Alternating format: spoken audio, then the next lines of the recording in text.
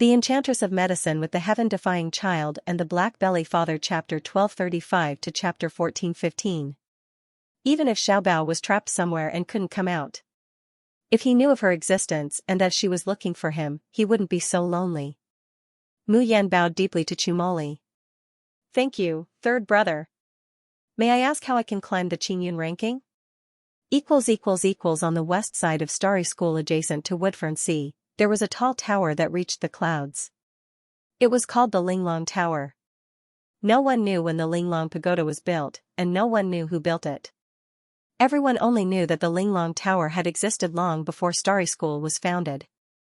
Similarly, there was the Lingxiao Tower of the Spiritual Martial Arts School and the Nirvana Tower of the Fengtian School. Although the Linglong Tower had existed for almost 1,000 years, its appearance hadn't changed at all after experiencing all sorts of hardships. It was still towering and majestic. Looking at it from afar, people would feel respect. At the bottom of the Linglong Tower, countless Starry School students came and went every day. Outside the Linglong Pagoda, there was a huge jade wall with densely packed names on it. Occasionally, these names would jump and change. This jade wall was called the Linglong 100 list. In other words, only the top 100 participants of the Linglong Pagoda would appear on the jade wall. Everyone in Starry School saw the Linglong 100 list as their goal and an opportunity to make a name for themselves. However, there were thousands of students in Starry School. Those on the Linglong 100 list were all experienced and had accumulated their strength bit by bit. How could it be easy to enter the top 100? As such, the chances of the Linglong 100 list changing were extremely low. Suddenly, there was a commotion in the crowd. Ha ha ha, it's been 3 years. I've finally entered the top 100. A tall and muscular man with thick eyebrows and big eyes suddenly shouted excitedly, attracting everyone's attention. Everyone looked up and saw that the last place on the Linglong 100 list had changed from Wan Hongba to Chen Ping. He only used 3 years to enter the Linglong 100 list. He's indeed senior brother Chen. This result is not inferior to that of the Tianshu Institute. You should know that climbing the Linglong Pagoda does not allow you to bring any spiritual weapons or elixirs. You can only rely on your own strength and talent. Anyone who can enter the exquisite list, even the last place, is a genius. Speaking of geniuses, the most talented one is definitely Hua Xiangrong, who just entered the school this time. It only took her half a month to climb to the top 30. No wonder Hua Xiangrong is known as a rare genius in Yinyu Palace in 100 years. However, even though Chen Ping had entered the exquisite list, he was still in last place. Therefore, the crowd around the jade wall discussed for a while and then dispersed. Some people indignantly went back to continue cultivating.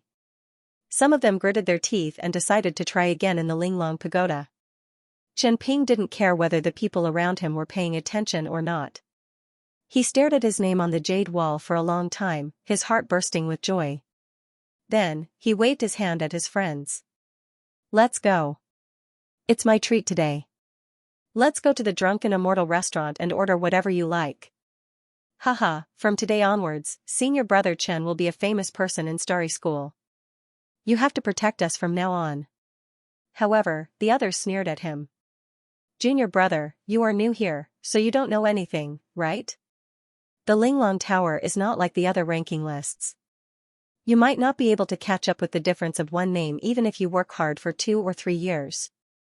As for people like Hua Xiangrong, who are talented and can climb to a high position at the beginning, they are even rarer.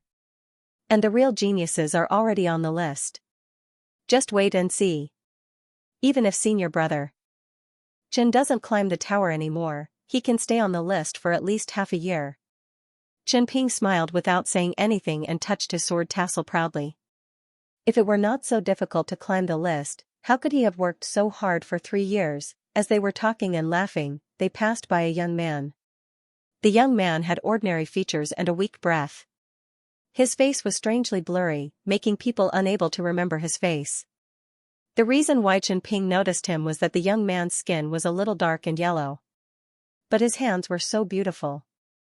They were as white as jade, slender and well-proportioned, like a work of art carved from the most crystal-clear jade. Chen Ping couldn't help but look at the hands again. He saw the young man had walked to the registration counter in front of the Linglong Tower. Hello, I want to climb the Linglong Tower. How can I do it? The young man's voice was clear and pleasant. It was hard to tell whether he was a man or a woman, but it made people feel comfortable. The old man at the registration counter looked up at the young man and said casually, "Fill in your name and pay 100 crystals." The young man seemed to be stunned. "Fill in my name? I don't need to verify my identity?" The old man seemed to have heard a funny joke. "Fill in your name and you will be on the Linglong list. Would anyone write down their name to become famous?" All right, hurry up and tell me your name."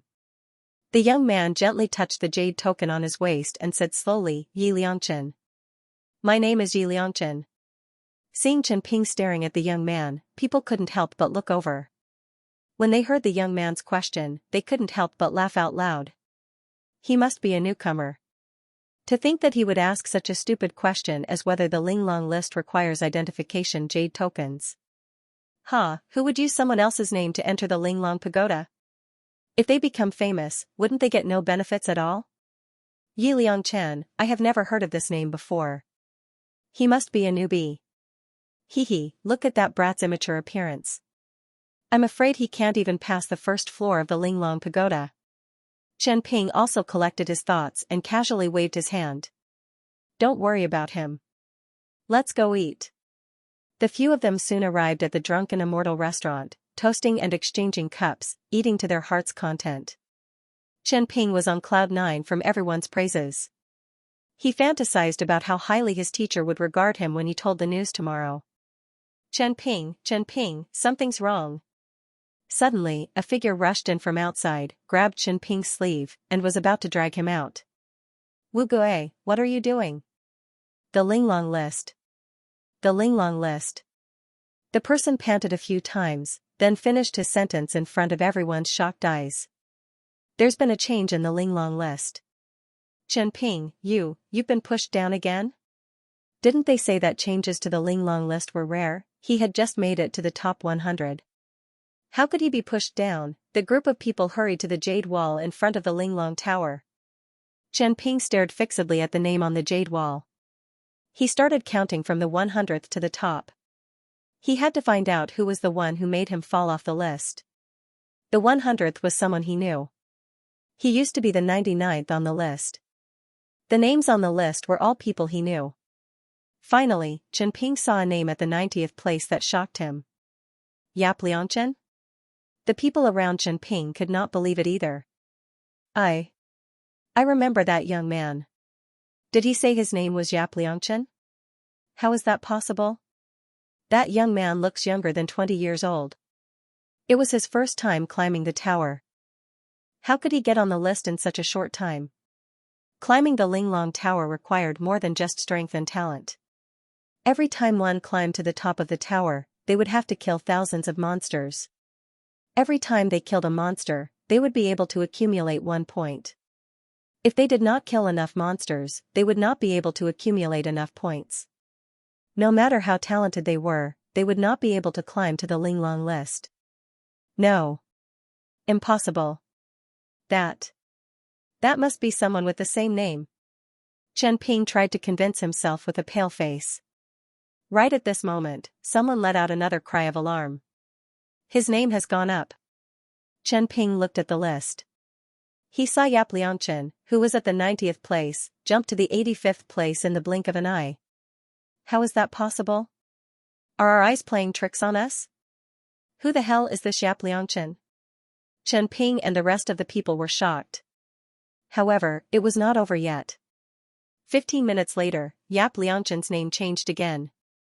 This time, he jumped from the 85th place to the 73rd place. Another 15 minutes later, Yap Liangchen's name changed from the 85th place to the 65th place. 62, 60, 58, 55, Chen Ping and the rest of the people were shocked at first, but they soon calmed down. When Yap Liangchen's name stopped at the 55th place, they finally let out a long sigh of relief. It seems like Yap Liangchen's talent and strength will stop at the 55th place. What do you mean by only 55th place? Someone exclaimed, why don't you take a look at how long it took him to climb to the 55th place? Chen Ping wiped his face, his voice full of frustration. 8 hours. Damn it, it took him 3 whole years to climb to the top of the exquisite list. Even Hua Xiangrong, the genius of Yingyu Palace, spent 3 whole days to climb up to the list of delicacy for the first time. What about Yap Lianchen, 8 hours, it only took him 8 hours to climb up to the Linglong list. Furthermore, he was ranked 55th. Where did this monster come from?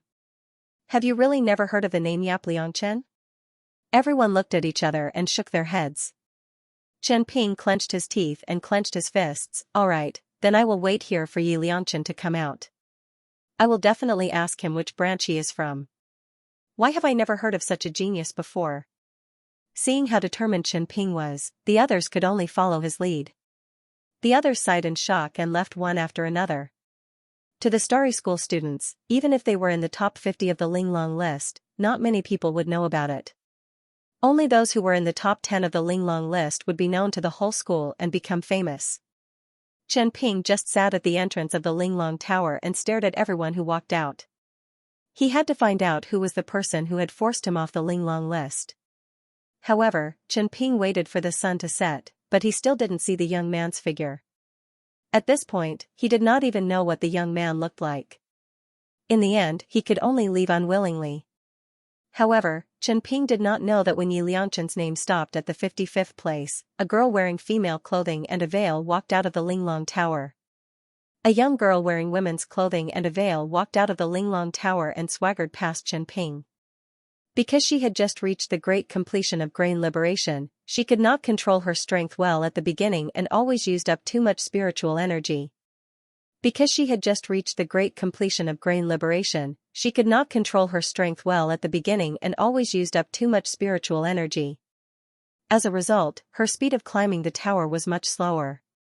Moreover, killing monsters and climbing the tower continuously for 8 hours was really boring. Tomorrow, she would make use of these monsters to train her sword techniques and fire spiritual energy. Mu Yan moved her sore neck and walked towards the place where she rented the flying boat. She did not know that there was someone waiting outside the Linglong Tower, trying to catch her. Mu Yan used the name Yi Lianchen because she knew that she had many enemies in the Starry School. If she was alone, she would not be afraid. But what if these people wanted to deal with her and ended up involving her fellow disciples of the Xiaoyao school, or even Xiaobao? Therefore, when she was registering her name, Mu Yan thought of using the name Yi Lianchen. Others might not know the special meaning of the name Yi Lianchen. However, Xiaobao, who had also read Bailey Liuing's notes, definitely knew and remembered it. At that time, Xiaobao had just learned a few phrases from Bailey Liuing's notes. Looking at the description of Yi Lianchen and Zhao Ritian in the notes, he even said with a straight face, "Mom, will they be struck by lightning if they act tough?" Mu Yan burst into laughter on the spot. She hugged Xiaobao and pinched his little face for a good while. "Baby, why are you so cute?" Xiaobao's little face turned red from being pinched by him. He wanted to resist but was unwilling to. In the end, he could only bury his entire head into her chest and nuzzle her. Thinking of that warm and sweet scene at that time, Mayan's nose becomes slightly sour, her hands tightly clenching into fists. Therefore, if Xiaobao saw the name Yi Lianchen, he would know that his mother was looking for him. Xiaobao. Mu Yan looks up at the gradually sinking sky. "Xiaobao, do you know how much Niang Qin missed you?" Puff, he felt a sharp pain on his forehead as if he had been hit by something. Mu Yan suddenly came back to his senses, only to see a man dressed in white slowly walking over under the setting sun. The sunset glow seeped into the mountains and rivers, illuminating the shadows. The young man's incomparably handsome face appeared blurry and unreal under the light, but it was as if he was born with a dazzling radiance. Meeting Luo Yunxiao's cold and deep eyes, Mu Yan shudders and quickly lowers her head like a quail. "I didn't say anything, I didn't say anything." Luo Yunxiao glances at her and suddenly opens his hand in front of her. In his palm, there is a piece of jade slip. Mu Yan stares blankly. But she hears Luo Yunxiao say, "The swordsmanship I gave you is relatively gentle and smooth, suitable for water spiritual power, but now that you have the fire spiritual root, you need a sharper swordsmanship." Hearing this, Mu Yan was overjoyed and quickly took the jade slip. Her divine sense sinks into it, and sure enough, there are several sets of swordsmanship related to the fire attribute, and even cultivation methods. She was worried about how to cultivate the fire spiritual root. She didn't expect that junior martial uncle would be so considerate to give her a pillow when she was sleepy. Thank you, junior martial uncle. Mu Yan smiles. This disciple will definitely cultivate well, and won't let you, the world's #1 swordsman, lose face. Luo Yunxiao gives her a sidelong glance. Haven't you lost enough face for me? Mu Yan remembers the rumor that Yunxiao Gongzi is gay. She suddenly feels a little guilty and short of breath. Cough, otherwise. Junior martial uncle, you can go find a little mistress now and bring her out to the public. Won't the rumor collapse by itself? As soon as Mu Yan finishes speaking, she sees Luo Yunxiao staring at her. She feels a chill down her spine. Well, junior martial uncle, if there's nothing else, I'll go back first. After saying that, she was about to slip away like a glider. Just after taking 2 steps, she hears the man's deep and magnetic voice. Mu Yan. Mu Yan turns her head. Under the setting sun, the young man's expression is shrouded in the afterglow, and she can't see it clearly. Only his clear and pleasant voice can be heard. Is there something troubling you?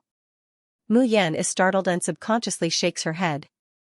Luo Yunxiao seems to sigh softly, then don't show that kind of expression.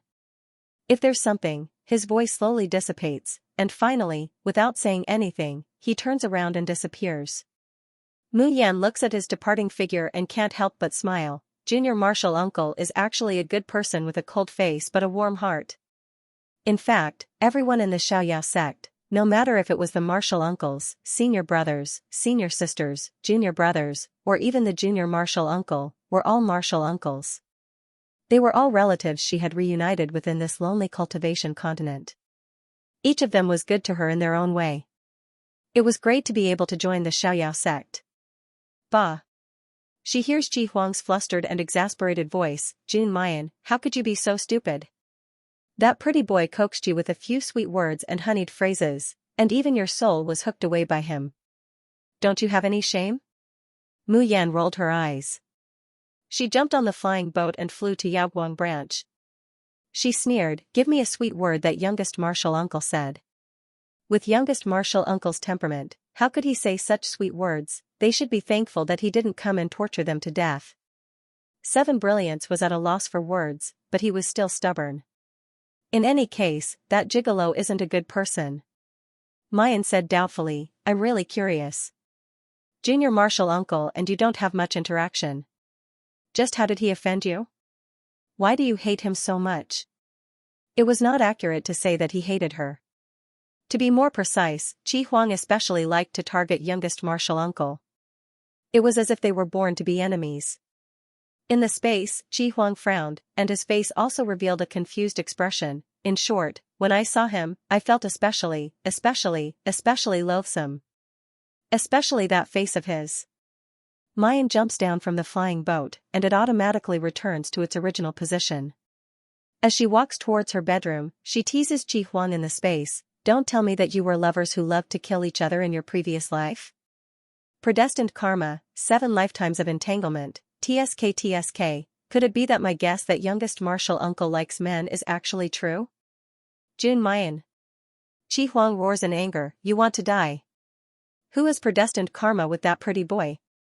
Mayan closes the door, and her smile becomes even more brilliant. My youngest martial uncle has peerless looks, a jade tree in the wind. Could it be that he... Before she can finish speaking, Qi Huang's face suddenly changes in the space, and in the blink of an eye, he withdraws all of his breath. And Mayan also feels that the atmosphere in the room is bitingly cold. It's like being in the middle of winter. However, in this bitingly cold and austere atmosphere, there's also a familiar atmosphere. It's so familiar that it seems to melt into her bones, making her long to rely on and be close. Mayan's lips move, and just as she's about to speak, her wrist suddenly feels like it's being clamped by an iron clamp, and there's a burst of burning pain. Immediately after, her whole body is heavily pushed, and she hits the wall. The man's blazing and violent breath hits her in the face, accompanied by a monstrous rage. That kind of surging killing intent and anger could make the top cultivators of the Xiozhen continent tremble in fear, and kneel on the ground to beg for mercy. But not only is Mayan not afraid, she instead raises her head, revealing a pitiful expression. Di Mingju, it hurts. Her voice is soft, with a softness and coquettishness that only exists in front of this man. Demingju's heart is filled with anger and jealousy, and it's like a punctured skin bag, leaking out more than half. In the end, the 5 fingers that are clasping Mayan's wrist loosens. Mayan takes the opportunity to break free from his grip, and before Demingju can react and get angry again, she raises her hand and hooks it around his neck. How did you find me so quickly? The girl's fragrant and soft breath falls on his lips, and it's like the world's most enchanting fingers, melting his heart little by little. Demingju strives to keep a cold face, and angrily says, if Benjun didn't find me? Wouldn't you have fled to the ends of the earth? How could that be? Mayan smiles, didn't you already know where I was? Aren't I waiting for Jun Shangdaran to come find me? Demingju gnashes his teeth, you left that kind of letter and disappeared, and you still dare to say that you're waiting for Benjun? Only the heavens knew that when he saw that bright red letter, his heart had almost sunk into a frozen lake. So, even if he clearly knows that this is Mu Yan's prank, he still wishes that he could dismember Star Wolf's corpse into 10,000 pieces. Hearing Demingju's words, Mu Yan couldn't help but burst out laughing. That, is Star Wolf still alive? Hearing that Demingju is temporarily leaving him behind because of her staying on the Star Wolf's chest, Mu Yan smiles even more happily. She really couldn't wait to meet that unlucky fellow again. Just as she was laughing, her chin was suddenly grabbed by someone, and a strong arm appeared around her waist. With a fierce push, she was locked into a blazing embrace. In front of me, you still have the mood to think about other men. Demingju's voice is somewhat dangerous. It doesn't sound like his usual jealous temper, but carries a genuine possessiveness and an irrepressible ruthlessness. Mayan stares blankly, confused, what other man? Demingju approached her, his deep and husky voice sounded slowly, Luo Yunxiao. Cough cough. Mayan almost choked, Demingju, why are you being jealous? That's my uncle master, okay? After I came to the cultivation continent, my cultivation and strength improved by leaps and bounds, all thanks to Uncle Master. In my heart, he's like my master. What do you mean by having another man I like? Will I like my own master? Don't tell this kind of horror story, okay? Moreover, she didn't know if it was because she had been unlucky since the first time she met Luo Yunxiao. Later, she learned swordsmanship from Luo Yunxiao, and every time she was tortured to death. Facing Uncle Master, she was almost traumatized. Not to mention that she had Demingju now, she would never fall in love with someone else. Even without Demingju, the thought of being with Uncle Master day and night, intimately close, made her want to bang her head against the wall. Okay, however, Demingju's face didn't look relaxed at all. That pair of ice blue eyes became even more serene, as if they were accumulating a storm of emotions. What if that man has designs on you? Mayan laughed, how could it be? Uncle Master is the cultivation continent's charmer, what kind of woman can't he have? Moreover, based on Uncle Master's merciless methods when he tortured her. If he had any designs or feelings for her, it would have been a miracle. Demingju's hand on Mayan's jaw tightened suddenly. He wanted to say that he saw the man's eyes looking at Mayan in Tianguang ruins. He wanted to show the scene recorded on the reference talisman to Mayan. He wanted to tell Mayan. The way Luo Yunxiao looked at Mayan, perhaps it wasn't love or lust. But it was definitely not a master looking at his disciple. But in the end, Demingju still swallowed the words that came to his mouth. He lowered his head and kissed Mayan's lips lightly, saying hoarsely, Yen Yen, go back with me, okay? Don't stay in Starry School. Don't stay with other men. Mu Yan grabbed Demingju's collar and deepened the kiss. Then she said softly, Demingju, I told you, I want to find Xiaobao in the Starry School. Xiaobao, I can find it for you. Demingju's voice is gentle but firm. Mu Yan shakes her head, I want to find it myself. Moreover, staying in Starry School is not just to look for Xiaobao. I still have many things to learn. There were 2 types of courses taught in Starry School. One was a basic public course that all students could attend. In the School of the Emperor Star, the tutors of the various schools took turns to teach the students. The content of the course was mainly the basics of the 5 elements cultivation method, alchemy, smithing, planting, picking, refining talismans, and other skills. These public classes were not only open to the inner sect students of the Starry School, but also to the outer sect students. The other type of curriculum was unique to the various branches. The instructors of each branch were in charge of teaching. In principle, only the students of the branch could attend the lectures. But occasionally, students from other branches would spend a large sum of money to buy a spot to listen in. In the past, the Alcade branch didn't have a tutor, so they could only learn the basic public courses. For the majority of the people in the Cultivation continent, these courses were only the basics of the basics and were meaningless.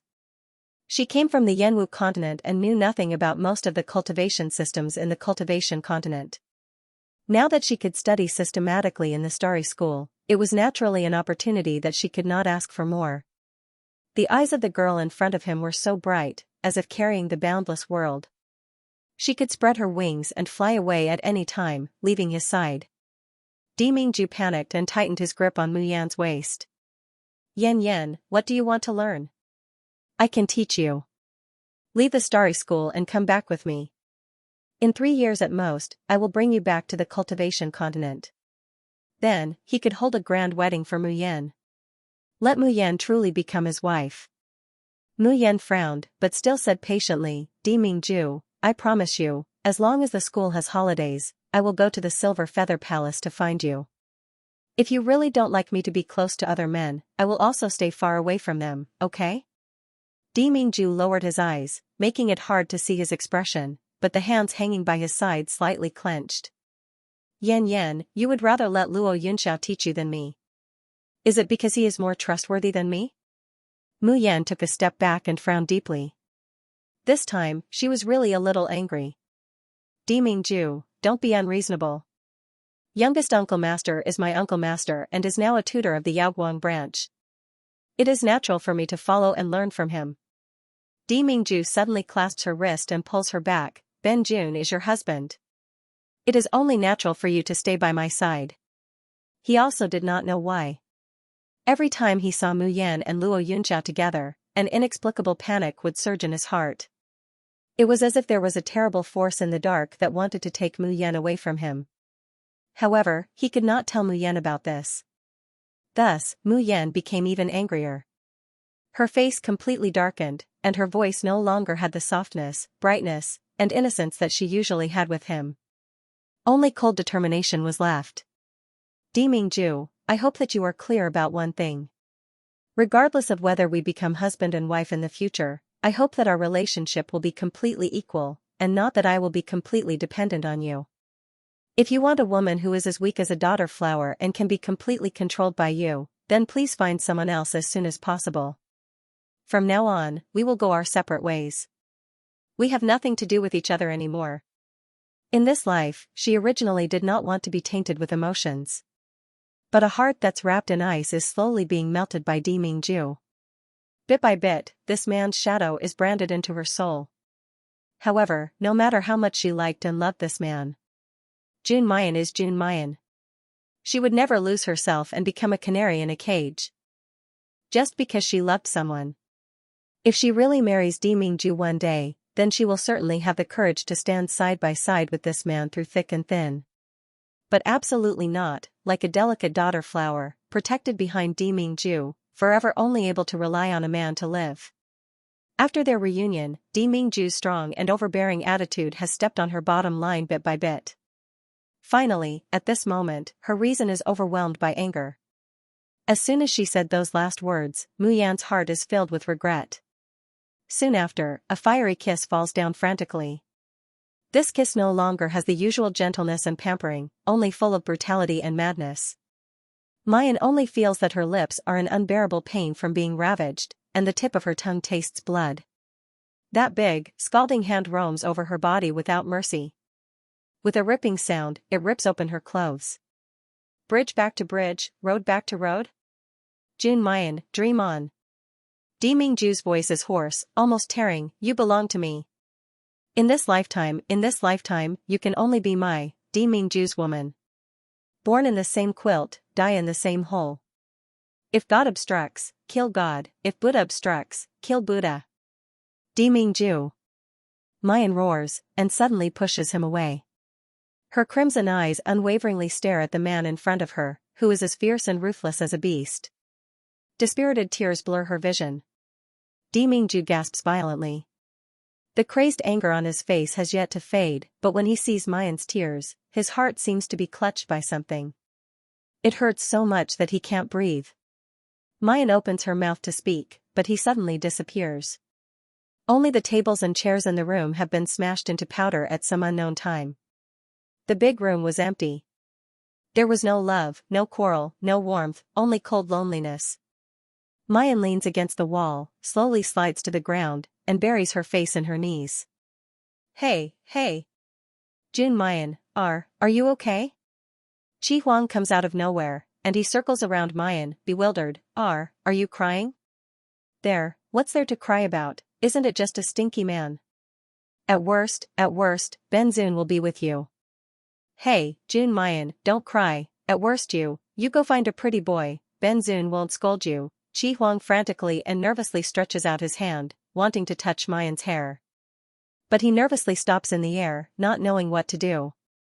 He is thinking about whether or not to wake up the sleeping little phoenix in the space, and let her comfort Mayan. Mayan suddenly raises her head, and heavily punches the wall. The girl's eyes are a little red, and her face is full of anger. But those eyes are clearly not swollen. Clearly, at most, they are only red, and she isn't crying. Chi Huang was stunned. Without waiting for him to react, he hears Mayan gnashing her teeth and saying, "Bastard Dimingju, if you have the ability, then don't ever appear in front of me again." Chi Huang shivered under her ruthless murderous intent and couldn't help but roll his eyes. I would be an idiot to worry about this woman, Migra's branch. Senior brother Chen, Chen Ping snapped out of his daze and looked at his junior brother. What is it? Senior brother Chen, why are you so distracted? Don't tell me you're still upset about being kicked out of the exquisite list? Chen Ping frowned and didn't answer. His junior brother laughed and said, actually, the Linglong 100 leaderboard is just SOSO. Unless you can enter the top 10, no one will pay attention to you. Senior brother Chen, your strength is clear for all to see. Now that the instructor has acknowledged you and is going to assign you a new training ground, it doesn't matter if you don't make it to the exquisite list or not. Chen Ping nodded his head and said absent-mindedly, I was just thinking about Yap Liangchen. Will he be able to climb higher on the exquisite list? Yi Liangchen was not famous before this. It's already very lucky for him to be in the top 60. It's not easy to climb higher. Look at his ranking these 2 days. Hasn't he improved at all? Hearing this, Chen Ping felt that it was reasonable. He could not help but laugh at himself. He was really obsessed these 2 days. He thought that Yi Liangchen would be like Ouyang Qing back then, an unparalleled genius who entered the top 10 of the exquisite 100 leaderboard within a month. Now that he thought about it, how was that possible? If the list of delicacy was so easy to climb, it would not be so hard for him to enter the top 100. Just as he was thinking, Chen Ping saw his friend Wu Gui running towards him. Chen Ping, quick, come with me to take a look. Chen Ping was confused. Look at what? The list of delicacy, of course. Didn't you tell me to pay attention to Yi Liangchen on the list of delicacy? His ranking has changed again.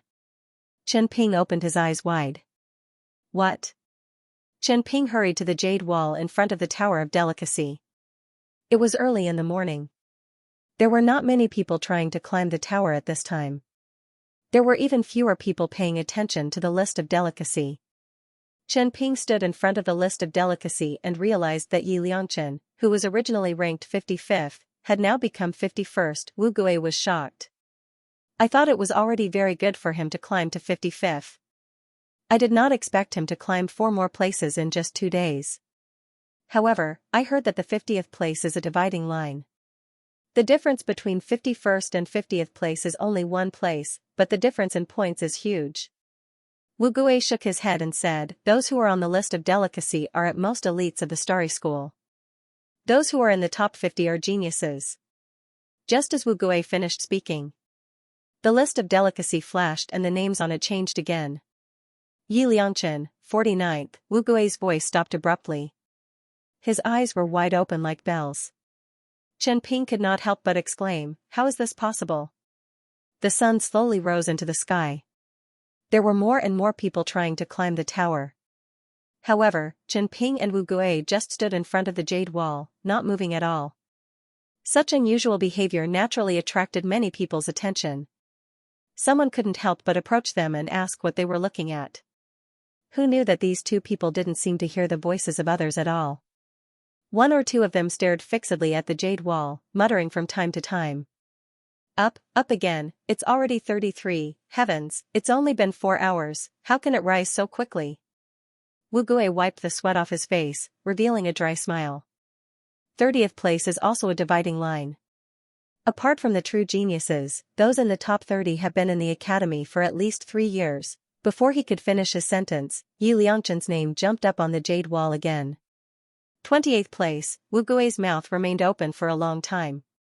Chen Ping clenched his fists tightly. His voice was hoarse from his excitement. He's in the top 30. It only took him 3 days to enter the top 30 of the exquisite list. Who the hell is this Yap Liangchen? Chen Ping almost roared out these words. The surrounding Xianxia naturally heard it. Referring to their words, they looked at the jade wall, and their eyes widened in shock. 28th.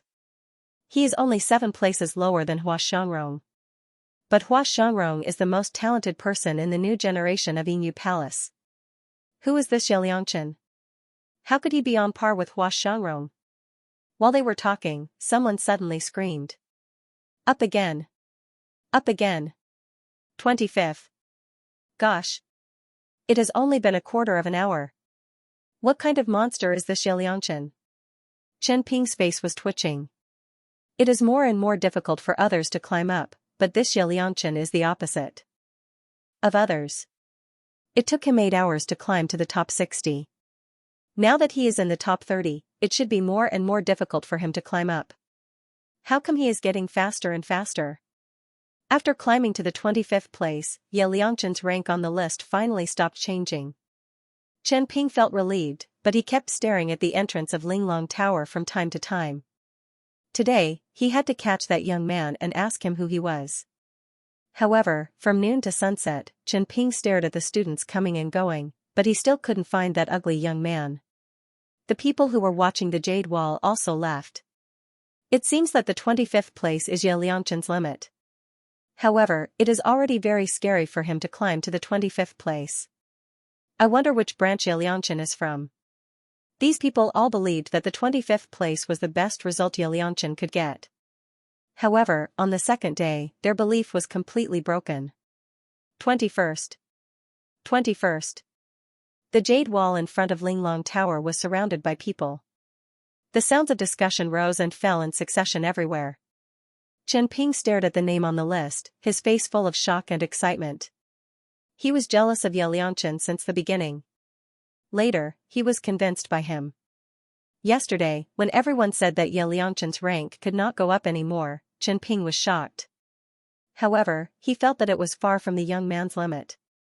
As he expected, Ye Liangchen's rank increased by 4 places before noon. It was 4 places from the 25th to the 21st place. Other people might not be able to do that even after 3 to 5 years. However, Yap Liangchen only used 1 hour.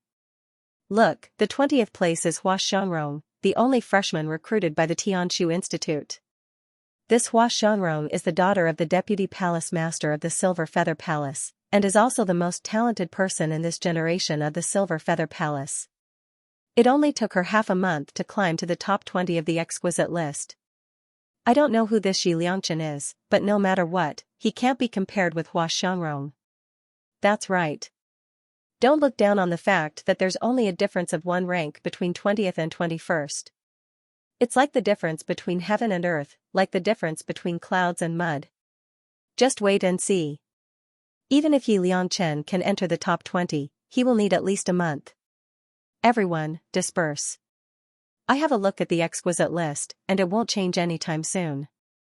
When Chen Ping and Wu Gui heard this, they couldn't help but silently look at the person who spoke, then silently turned back. Wu Gui faintly felt that his face was hurting. The words of these people reminded him of the prophecy he had solemnly vowed yesterday. However, the result was. At this time, the whole crowd was boiling. My God, what did I see? 18th, Ye Liangchen is 18th. How is this possible? From the 21st place to the 18th place now, has it even been half an hour? Ha ha ha, who just said that this list will not change for a month? Oh, now Hua Xiangrong is 21st. Who is this Xi Liangchen? He even pushed Hua Xiangrong down. In the cave residence of Hua Xiangrong in Tianshu courtyard, Hua Biyue's face was full of resentment. Yi Liangchen, where did he come from? How dare he steal my sister's limelight? They had just received the message from Jihe and knew that Hua Xiangrong had climbed to the 20th place on the list of delicacy with great difficulty, but now she was pushed down again. Although it was not Hua Biyue who climbed to the list, because she was Hua Xiangrong's younger sister. Therefore, she was always praised and sought after in the branch. A lot of male cultivators flattered her, and female cultivators flattered her. Hua Biyue was living such a happy life. Unexpectedly, a brat came out of nowhere and stole her sister's limelight. Now, the senior brothers and sisters in the branch didn't care about her, but asked everywhere about the genius Xi Liangchen. How could Hua Biyue not gnash her teeth in hatred? The other people of Yingyu Palace were also indignant. The hot-tempered Qing Chongshan even shouted, "If I know who that guy is, I must find him and teach him a good lesson." Hua Biyue cursed with indignation for a long time, but when she turned her head, she found that Hua Xiangrong's face was full of unwillingness and disappointment, but not much emotional fluctuation. "Sister, you were pushed out of the 20th place. Aren't you angry?" Hua Xiangrong shook her head. "This only proves that my strength is not strong enough. In the next period of time I will do closed-door training." "Ah? Why?" Hua Biyue was stunned. "But sister, didn't you just do closed-door training before entering the academy?" Hua Xiangrong raised her head and looked at the distance, and her cheeks slowly flushed. "I want to be stronger, and I want to be qualified to stand beside that person. I can't disappoint that person's expectations of me." Hua Biyue was stunned. "That person? Sister, are you talking about the honored guest that father mentioned?" Her eyes lit up with excitement and jealousy. "I heard that the guest's identity is extremely noble. Sister, could it be that the guest expressed his love for you?" Hearing Hua Biyue's question, Hua Xiangrong showed a rare look of a little girl on her face. His eyes were filled with friendship. "By you, don't talk nonsense. The Celestial Emperor didn't say anything, but I understand his intentions."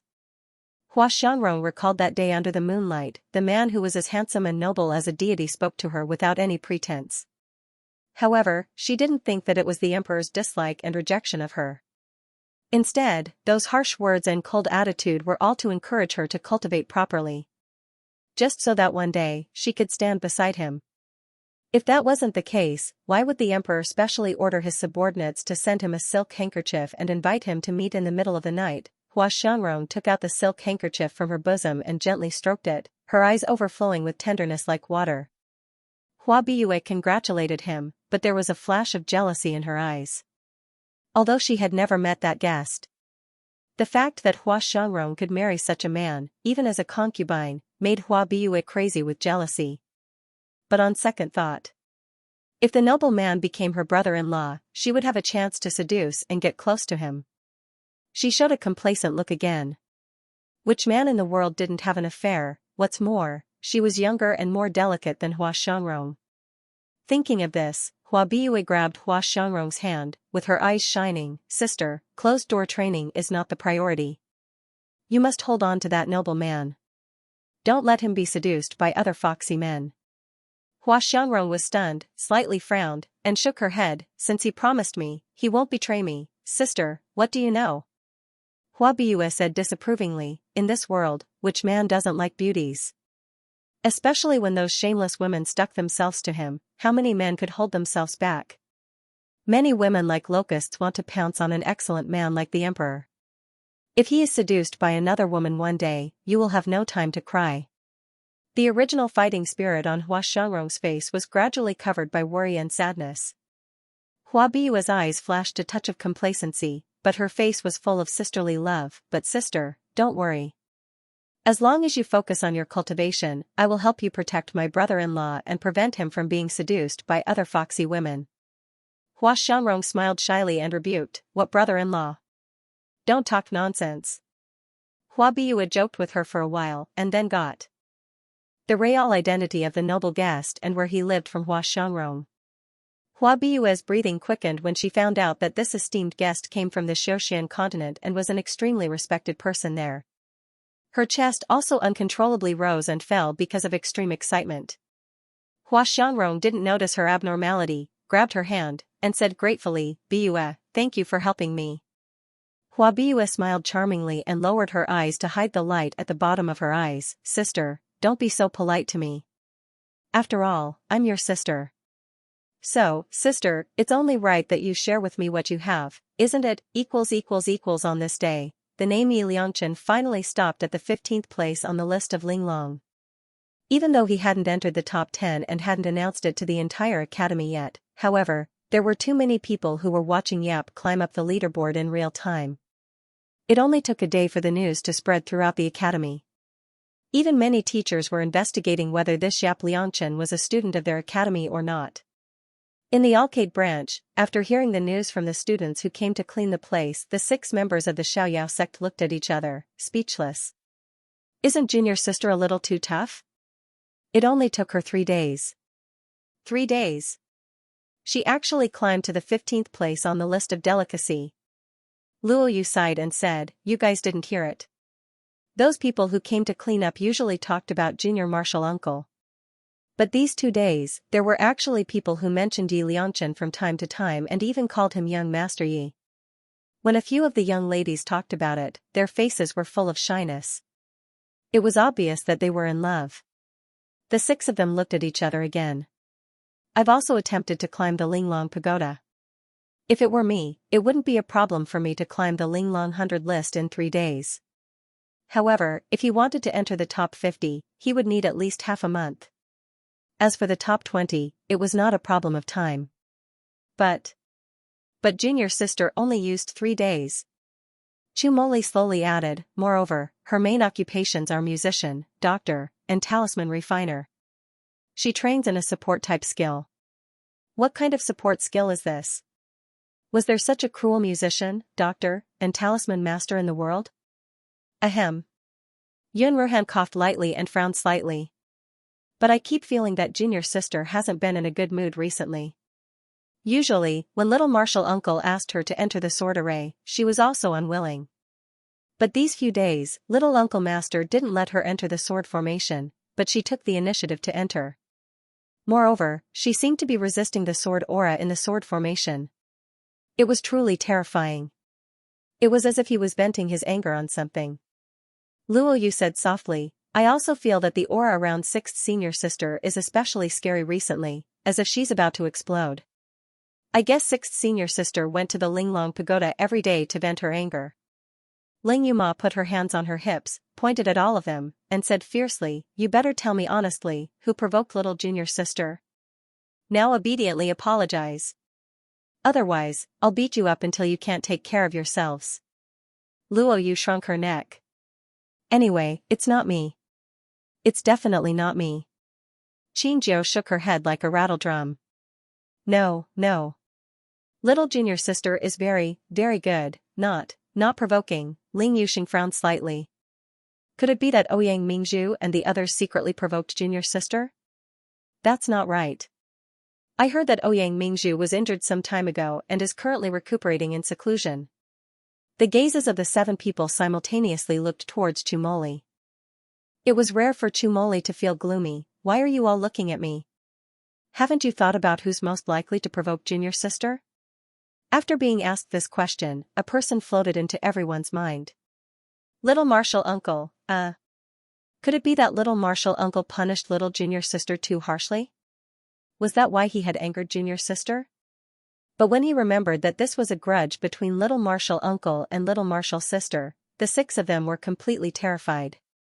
Ahem, why don't we mention it to Junior Martial Uncle and ask him not to be so harsh on Junior Sister?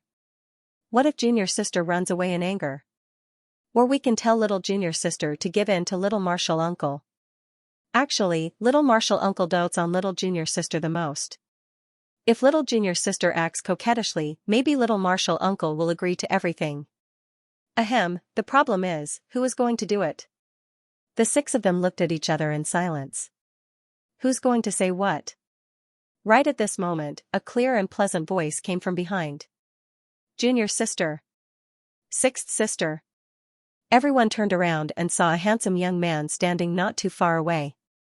Luo Yu hurriedly went forward and circled around her. Sixth senior sister, your disguise skills are getting better and better. I can hardly recognize you standing in front of me like this. Hee hee, no wonder those people couldn't find you even if they turned the starry school upside down. Mu Yan smiles faintly and doesn't respond. Every time she went to the Linglong Pagoda, she would change her outfit. Sometimes it was men's clothing, sometimes it was women's clothing. In this way, it would be strange if the people guarding outside the Linglong Tower could find her. Luo Yu smiled and asked, Sixth sister, who taught you the disguise technique? It's fun, I want to learn it too. However, as soon as he asked this, Mayan's face darkened. The disguise technique was taught to her by Yingmei in the Yanwu continent. At that time, she had only learned a little, but it was enough to deceive people who were not familiar with her. However, when she thought of Yingmei, she thought of a certain bastard man. It's been 3 days since the two quarreled. There's not even a trace of Di Mingju. It's as if he really wants to go back to his own bridge, go back to his own road, have nothing to do with one another. Mayan gritted her teeth in anger. These days, she constantly immersed herself in the sword matrix and the Linglong Tower. Every moment, she let herself be in a battle, in a place to vent. In this way, she wouldn't have the energy to think about Di Mingju, to think about that quarrel. But in the dead of the night, when she couldn't sleep, she couldn't help but feel sour and painful. Could it be that her relationship with Di Mingju had really come to an end? She even thought of going to the Silver Feather Palace guest house, putting down her pride and lowering her head. But in the end, she still endured it. Mayan was Mayan. She could compromise for Di Mingju, could spoil and tolerate his domineering possessiveness. But she would never give up her bottom line for love, and be locked in a cage made of gold forever. Sixth sister, what's wrong?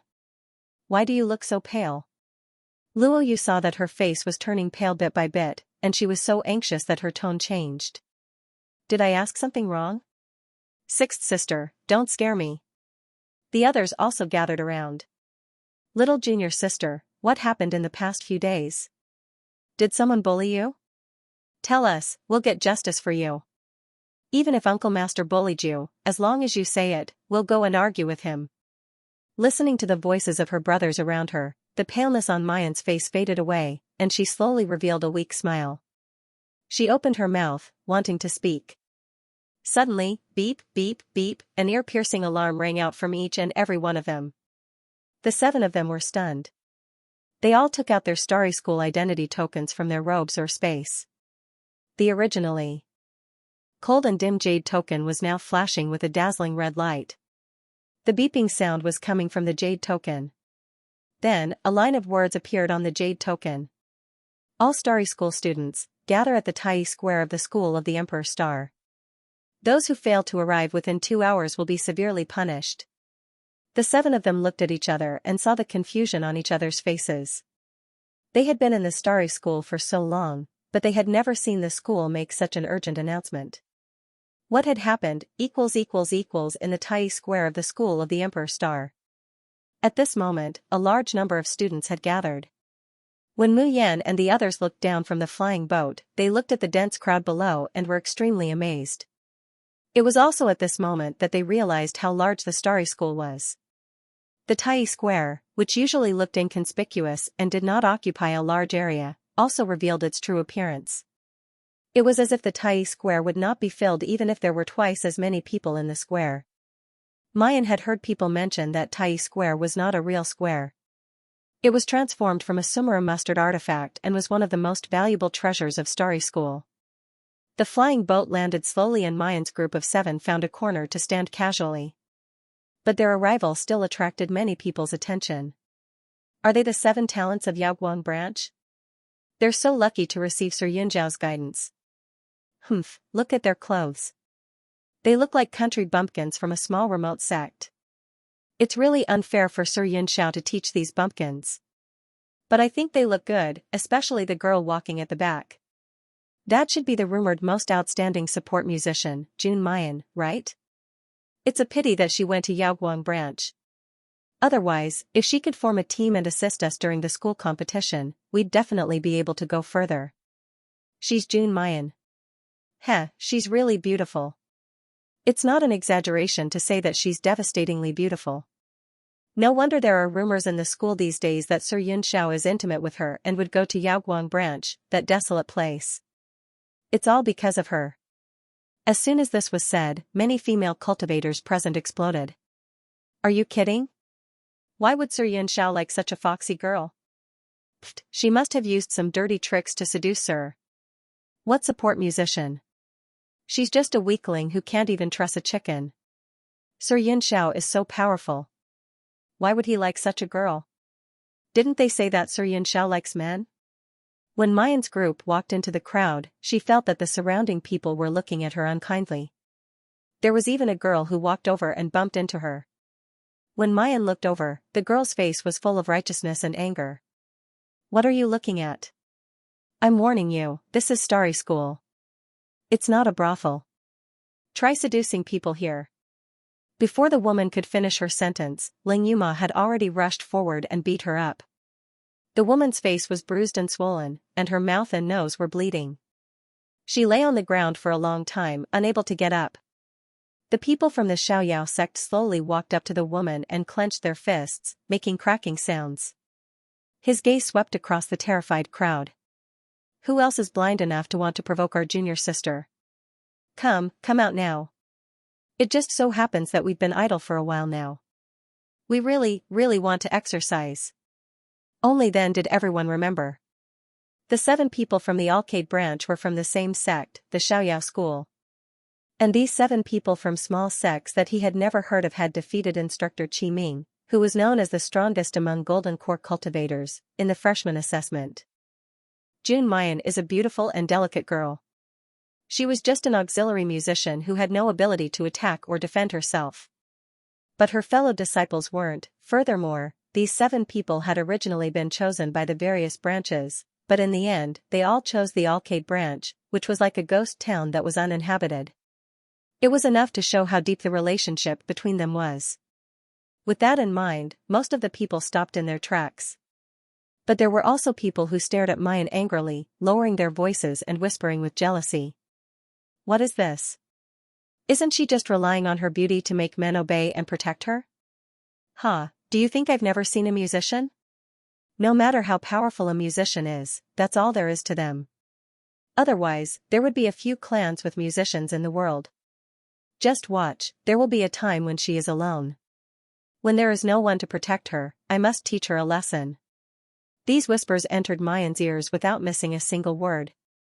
She lowered her eyes slightly, and her beautiful face became even more slender and pale. But the corner of her mouth slowly curled up into a devilish smile. Teach her a lesson in secret? She was really looking forward to it. Just then, there was a sudden commotion in the crowd. Someone shouted loudly, "It's the college chief." Jai college chief actually came out too. Isn't he cultivating in seclusion? There is also Deputy College Chief Su, the 6 college chiefs. Oh my, all the big shots of the college are here. What happened? I remember that the last time the Ziyun Realm royal family envoy came, there was not such a big scene, right? Yes, Jai College Chief did not even appear that day. And I remember that Jai College Chief said that he is now at an important juncture of his cultivation. No matter how big the matter is, he should not be disturbed. What exactly happened that even Jai College Chief came out?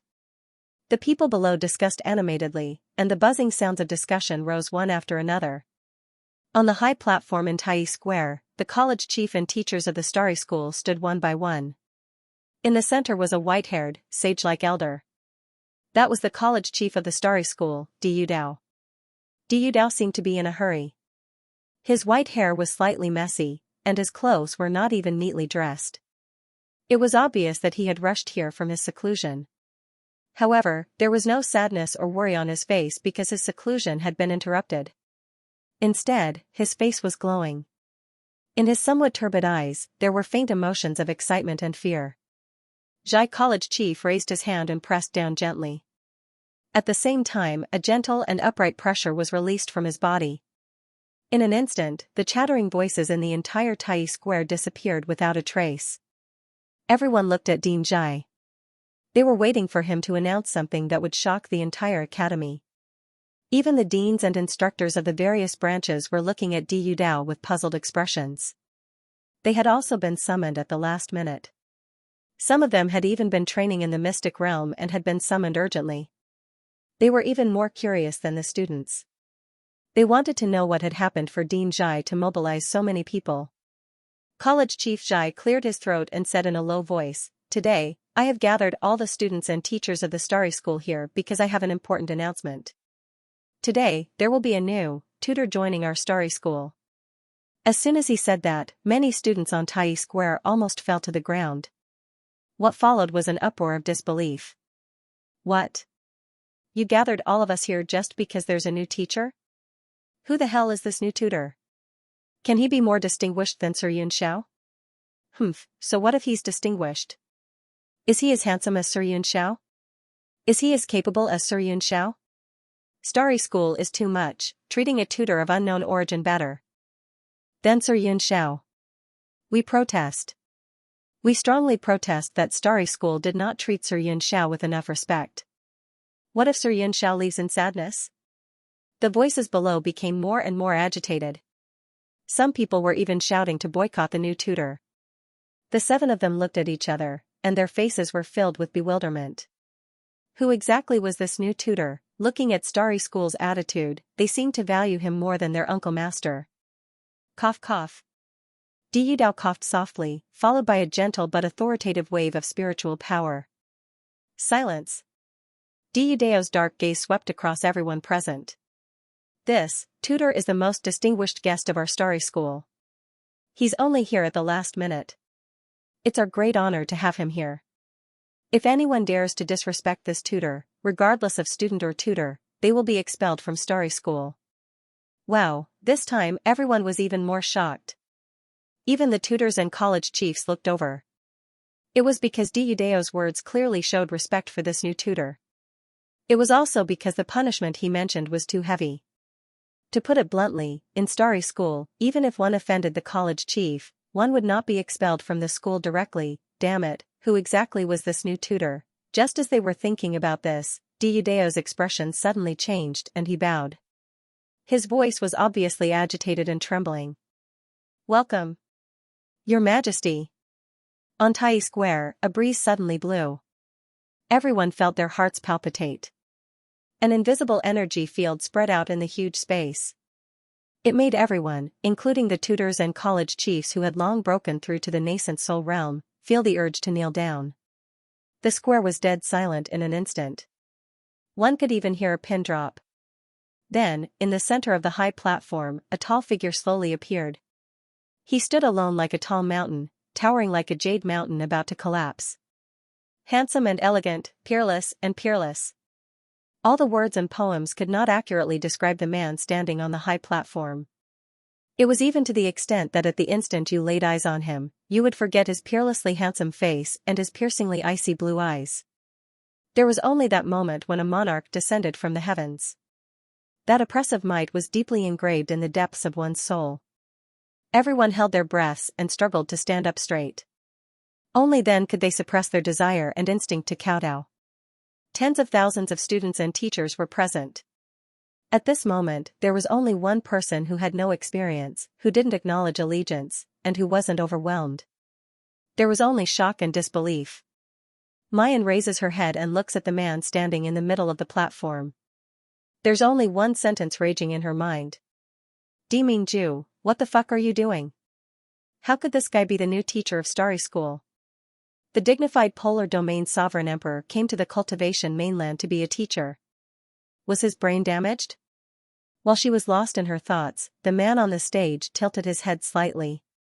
Their eyes met. Mu Yan lowered her head abruptly, her heart pounding and her hands clenched involuntarily. The crowd that had been shocked to the point of being petrified suddenly came back to their senses. Someone let out a cry of surprise. "Emperor, it's Emperor!" He looks so much like the emperor in the portrait." "What emperor? You don't even know the emperor who created a prosperous era in the Shoshan continent?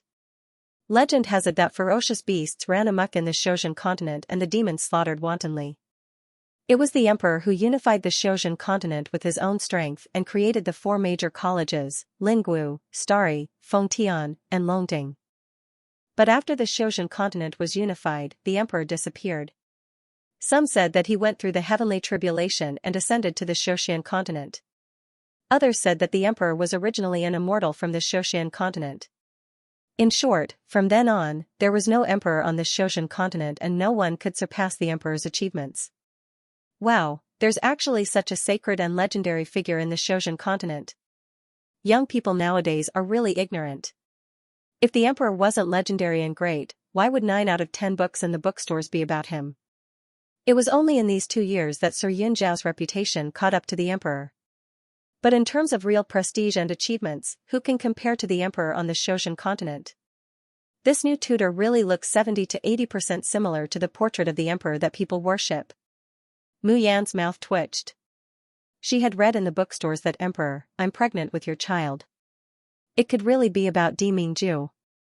God, I thought that no man in the world could compare to Uncle Master in terms of looks. Luo Yu grabbed Mu Yan's hand and said excitedly, I didn't think that there would be such a divine figure in the world. Yun Ruhan said, this tutor's aura is really strong and terrifying. I'm afraid his strength is not inferior to Uncle Master at all. I wonder why such a powerful person would come to the Starry School to be an unknown tutor. Mu Yan touched her nose and lowered her eyes in silence. At this time, the students of the other branches have already skipped over the issue of Di Mingju's identity, and begin to excitedly argue about who this new tutor belongs to. First there was Mr. Yun Xiao, and now there's this godlike figure. They've both come to our Starry School. By God, we are so happy. Young Master Yun Xiao went to the Alcade branch, that godforsaken place. It's about time for this new mentor to come to our Heavenly Jade branch. Pfft, your Heavenly Jade branch is not as good as our Fecta branch, so of course he has to come to our Fecta branch. Haha, which of your courtyards can compare to our Tianshu courtyard? Di Yudao coughed lightly a few times as he listened to the discussion below. He raised his hand and gestured for everyone to quiet down. He briefly explained that the new tutor's surname was Mo. He didn't mention anything else, such as his name, background, or identity.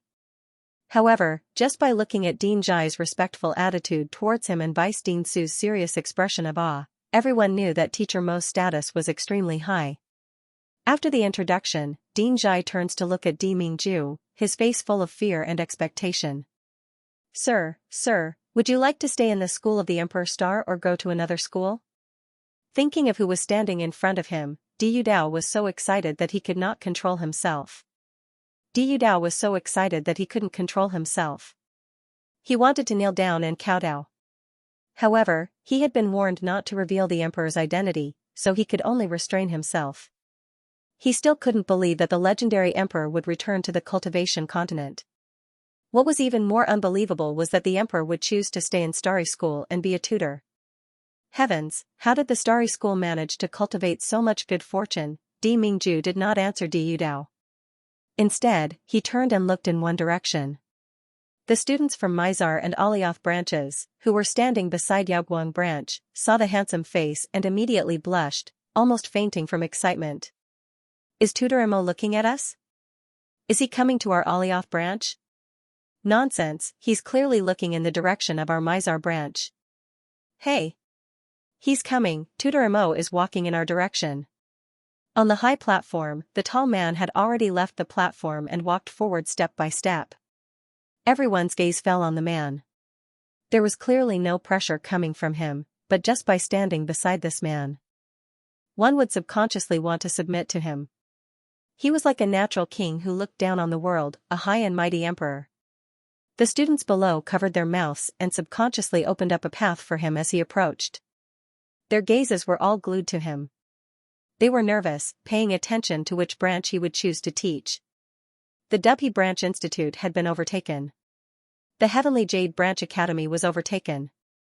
The students and tutors who were not chosen, and even the dean, all wanted to beat their chests and stomp their feet. Why was Sir Yunxiao not chosen for them? Why was this mysterious and noble tutor Mo not chosen for them too? As Di Mingju walked forward step by step, he got closer and closer to Alioth and Mizar branch. The students from the two branches all blushed, pressing their chests, so nervous that their hearts were about to jump out.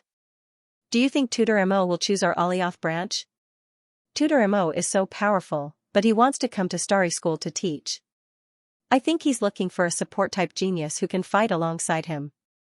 If he's looking for support-type geniuses, which branch can compare to our Alioth branch? Just watch, Teacher Mo will definitely come to our Alioth branch. In the crowd, Lu Ruoxuan listened to the surrounding people's discussion. Looking at the man's naturally noble appearance, her eyes were misty with infatuation and a raging flame. After experiencing the coldness and humiliation of the mountain-breaking sect, she had already made up her mind to climb up. Clinging to the man to climb up. But in this world, not all men were qualified for her, Lu Ruoxuan. Just like Jiang Hofei, that kind of ugly, useless, and ignorant trash could at most be considered a stepping stone for her. Only outstanding people like Teacher Mo and young Master Yun Xiao could help her rise to the top.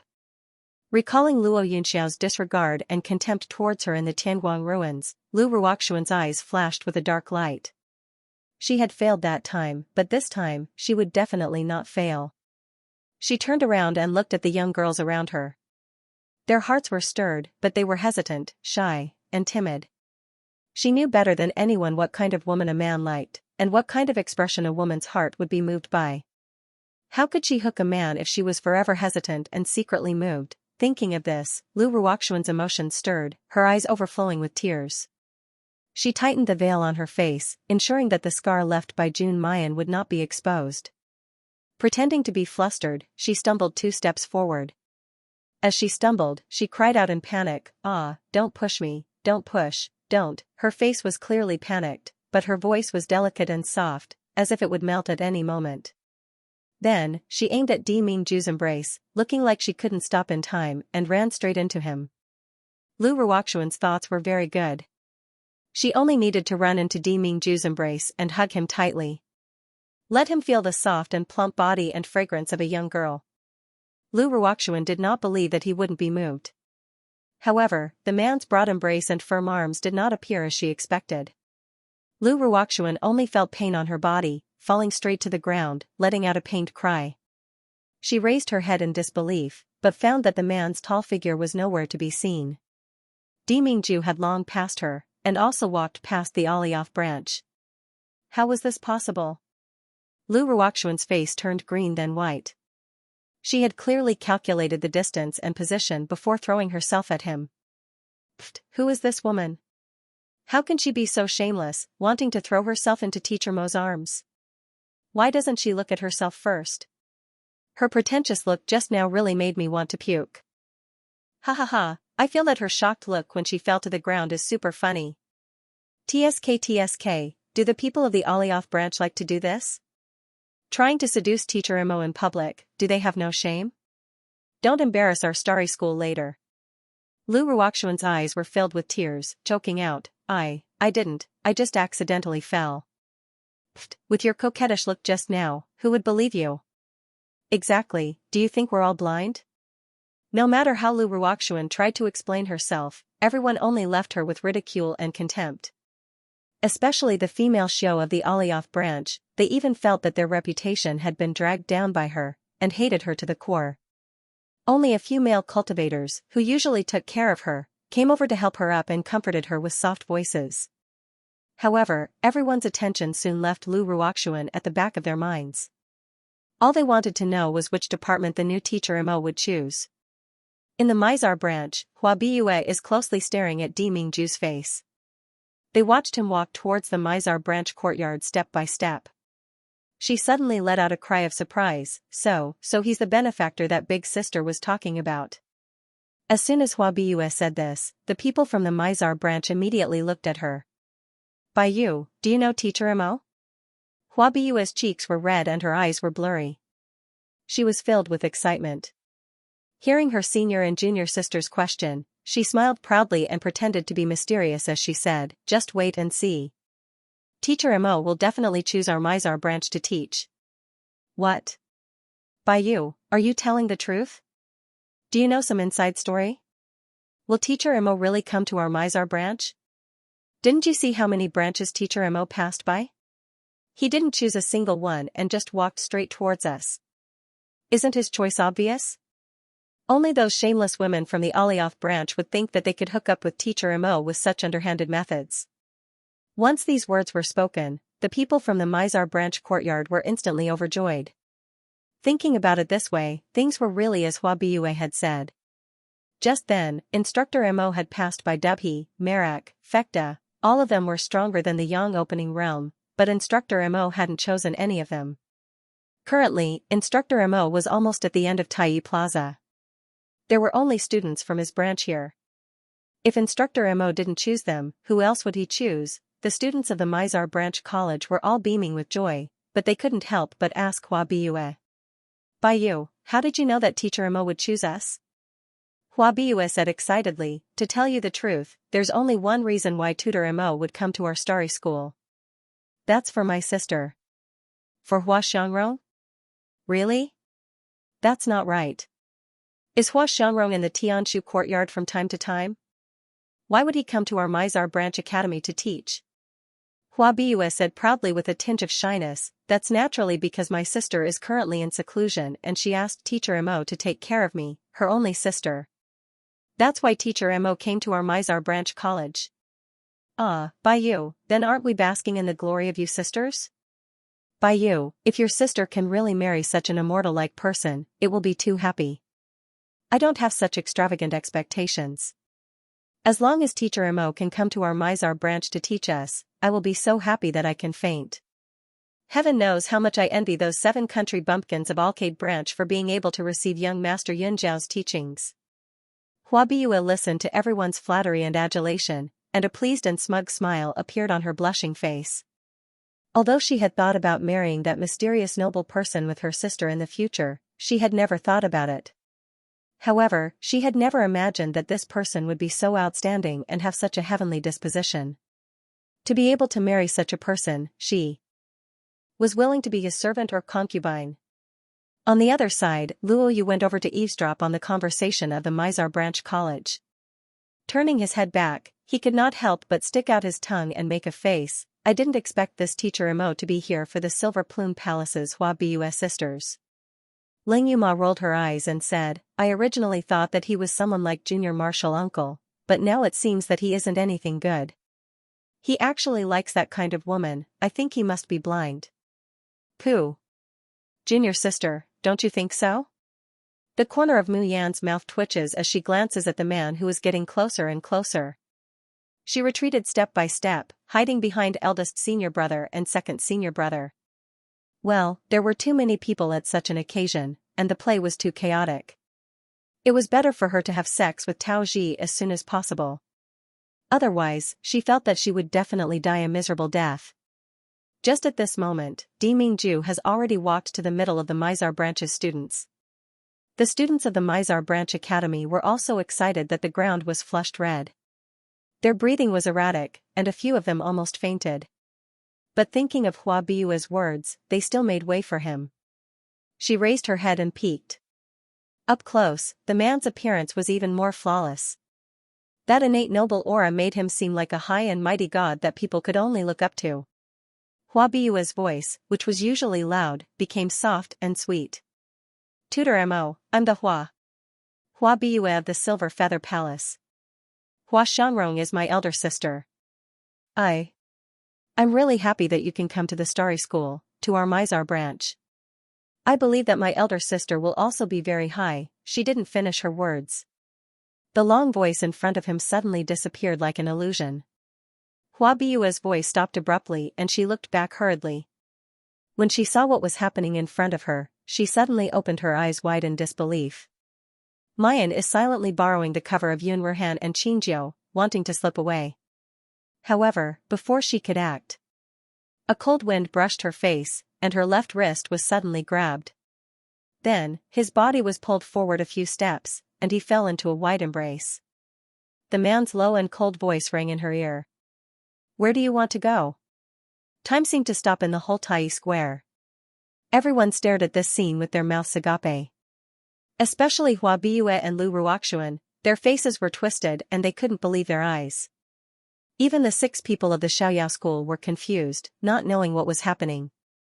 Wait a minute, didn't Mr. Mo come for Hua Xiangro? Why is he holding 6th senior sister's hand? Why do I feel that Mr. Mo knows junior sister? What's their relationship? Is junior sister behaving strangely these days not because of youngest uncle, but because of Mr. Mo? Tens of thousands of eyes fell on Mu Yan and Di Mingju. Apart from shock, they were full of doubt and speculation. Mu Yan suddenly came to herself and quickly broke away from Di Mingju's hand and took a step back. At the same time, she didn't forget to give him a warning look. Di Mingju, this bastard, I want to be the center of attention.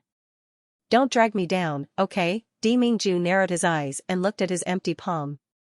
A dangerous light flashed in his eyes. But soon, he controlled his emotions and said calmly, I choose to teach in the arcade branch.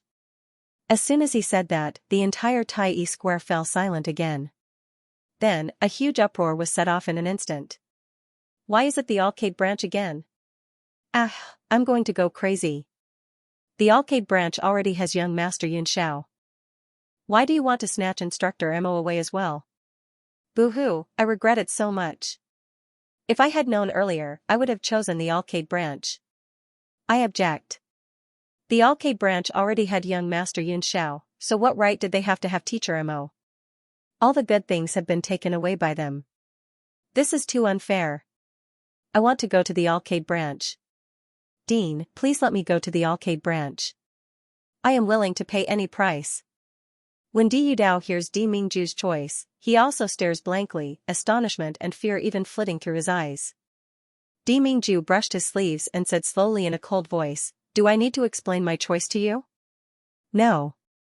Your Majesty, please forgive me. Di Yudao was so scared that his knees weakened and he almost knelt down. He even forgot that he couldn't call him Your Majesty. But a thought flashed through his mind. Although he was terrified, he still didn't want to give up. Sir, you want to go to Yaoguang branch for this Miss June? Di Yudao looked at Mu Yan and a kind smile appeared on his face. Qi Ming once told me that a talented auxiliary musician came to the Starry School, but was unfairly assigned to the arcade branch. This is a dereliction of duty on the part of the Starry School. Not far away, Wei Tianming's expression changed when he heard this. He lowered his head in fear and anger. Di Yudao glanced at him casually and smiled even more gently at Mu Yan. Is Miss June old acquaintance with Your Majesty, and Tutor Mo?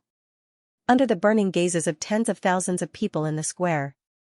Mu Yan shook her head quickly and straightforwardly. No, I don't know him. Di Mingju's face darkened. Mu Yan laughed dryly and turned her head decisively, ignoring him. What a joke, the Xiaoyao school insisted on studying in Starry School in a low-profile manner to find Xiao Bao. If people in the school knew about her relationship with Di Mingju and little uncle, she would definitely become the public enemy of Starry School. Di Yudao didn't expect that the girl would reject such a good opportunity to get close to Di Mingju so straightforwardly. He frowned slightly, a little unhappy, but still said softly, Miss June, with your talent, Yaoguang branch is definitely not good enough for you. I think you should go to Tianshu branch. As he spoke, Di Yudao secretly glanced at Di Mingju. Seeing that he didn't show any signs of anger, he was instantly relieved. His gaze towards Mu Yan became gentler. As for the transfer, you don't have to worry at all. Being assigned to Yaoguang branch was really a vile trap. It's natural for you to make adjustments now. Hearing the words really a vile trap, Wei Tianming's face became even uglier. He had never thought that the Xiaoyao sect, which came from a remote corner of the world, would be able to associate with such a noble person. If these people really turned the tables and went to the Tianshu courtyard, wouldn't Ouyang Qing and Ling Yuxing be together day and night? All his years of planning were going to go to waste. Di Yudao looks at Mayan eagerly. He believes that as long as Mayan is willing to go to Tianshu Institute, Di Jun will definitely follow. In fact, for the sake of the emperor, it didn't matter even if the 7 people from the arcade branch were transferred to the Tianshu branch. However, Mu Yan's answer quickly shattered his imagination. Dean, you must be joking. I went to arcade branch of my own free will. Moreover, I feel that arcade branch is pretty good, and I don't want to change branches. Di Yudao's face stiffened. He looked at Yun Ruhan and the others, unwilling to give up. Miss June, as long as you agree to go to the Tianshu courtyard, your fellow disciples can also, no need. Chumoli interrupted Diudeo's words with a gentle smile. We also feel that staying in the Alcade branch is pretty good. Diudao was rendered speechless, his face alternating between green and white. They really didn't know what was good for them. But because of Di Mingju's presence, he didn't dare to vent his anger. Compared to Diudeo's anger, the others like Wei Tianming, Lu Ruoxuan, and Hua Biyue went from being angry and jealous to gloating. The Xiaoyao sect people should have a bright future, but they went to their own death and offended the college chief. So what if Tutor Mo and Yun Xiao were powerful and prestigious? This was Starry School after all, a place controlled by college chief Xi. Tutor Mo and Yun Xiao would leave the school one day. At that time, the 7 of them would be dead. Feeling the sympathy, pity, and disdain of the people around them, the 7 of the Xiaoyao sect did what they wanted, not taking it seriously at all. Mu Yan smiled and casually bowed to Di Yudao. So, this school assembly is over? Since it's over, let's go back to the branch. After all, our Alcade branch is far away, and the journey will take some time. Then, without waiting for Diudeo's response, she turned and jumped onto the flying boat at the side. The other 6 people of the Xiaoyao sect followed suit, greeting and jumping on. Diudao had never seen such rude and arrogant students. He couldn't believe it at all. But because of Di Mingju's presence, he didn't dare to act up. Who knew that when he turned around, Di Mingju's figure had already disappeared. His face that had barely maintained for half a day finally darkened completely. The main hall of the School of the Emperor Star. Diudao looked coldly at Wei Tianming, who was half kneeling on the ground, his expression ugly. Suddenly, he picked up a teapot at the side and smashed it at Wei Tianming's face. Did I say that? The Alcade branch will be sealed forever, and no one can enter? Who let you make the decision to assign students to the Alcade branch? Wei Tianming didn't even dare to dodge. His forehead was instantly smashed until it was bloody. After a long while, he said shakily, I thought that if they went to the Alcade branch, they would have no tutor, no students, and no place to eat. They would definitely not be able to endure it, and in the end, they would either kneel and beg for mercy, or drop out of Starry School. But I didn't think that Yun Xiao would come to the school and choose to teach in the Alcade branch. Diudeo's chest heaved violently. He looked at Wei Tianming as if he wanted to tear him to pieces. Idiot, do you know what you've done? Wei Tianming met Diudeo's gaze and shuddered, fear surging in his heart. At this moment, he felt that Chief Xi was really going to kill him.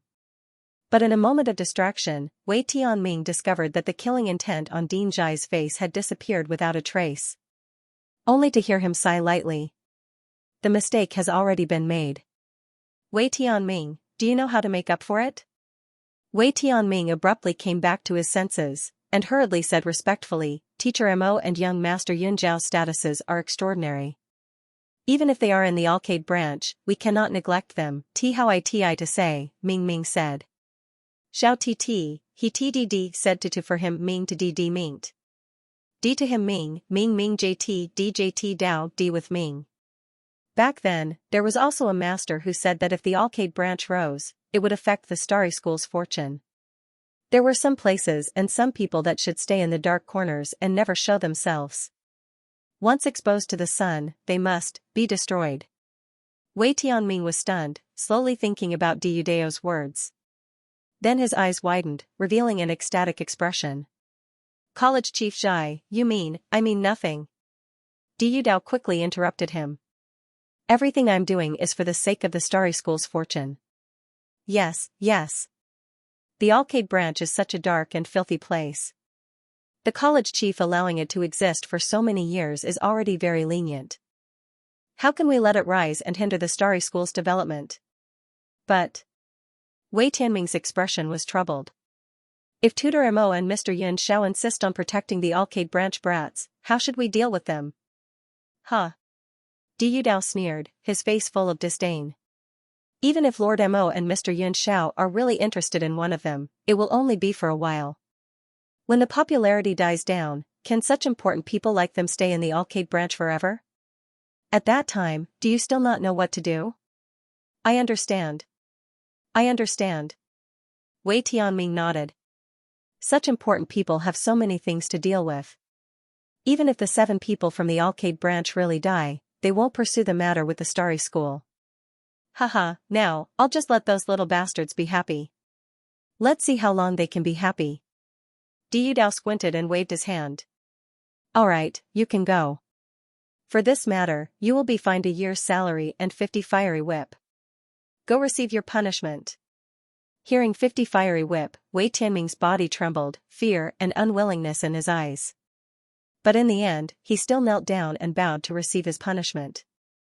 Diudao chuckled softly. His voice was gentle, but there was a hint of bewitchment in it as he said, the punishment this time is also to teach you a lesson. Remember, in the future, you have to understand. To cut the grass, you have to remove the roots. Wei Tianming was stunned. He raised his head to meet Diudao's face, but saw that he still had a gentle and kind expression. In a daze, he felt that the sinister and vicious killing intent just now was his fault. He responded fearfully, bowed, and retreated. When he reached the door, he immediately revealed a twisted and resentful smile. The Xiaoyao school, Jun Mayan, and Ling Yuxing were all these little bastards who caused him to suffer the punishment of 50 flaming whips. He, Wei Tianming, would remember this grudge. One day, he would get his money back with interest. After Wei Tianming left, Diudao quietly sat where he was. His face was hidden in the shadows, making it hard for others to see it clearly. After a while, the corners of his mouth slowly hooked up into a cold and sinister smile.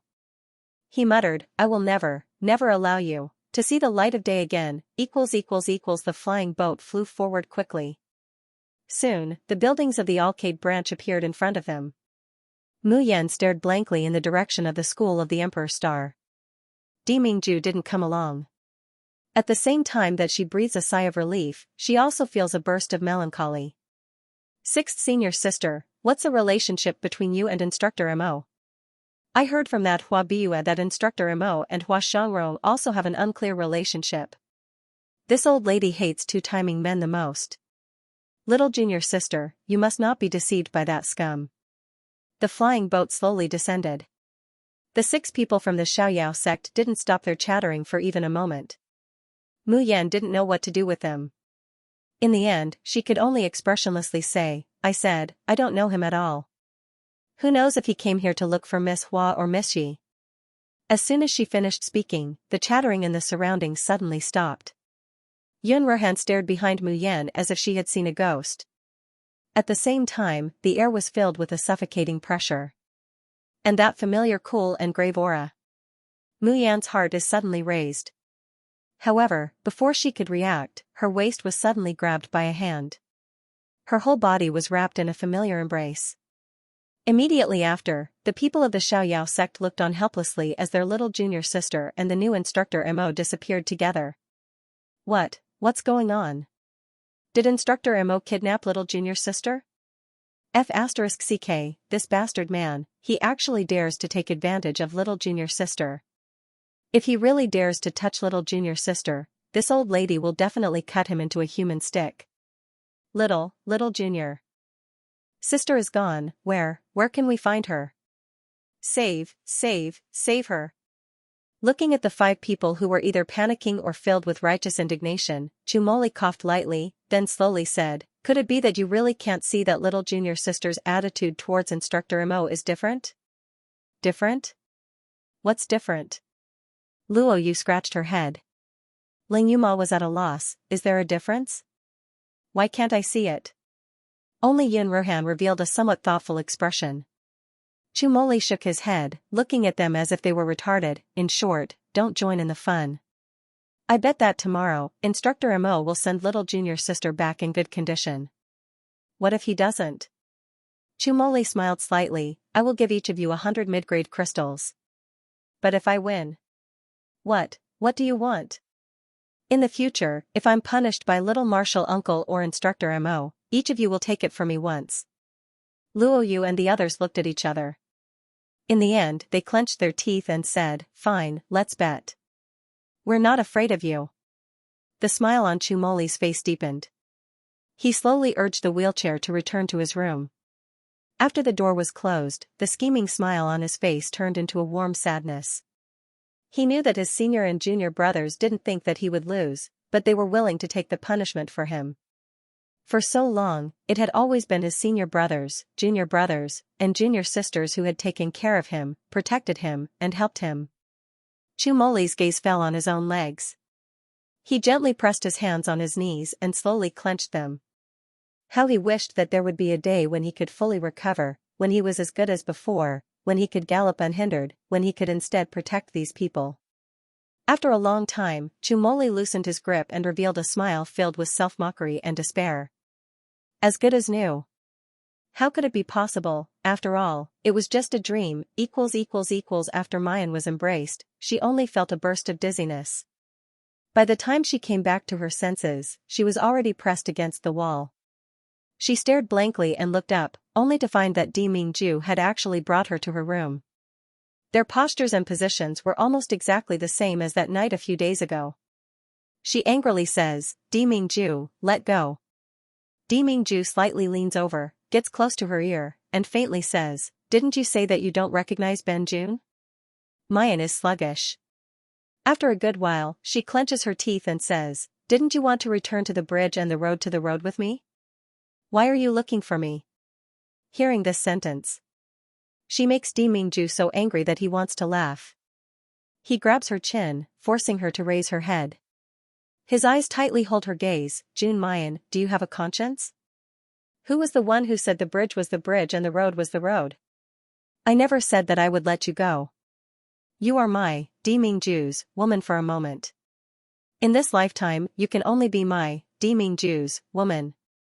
Mayan purses her lips, the expression on her face fades a bit, "But I also said, Di Mingju, I will not become anyone's dependence. If you want a woman who is obedient, who stands in the golden cage that you weave for protection and control." Before she could finish her words, her lips were suddenly blocked. The scorching and violent kiss almost stole all her breath. After a long time, Di Mingju finally lets go of her swollen lips, his eyes burning as he looks at her. Mayan's cheeks are crimson, her head is a mess. But in his heart, he was crazily cursing, "This bastard, he only knows how to use a honey trap." Shameless, she opened her mouth to speak. Di Mingju suddenly reaches out to cover her mouth, looking at her with some annoyance and awkwardness.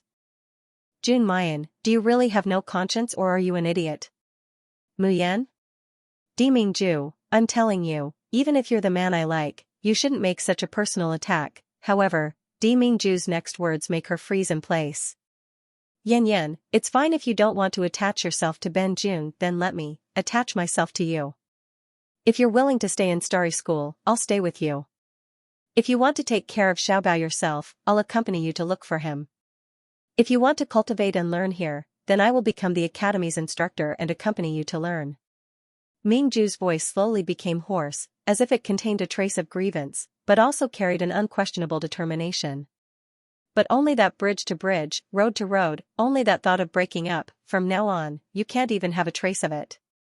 Do you hear me?" Muyan stares blankly. She raised her head and looked at the handsome man in front of her. His eyes were wet and warm. Di Mingju, the sovereign king of the polar domain, he is a lofty and noble existence.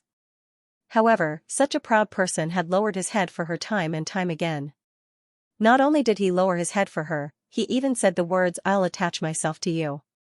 Muyan moves her fingers, but finds that her hands are trembling badly.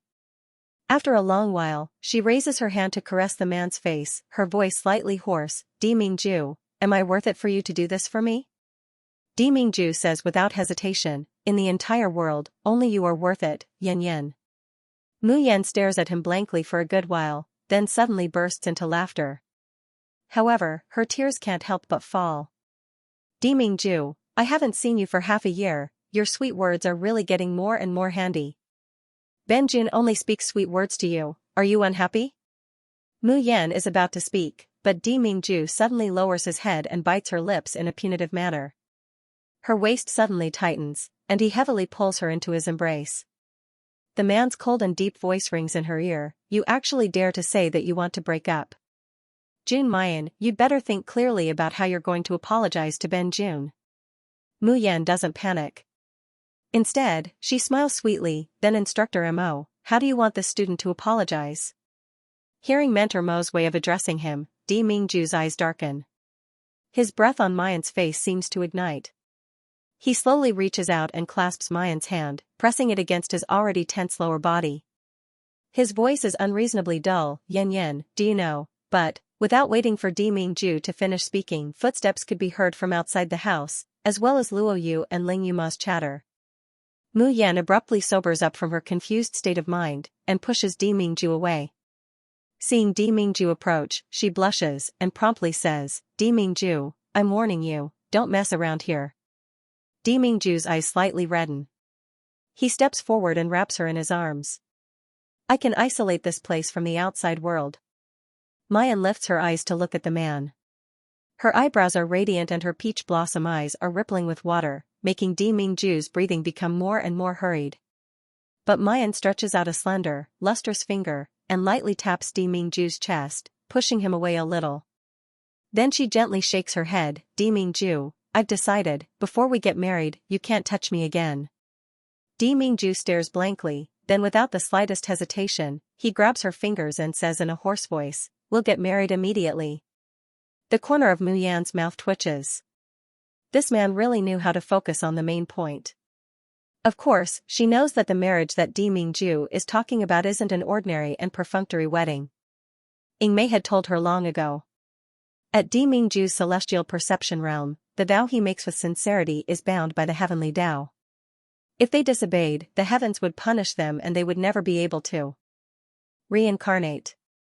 Therefore, the marriage that Di Mingju is talking about is a vow that the two of them will forever be of one heart, and will never leave or abandon each other. Once the oath comes true, whether it's her or Di Mingju, there would be no turning back. Mu Yan thought that Di Mingju would object to her words. After all, in this reunion, she deeply felt the intensity of Jun Shangdaren's desire for her. But Mu Yan never thought that his first reaction would be to get married immediately. In addition to being funny, Mu Yan's heart was also slightly moved.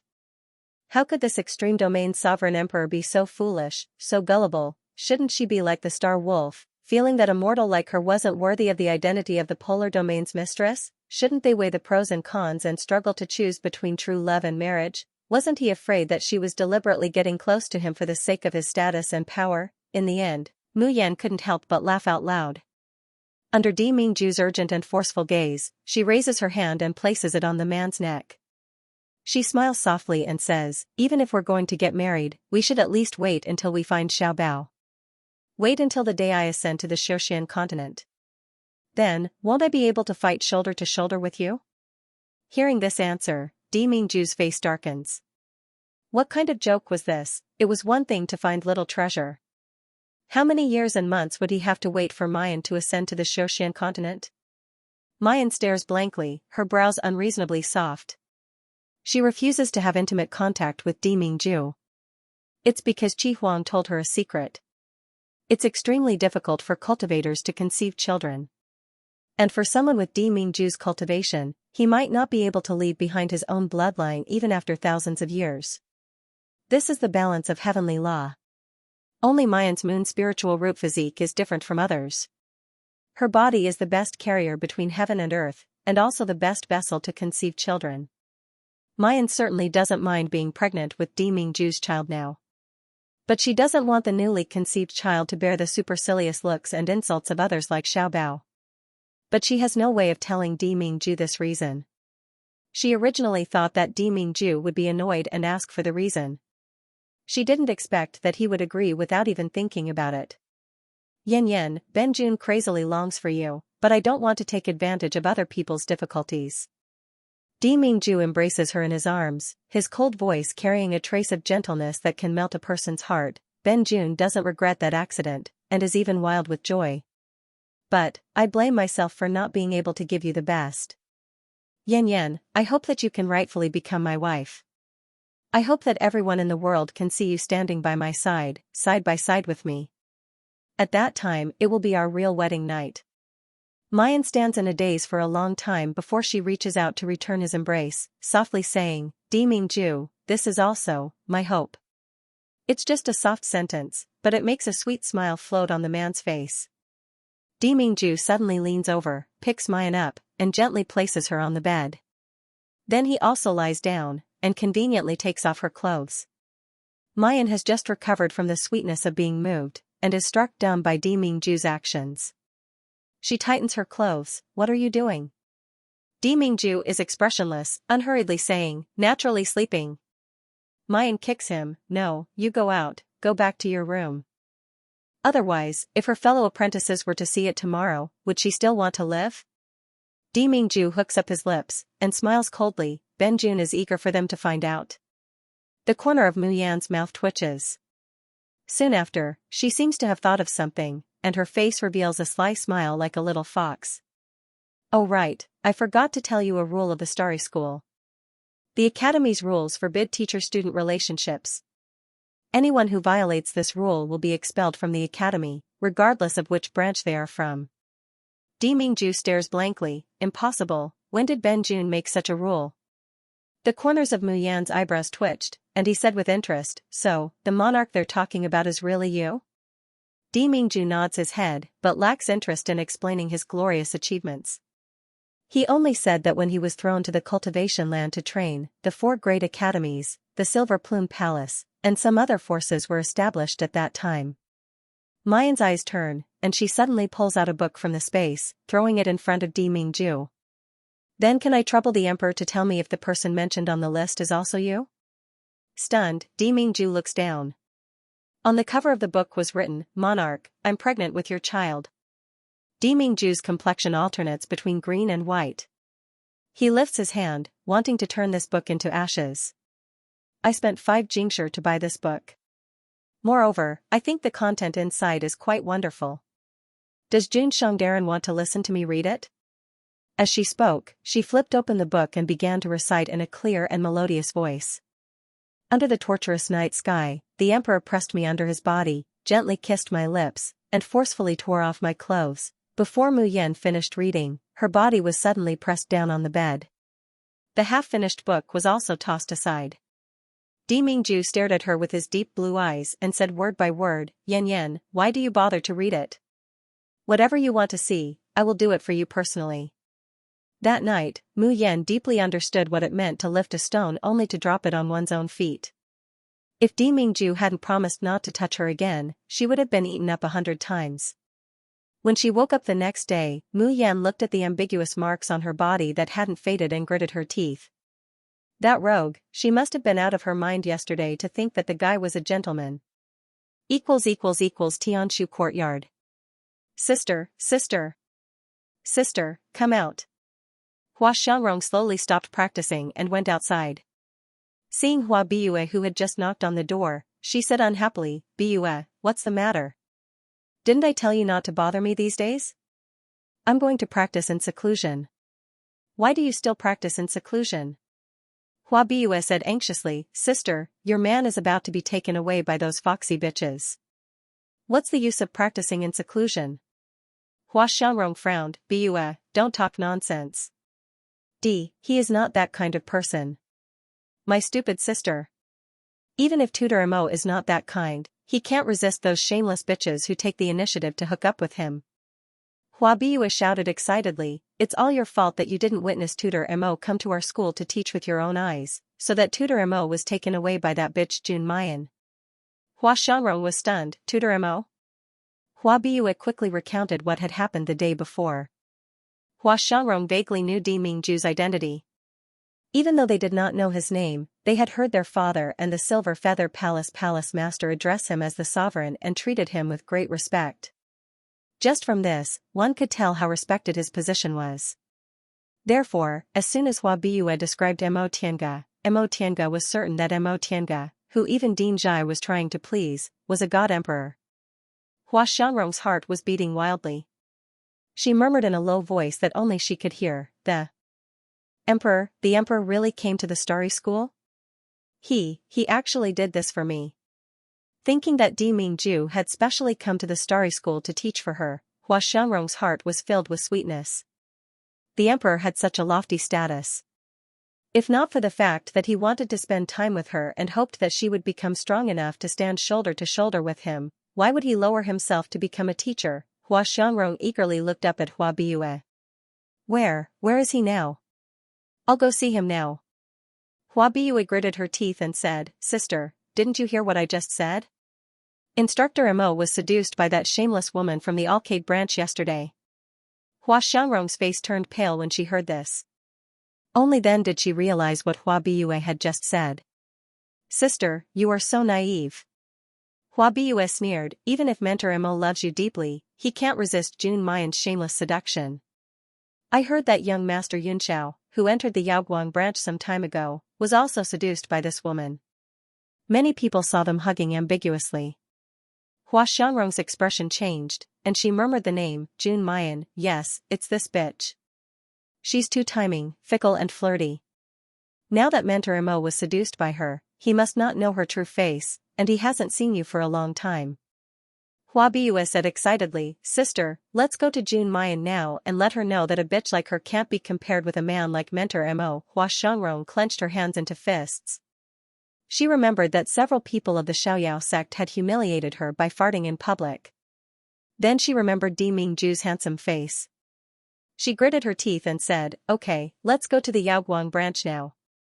Hua Biue heard it and immediately laughed, Once I go, I will definitely get Mentor Mo back. At that time, she could get close to Mentor Mo == after Mayan got up, she found that Di Mingju and youngest uncle were not there. Youngest uncle had disappeared the day before yesterday and hadn't come back until today.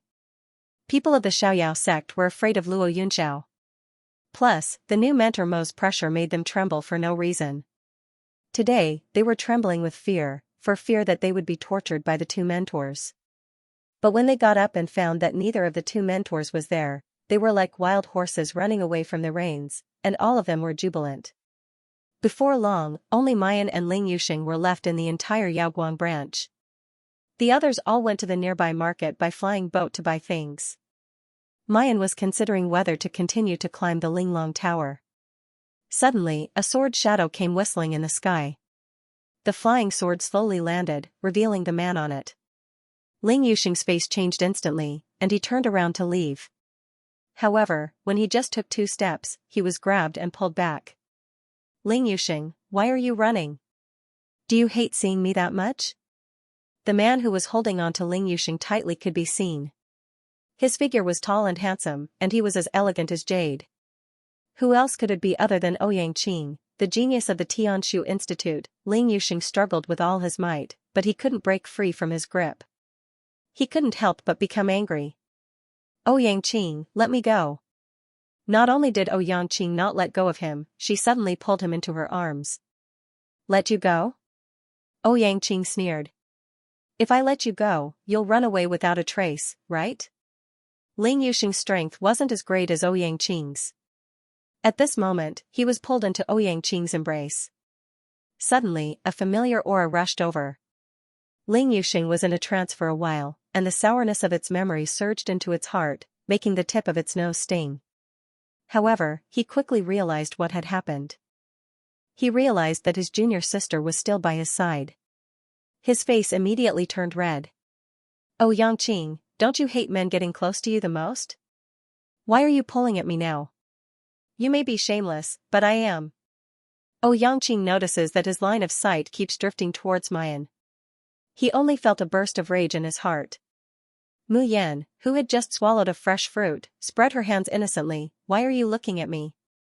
It's none of my business. I'm just watching the show. Oh my, a handsome man and a beautiful boy standing together like this, it's really pleasing to the eye. Ling Yuxing's mouth twitched, and he suddenly felt that life was meaningless.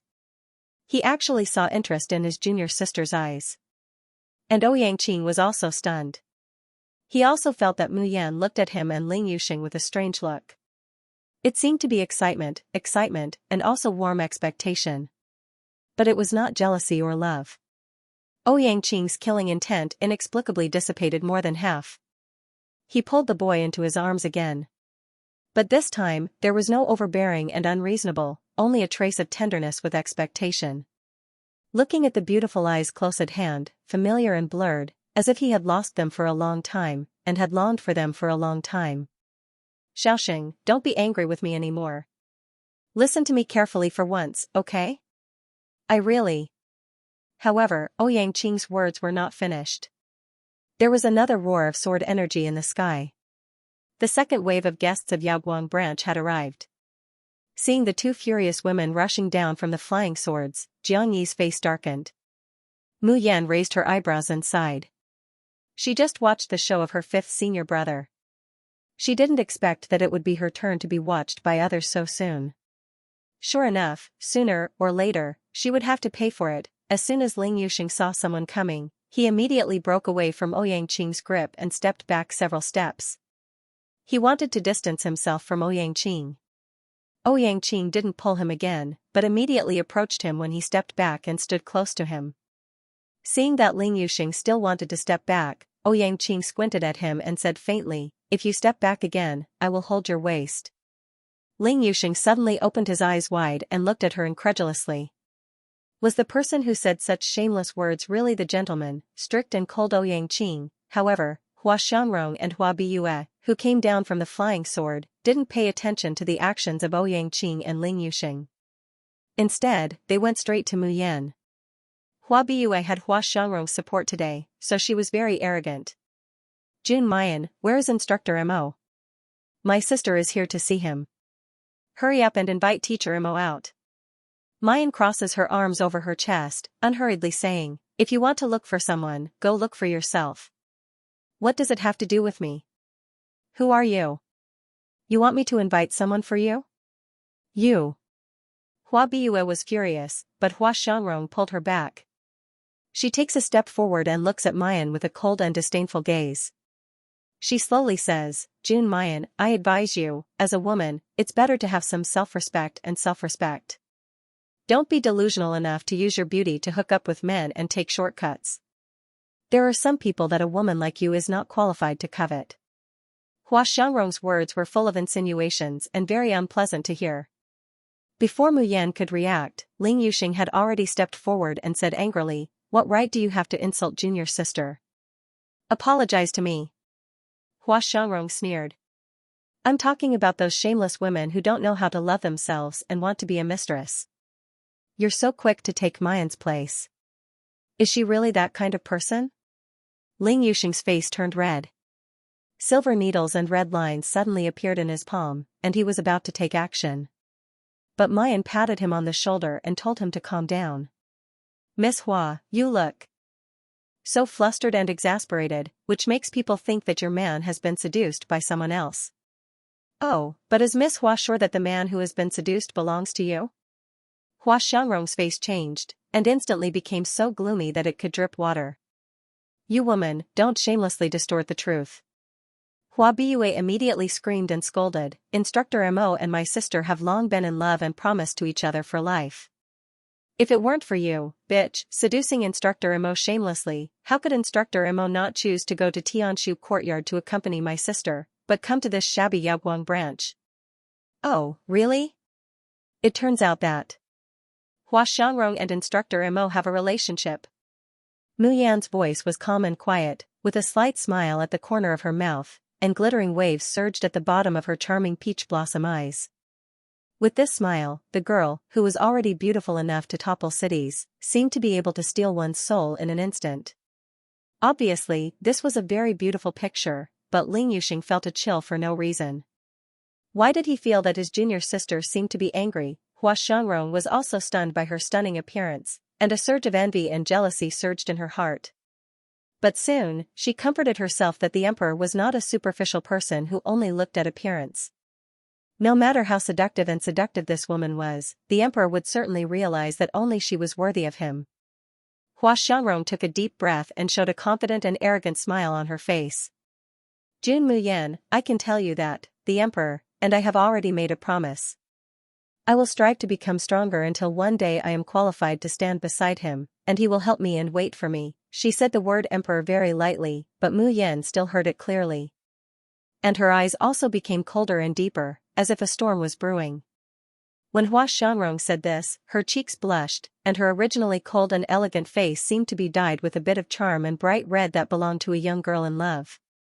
"Although he never says it out, I know his feelings for me. Even if you sow discord like this, I will not doubt the Emperor's feelings for me. But I still hope that you can have some face and stop bothering him from now on. The smile at the corner of Mayan's mouth deepens, becoming more and more mocking. Miss Hua has been talking to herself for a long time. I don't know what you want to express. Since you feel that Teacher Mo has deep feelings for you, then go look for him yourself. Why are you wasting words with me? Or is it that you don't even know the whereabouts of the man you claim to be in love with? Hua Xiangrong's expression froze in an instant, and her pearly white teeth bit her lower lip, which was slightly pale. You don't believe that my sister has a relationship with Instructor Mo? Ah, that's because you didn't see the love silk handkerchief that Teacher Mo gave to my sister. Hua Biue said anxiously, Sister, quickly take out your silk handkerchief and show it to this bitch. Smash her face. When Hua Xiangrong heard this, her face immediately lit up again. But she still hesitates for a moment, then she takes out the silk handkerchief from her bosom and slowly unfolds it in front of Mayan. Mayan's heart seems to be clutched by something in a split second, and her breathing stops for a moment. She doesn't need to look at the writing on the silk handkerchief. She can be sure that it is Di Ming Ju's thing only from the breath emitted from the silk handkerchief. Jun Mayan, now you know Instructor Mo's affection for my sister, right? A lowly woman like you wants to hook up with Instructor Mo. Do you really think Instructor Mo will like you? Hua Xiangrong carefully put away the silk handkerchief and kept it close to her body, treating it as a treasure. Ling Yuxing nervously stepped forward to hold Mayan. Junior sister apprentice, you look terrible. Are you all right? He had never seen his junior sister apprentice be so lost. As soon as he turned his head, he looked at Hua Xiangrong and Hua Biue with a murderous look. His junior sister apprentice of the Xiaoyao school could not be bullied by anyone. Get out. Ling Yuxing said concisely, Yaoguang branch doesn't welcome you. Haha, after being exposed by us, you became angry out of shame. Hua Biue laughed more wildly, Jun Mayan is a shameless bitch. Should I say, she hadn't finished her words. A silver light flashed in front of her, as fast as lightning. Hua Biue didn't react at all. Hua Xiangrong's face changed, and she suddenly took a step back. But it was still too late. A stinging pain came from her face. Hua Biue screamed and suddenly touched her face, only to find that her hand was covered in blood. Ling Yuxing slowly withdrew the needle and thread. The handsome young man looked like a good girl, but the murderous look in his eyes was like 10,000-year-old ice. If you dare to slander my junior sister apprentice again, don't go back. Just leave your life in this Yaoguang branch. Hua Biue pressed her face in a daze, and didn't come to herself for a while. When she put down her hand and saw the blood on her palm, she suddenly screamed, How dare you hurt my face? Ling Yuxing, you are a pervert who is neither a man nor a woman. You are just as bad as Jun Mayan. You are a man, but you like Ouyang Qing, who is also a man. You are more disgusting and shameless than Jun Mayan. Ling Yuxing's face was livid, and the silver needle in his hand suddenly flew out. This time, he not only wanted to teach Hua Biue a lesson, but also aimed at her heart and lungs. But this time, Hua Xiangrong was also prepared. The flying sword in her hand emitted cold light and whistled out. Ling Yuxing's forte was his speed. If he were to engage in guerrilla warfare, no one of the same rank would be able to catch him. Even Ouyang Qing, who was already in the gold core stage, had no way to beat him in speed. But this time, he faced it head-on and had no intention of dodging. The sword in Hua Xiangrong's hand instantly shrouded his whole body, and a powerful spiritual force suddenly broke out. Mayan frowns, the Tian Mo Qin already appears in her hands. However, before she could take action, she heard a clang. Hua Xiangrong's sword was swung away, and she was also shaken back several steps. The tall man stood in front of Ling Yuxing, firmly protecting him behind his back. Seeing the man who had just stopped her, Hua Xiangrong's pupils shrank. Ouyang Qing, what are you doing? Ouyang Qing's face was expressionless, and the sword in her hand was extremely stable. Under the sunlight, it reflected a faint cold light. I don't care why you're here at the Arcade branch, but if anyone wants to hurt Xing, they'll have to go through me first. When everyone present heard this, they all revealed a look of surprise. Especially Ling Yuxing. He suddenly raised his head to look at the man's handsome side profile. For a moment, his emotions were in turmoil, and he didn't know what to feel. Whoosh, a gust of cold wind blew, and Hua Biue was thrown to the ground. Ouyang face was gloomy. Whether I like men or women, disgusting or not, it's none of your business. Hua Biue suddenly spat out a mouthful of blood. Her eyes were full of resentment, but she did not dare to say a word. Hua Xiangrong stared at Ouyang and gritted her teeth. Ouyang, you and I are from the same school. Are you going to go against the Inu Palace for the Yaoguang branch and me? You're wrong. Ouyang sneered. I've said that whoever hurts Xing is going against me. I'm not interested in making enemies with the Inu Palace, but I'm not afraid. Hua Xiangrong, if you think you can beat me, you can have a try now. Hua Xiangrong's face turned blue and white. She looked terrible. Ouyang was the well-deserved top student in the Starry School. Moreover, he was in the gold core realm. Hua Xiangrong was no match for him in any case. She took a deep breath and looked at Mayan.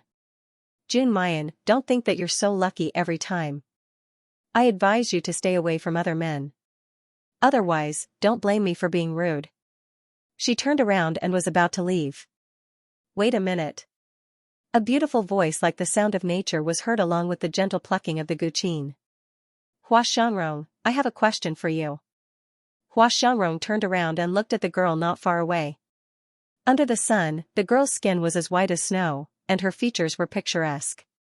She was so beautiful that she did not look like a mortal. Especially the smile that blossomed on her lips, it was as if it could steal one's soul. Did you receive the handkerchief in your hand in my room? Hua Xiangrong suddenly froze, and her pupils contracted violently again. What do you mean by that? Her voice suddenly rose, sharp and ear-piercing. Seeing her reaction, Mayan chuckled. During the 3 days when the freshmen entered the school, my residence in the Emperor Star School was occupied by you, right? Don't tell me that you received that silk handkerchief after you drove me away? Hua Xiangrong trembled all over, and her eyes were full of anger. Jun Mayan, what do you mean? So what if I received it at that time? That handkerchief was given to me by the Emperor. He gave it to me. Heh. Mayan's movements are graceful as she plucks the strings, her smile becomes more leisurely. Oh, if Miss Hua says it's yours, then it's yours. However, a messenger item had long since become useless. Anyway, I've already got them, haven't I? Jun Mayan, stop talking nonsense. How could this handkerchief be for you? It clearly belongs to me. Hua Xiangrong seemed to be unable to bear it anymore. She leaped up and attacked Mu Yan. However, as soon as she moves, Ling Yuxing stands in front of Mayan to protect her. As soon as Ling Yuxing moved, Ouyang unsheathed her sword. In the end, Hua Xiangrong could only return without accomplishing anything. Trembling with anger, she left on her sword. Ling Yuxing looked at their disheveled backs and felt an indescribable sense of relief. Turning to look at Mayan with a smile, she said, Junior sister, what did you say to that Hua Xiangrong just now? You actually made her so angry? The bright and beautiful smile on Mayan's face has disappeared without a trace at this time. It's a very interesting mute mystery, a silk handkerchief, a token of love. Hee, tonight, I must have a good discussion with someone. So many confidants, you must be very happy. After that, she turned around and left without waiting for Ling Yuxing's response. Ling Yuxing thought of the smile on her face just now and shivered for no reason. He always felt that every time his junior sister smiled like that, someone would definitely die miserably. After Mayan left, Ling Yuxing suddenly found that there were only him and Ouyang left in the whole square. Without thinking, he turned around and ran. Ling Yuxing. Ouyang roared and wanted to chase him, but he was nowhere to be seen. The handsome young man's face instantly darkened, and then his mouth slowly curved into a determined evil smile. Ling Yuxing, do you think I will allow you to run away from me this time? On the flying sword, Hua Biue carefully looked at the angry Hua Xiangrong and whispered, Sister, what happened? Hua Xiangrong seemed to not hear her voice at all and just murmured, Impossible. It must be the Emperor's gift to me. Yes, it must be for me. After saying it several times, she seemed to finally convince herself and showed an unwavering expression. Yes, the Emperor was deeply in love with her.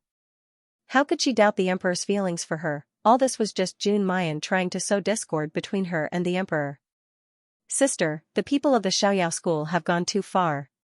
You can't let them go because of our friendship. Hua Biyue covered the wound on her face and gnashed her teeth. Especially that Jun Mayan, she is so shameless. If it goes on like this, Instructor Mo will really be snatched away by her. Hua Xiangrong's face was gloomy, and she slowly clenched her teeth. Biyue, don't worry. I will go to the Linglong Tower tomorrow. The Linglong Tower? Hua Xiangrong sneered, don't you know? There is a rule in the Starry School. As long as a new practitioner can enter the top 10 of the list of delicacy within 3 months and be the first among the freshmen, he can make any request to the school. Hua Biyue's eyes widened when she heard that. She was so excited that her breathing quickened. Sister, do you mean that as long as you enter the top 10 of the Linglong list, you can, at that time, I will ask the Starry School to close the Alcade branch. Even if they can't close the Alcade branch, I will ask them to expel Jun Mayan from the Starry School. Hua Xiangrong's face was full of resentment and ruthlessness. Since Jun Mayan wants to be a shameless mistress, don't blame me for being ruthless. Is this true? Sister, this is shutting down the Alcade branch. Will the Starry School really agree to such a ridiculous request? Hua Biyue asked, suppressing the excitement in her heart. Hua Xiangrong nodded and said, you may not know this, but when Ouyang Qing first entered the Starry School, he was pestered by a woman. That woman's status was even higher than the Ouyang clan's, and she seemed to be a noble lady from the Purple Cloud realm. Ouyang Qing was greatly disturbed, but there was nothing she could do. But later, that noble woman broke some of Ouyang Qing's treasures and finally angered him. Hua Biyue gasped. She's a noble lady from the Purple Cloud realm. Will the headmaster and teachers of the Starry School agree? Aren't they afraid of revenge from the Purple Cloud realm? Hua Xiangrong sneered, but her eyes were full of confidence. This rule was left by the people who established the Linglong Tower and the Starry School. The reason is unknown, but even the headmaster and teachers of the Starry School can't interfere with this rule. As long as I enter the top 10 of the Linglong list, I will be qualified to go to the top of the tower. At the top of the tower, I can express my will directly through my divine consciousness. At that time, the device spirit of the Linglong Tower will fulfill my wish. Even if she wanted Mayan to die, the device spirit of the Linglong Tower would fulfill her wish. But Hua Xiangrong didn't have such evil thoughts. She just wanted Mayan to leave far away and not appear in front of the emperor again. Hua Biyue listened to Hua Xiangrong's description and imagined Mayan and the people of the Yaoguang branch being chased out of the school. She was so excited that she couldn't stand still on her flying sword. But she soon thought of something. But sister, can you really enter the top 10 of the Linglong Tower in 3 months? Hua Xiangrong's eyes flashed with struggle, but then she clenched her teeth. I didn't want to use such a short-sighted method. It will be a huge obstacle to my future cultivation. But now, I can't care about that. Mayan, I'll make you pay back 10 times for the harm you've done to me. Hua Biyue rolled her eyes and slowly revealed a sinister smile. Since her sister wanted to enter the Linglong Tower, she naturally had to help. Hua Biyue didn't return to her Mizar branch, but directly went to the Yuhing branch where Ouyang Mingzhu was. After the two talked secretly for a while, Ouyang Mingzhu immediately went to see Wei Tianming. Hearing Ouyang Mingzhu's words, Wei Tianming's eyes lit up. Are you serious? Wei Tianming said excitedly. Hua Xiangrong really has a way to enter the top 10 of the Linglong list in 3 months. Ouyang Mingzhu said, that's what Hua Biyue told me. She also said that her sister has at least 60% confidence. Uncle, as long as Hua Biyue has the ability to exercise that right, we can shut down the Alcade branch and expel the Xiaoyao sect and that be *tch Ling Yuxing from the Starry School. Haha, after leaving the Starry School, without the protection of the school rules, I'd like to see how arrogant they can still be.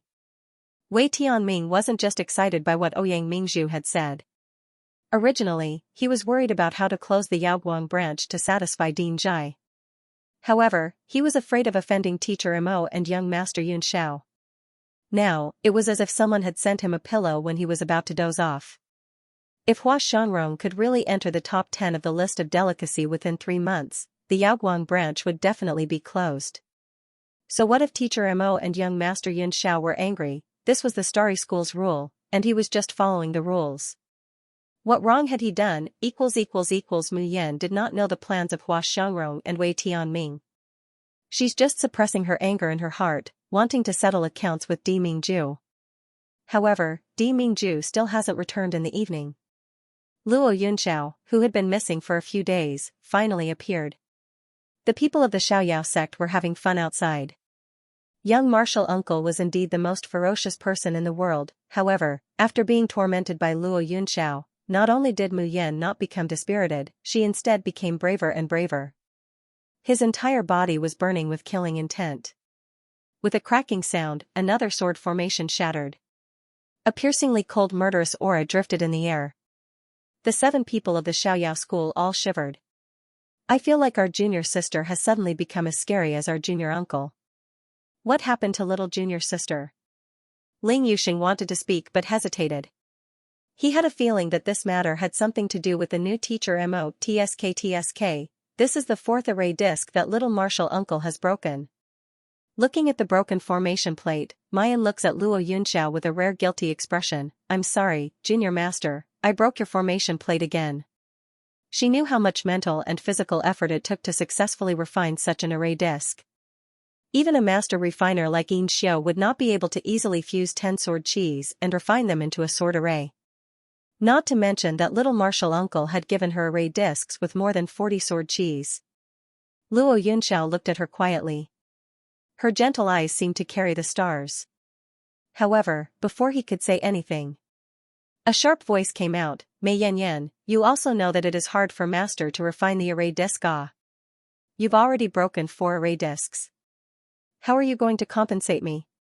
Why don't you devote yourself to me? If you follow master, we'll be able to spend time together and love each other. Mua, come on, let me give you a kiss. A black shadow flies out from Luo Yunxiao's sleeve and flies straight towards Mayan's chest. Mu Yan hurriedly retreated, but before she could move, she was already grabbed by a slender jade-like hand in the air. There was a cracking sound. Chiwen was thrown to the ground, turning into a round pancake. After a long while, he raised his head and said to Luo Yunxiao with grievance and resentment, Master, you idiot. If you don't live up to your expectations, Mei Yan will be snatched away by other men. I helped you out of kindness, but you treat me like this. Sob, I don't want to live anymore. The corners of Luo Yunxiao's and Mu Yan's mouths twitch, and they simultaneously ignore the spiritual pet that's like a drama queen. I'm going to leave for a period of time. Mayan wonders, where is young martial uncle going? Luo Yunxiao didn't reply. Instead, she said slowly, if nothing unexpected happens, I'll be back in 7 days when the various super courtyards officially start their classes. But if... He paused. But if I don't return in 7 days, you don't have to wait for me, and you don't have to look for me. Mayan stares blankly, what does young martial uncle mean by this? Where are you going? The other 6 disciples of the Xiaoyao sect also came over, looking confused and worried. When he was in the Xiaoyao sect, little martial uncle would often disappear for no reason. They were already used to it. However, little martial uncle had never given such an instruction before. It was as if he might never return after leaving this time. Little martial uncle, did something happen? Do you need our help? That's right. What do you mean by not waiting for you or looking for you? Little martial uncle, don't scare us. Luo Yunxiao didn't respond. Instead, she tossed Yunruhan a storage ring and turned to leave. Chiwen jumped on the spot and hurriedly chased after him. Master, wait for me. Luo Yunxiao turns to look at her. The youth's complexion is like an orchid tree, illuminated by the blood-red sunset, adding a bit of mournful beauty. Mayan's heart inexplicably sinks. She doesn't know why, but she always feels that there seems to be a kind of desolate sorrow and loneliness coming from her martial uncle. Her initial hesitation completely disappears at this moment. Mayan's mouth hooks up into a shallow smile. Martial uncle, just like last time, I'll see you off, okay?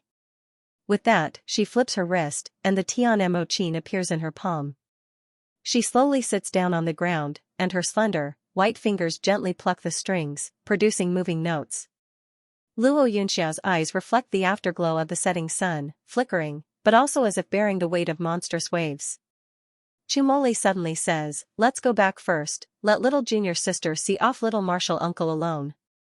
Luo Yu is about to ask why little junior sister should see off little martial uncle alone, but she receives a serious look from Chumoli.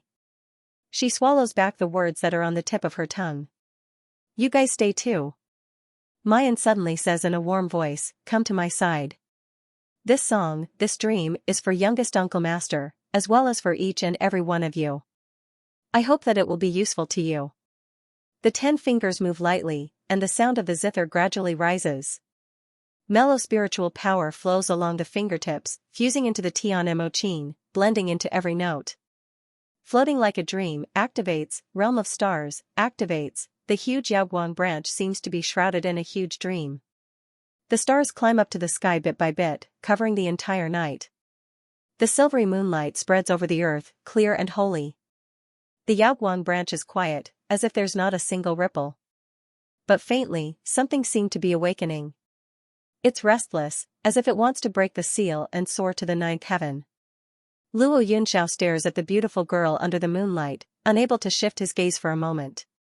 He can feel the power washing through his body. It's pure and powerful, a power that can help him break through this difficult and dangerous obstacle. His long eyelashes hang down, covering the light in his eyes. Qi Wen, who stays in his arms, hears his almost silent murmur. Jun Mayan, just who are you? Are you really the person I'm looking for?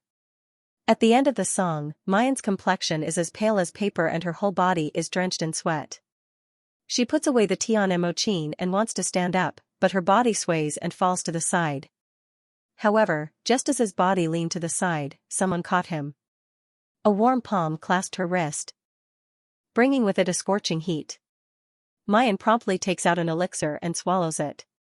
When her dantian produces a trace of spiritual power, she chuckles and breaks free from his grip. Don't worry, junior martial uncle, I'm fine. However, as soon as she raised her head, she was met with a pair of blazing eyes. Junior sister, what did you just play? Ling Yuma's excited voice awakens Mayan from her strange senses. Why do I feel like my cultivation is about to break through? Me too, me too. Luo Yu said excitedly. And I feel that my divine sense seems to have become clearer and denser. Ha ha ha, I will be able to control even more puppets in the future. Junior sister, how did you do it? Will playing like this affect your body in any way? Everyone knows that everything in the world is fair and just. If you want to gain something, you have to lose something. Now that they've gotten so much, what price does little junior sister have to pay? Mu Yan smiles. It's not as exaggerated as you say. It's just excessive consumption of spiritual power. I'll be fine after a short rest.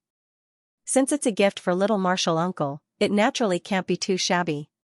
Hearing this, Yun Ruhan and the others immediately focus their attention on Luo Yunxiao. Little martial uncle, no matter what you're going to do, you must come back. Yes, little martial uncle, we're all waiting for you to teach us. Luo Yunxiao looks around at them and slowly nods. Then, his gaze falls on Mu Yan. Mu Yan smiles softly. Little martial uncle, don't worry. No matter what difficulties there are, bring out your enthusiasm to torture us. You'll definitely pass it smoothly. You also want me to come back? The man slowly asks in a low and gentle voice. Under his calm tone, it seems like there are thousands of words. Of course.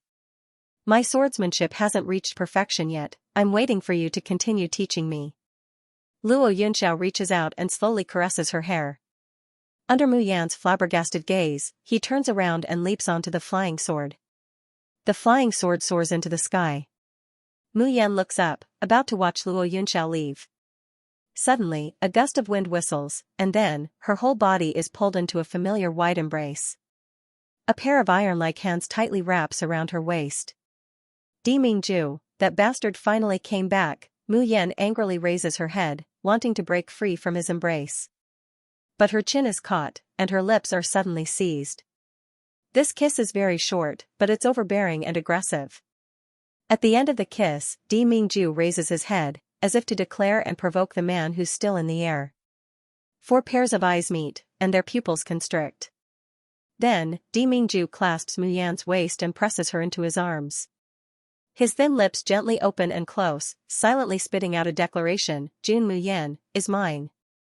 In the sky, Luo Yunxiao expressionlessly looks at him for a while. The flying sword under his feet whistles and disappears into the horizon. Di Mingju lowers his eyes, a stormy sea in his eyes.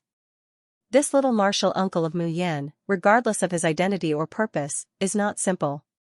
However, before Jun Shangdaran can pretend to be deep for even a moment, his knee is heavily kicked.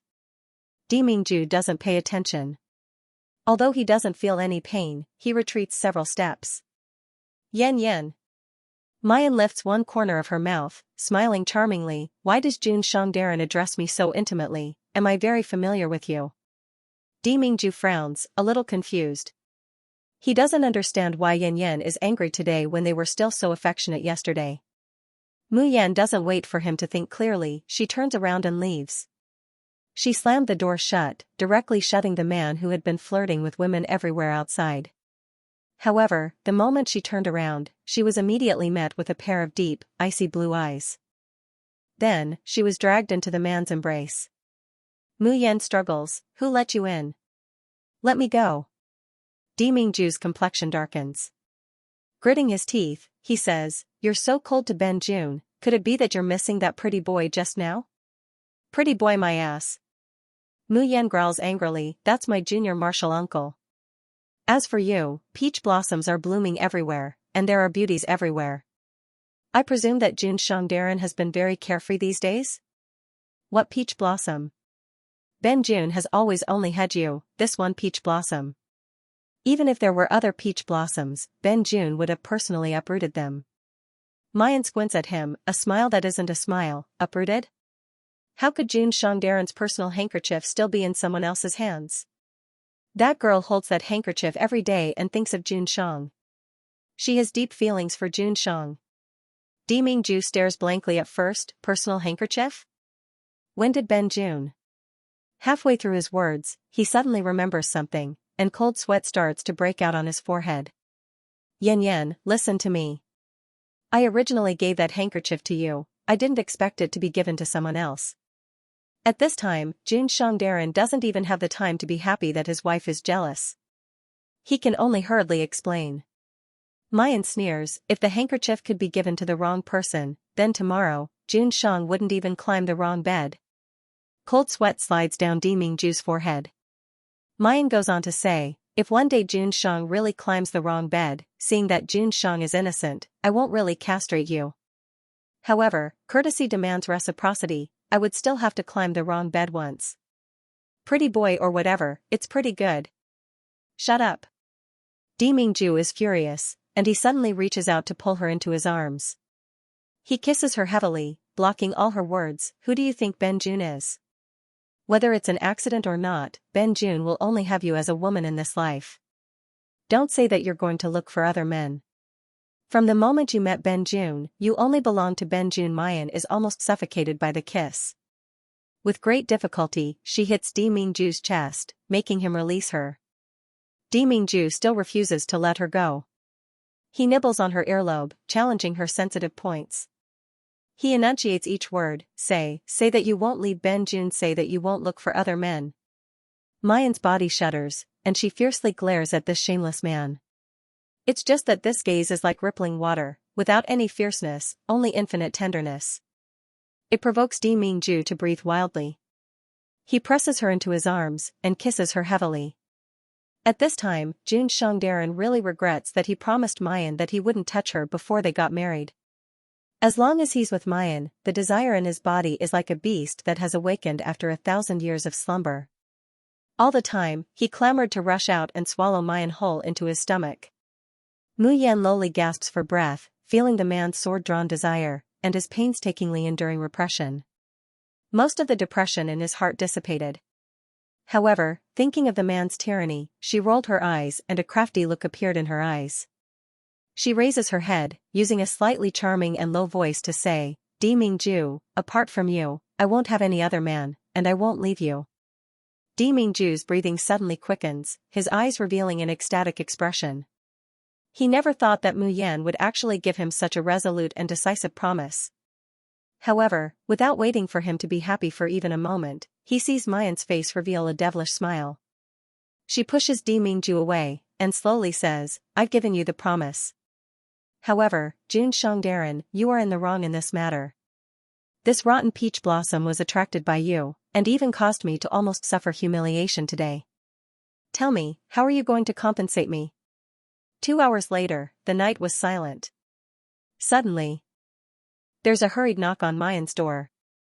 Jun Shang, miss, it's me, Ying Mei. I have an urgent matter to report. Mayan responds, come in. Ying Mei hurriedly enters, and is surprised to find Miss June lying on the bed. When he entered the door, he was just getting up from the ground, conveniently destroying something. Ying Mei couldn't help but take a few more glances. But Di Mingju's murderous look makes him tremble in fear. Why did he feel that his Jun Shang was kneeling on the ground just now? Impossible, impossible, he was definitely mistaken, that's the aloof polar domain's emperor, how could he kneel, even if the sky fell and the earth cracked? It's impossible. Mayan throws Bailey Liuing's notes into the space, and smiles faintly at Ying Mei. You just said you had an urgent matter, what is it? Ying Mei abruptly comes back to his senses, and respectfully says to Di Mingju, Jun Shang, defeating armies from the polar domain has sent news that there's an unusual movement in the nether realm. The darking sacred flame on the banks of the river of forgetfulness suddenly sprang up, and now all the major sects are in a state of panic, waiting for Jun Shang to take charge of the overall situation. Di Mingju frowns, muttering in a low voice, darking sacred flame? Could it be? After Ying Mei finishes his report, he retreats. Di Mingju turns to look at Mayan, his eyes full of reluctance and concern. Mayan seems to know what he wants to say, and smiles faintly, if you have something to do, just do it. I'm not as fragile as you think. I can protect myself. Di Mingju's figure disappears, and when he reappears, he's already in front of the bed. He reaches out and pulls her into his arms, his voice low and heavy, Yen Yen, you know that Ben Jun doesn't want to hear these things. Mayan hears the grievance and depression in the man's words, and she can't help but burst out laughing. Then what does Jun Shang want to hear? Her brows are curved, crafty and charming, say that I can't bear to part with you? Say that I don't want you to leave? Say that I want to be with you every moment? Di Mingju meets her playful smile, and his heart is stifled. He suddenly lowers his head to capture her lips, and ruthlessly ravages this heartless little woman in his arms. He shouldn't have expected his Mayan to be as sentimental as a young girl in love. Mayan gasps for breath, and slowly hooks her hands around Di Mingju's neck. Soft affection ripples in her shimmering peach blossom eyes. Jun Shangdaran, you are now a person with a family.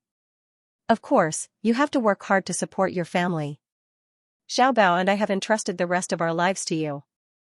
Di Mingju helplessly and dotingly touches the tip of her nose, you heartless girl. The two are affectionate for a while, before Di Mingju reluctantly leaves. The moment he walked out of the room, the woman's clear, gentle, but firm voice came from behind him. Di Mingju, no matter when or where, I will wait for your return. Di Mingju's footsteps abruptly halt, his hand gripping the door handle tighter. He then says in a low voice, wait for me. Only then did he gently close the door. Outside, Ying Mei was waiting there. Seeing him come out, he hurriedly bowed and said, my lord, this subordinate will return to the polar domain with you, no need. Di Mingju interrupts her, you stay in the Shozhen continent and look for Xiaobao.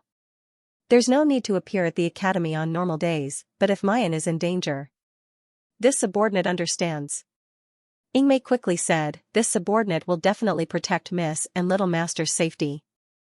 Di Mingju's face is expressionless. Just as he's about to transform into primordial mist and cross the space barrier to return to the Shoshan continent, suddenly, he seemed to have thought of something, and his eyes turned cold. He stretched out his hand and waved it in the air. Soon after, his figure disappeared. Tianshu Courtyard, Immortal's Cave. Hua Biyue looked at her anxiously and said, sister, what are you waiting for? Take this elixir and climb to the top 10 of the list of Linglong as soon as possible. However, Hua Xiangrong slightly frowned and did not move. This elixir was called Flourishing Elixir, which meant extremely prosperous and glorious, but instantly withering. Her father said that after taking the 6th grade Flourishing Elixir, her cultivation would advance by leaps and bounds within 7 days. Even one level higher. But what was equally powerful was the side effect of flourishing elixir. After 7 days, when the effect of the elixir faded, she would be weak and her strength would be greatly reduced. Such a side effect would take at least more than a month to recover. And from then on, her body would be branded with pain, which might be a great obstacle for her to pass the tribulation and ascend in the future. Was it really worth paying such a big price for revenge and suppressing Junmayan? Seeing that she did not take the elixir, Hua Biyue could not help but shout, "Sister, why are you still hesitating? If you don't take this elixir now, will you wait for that bitch Junmayan to take your brother-in-law away?" Hua Xiangrong said softly, "But Biyue, if I take this elixir, it is very likely that I will not be able to pass the tribulation and ascend to the cultivation continent in this life. Self-respect and self-improvement, climbing to the peak of cultivation, and finally becoming a unique woman standing proudly on the top of the cultivation continent." This had always been Hua Xiangrong's dream. Hua Biyue secretly rolled her eyes. She thought, whether you can pass the tribulation or not, it has nothing to do with me. I just want Junmayan and those bastards of the Xiaoyao school to die without a burial place. But on the surface, she showed an expression of a good sister for Hua Xiangrong. "Sister, didn't you say that Instructor Mo's identity is not simple?" Instructor Mo's identity was not simple. It was very likely that he came from the Shoshan continent. As long as you keep his heart, even if there is no side effect of this elixir, so what? But if you don't expel Junmayan now, when she really seduces Instructor Mo, it will be too late for you to regret. Hua Xiangrong showed a struggling expression. At this moment, she suddenly felt a burning pain in her chest. Hua Xiangrong uttered a cry of pain and quickly reached into her arms. What she took out was the silk handkerchief that she had carefully folded and treasured. But at this time, this silk handkerchief was glowing red, and there was a red flame burning in one corner. What's going on? Before Hua Xiangrong could react, she felt a burning pain in her fingers. Subconsciously, she loosened her grip. He could only watch helplessly as the silk handkerchief in his hand was burnt to ashes. Hua Xiangrong blankly stared at the black ashes on the ground and her burning fingers, her face full of dullness and disbelief. "Sister, the handkerchief that Teacher Mo gave you, why did it burn?" Hua Biyue muttered. Suddenly, she seemed to have thought of something. She suddenly stood up and screamed, "It's Junmayan.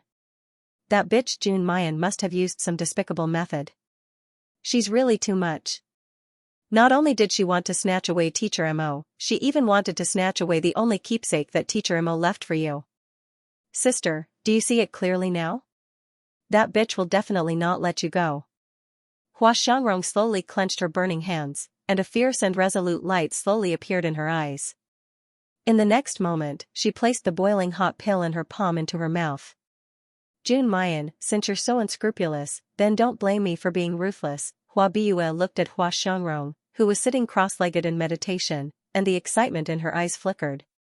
These days, no matter what Chen Ping and Wu Gui did, they were not interested in it. Ever since they saw Yi Liangchen's performance on the list of delicacy a few days ago, their minds seemed to be attracted by this person. He was someone who had nothing to do with them, but somehow they could not help but want to see him climb higher. They even wanted to witness the moment when he created a miracle with their own eyes. In the process of watching Yi Liangchen, Chen Ping did not forget to work hard. He was very lucky. The original 99th place was very close to his score.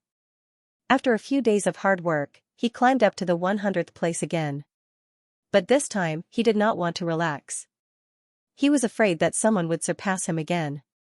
Therefore, he and Wu Gui had been staying in the Tower of Delicacy these days. Today, when they just came out of the Tower of Delicacy, they heard loud noises outside. Gosh, she rose again. It has only been 2 hours. She rose again, 12th. Is she really going to enter the top 10? Chen Ping and Wu Gui looked at each other and hurriedly walked forward and squeezed into the crowd. Wu Gui said excitedly, "Is Yi Liangchen's ranking rising again?" "What Yi Liangchen?" The people next to him sneered. "Are you kidding? What is Yi Liangchen? How can he compare with Hua Xiangrong, the most talented girl in the Yinyu Palace?" Chen Ping and Wu Gui were stunned and looked at the list of delicacy. They suddenly found that Yi Liangchen's ranking had been pushed down to 19th. And Hua Xiangrong, who was originally 20th, had now risen to 12th. And it seemed that she would continue to rise. Chen Ping and Wu Gui looked at each other and saw the disappointment in each other's eyes. They thought that Yi Liangchen was the only one who could climb up the list of delicacy at such a fast speed. Another 2 hours passed, and Hua Xiangrong's ranking had risen again. 11th. She is only one step away from the 10th. Ouyangqing used a month to enter the top 10 of the list of delicacy. Now Hua Xiangrong has only been in the school for less than a month. Is she going to break Ouyangqing's record? Gosh, Hua Xiangrong is indeed the most talented new student in the Starry School. How can that Yi Liangchen, who has been the talk of the town a few days ago, compare with Hua Xiangrong? If Hua Xiangrong really enters the top 10, it will definitely cause a sensation in the whole academy. Haha, we can be considered to be witnessing history. Chen Ping and Wu Gui dispiritedly retreated from the excited crowd. For some unknown reason, they hoped that Yap Liangchen, who they had been paying attention to for a long time, would be the one in the limelight.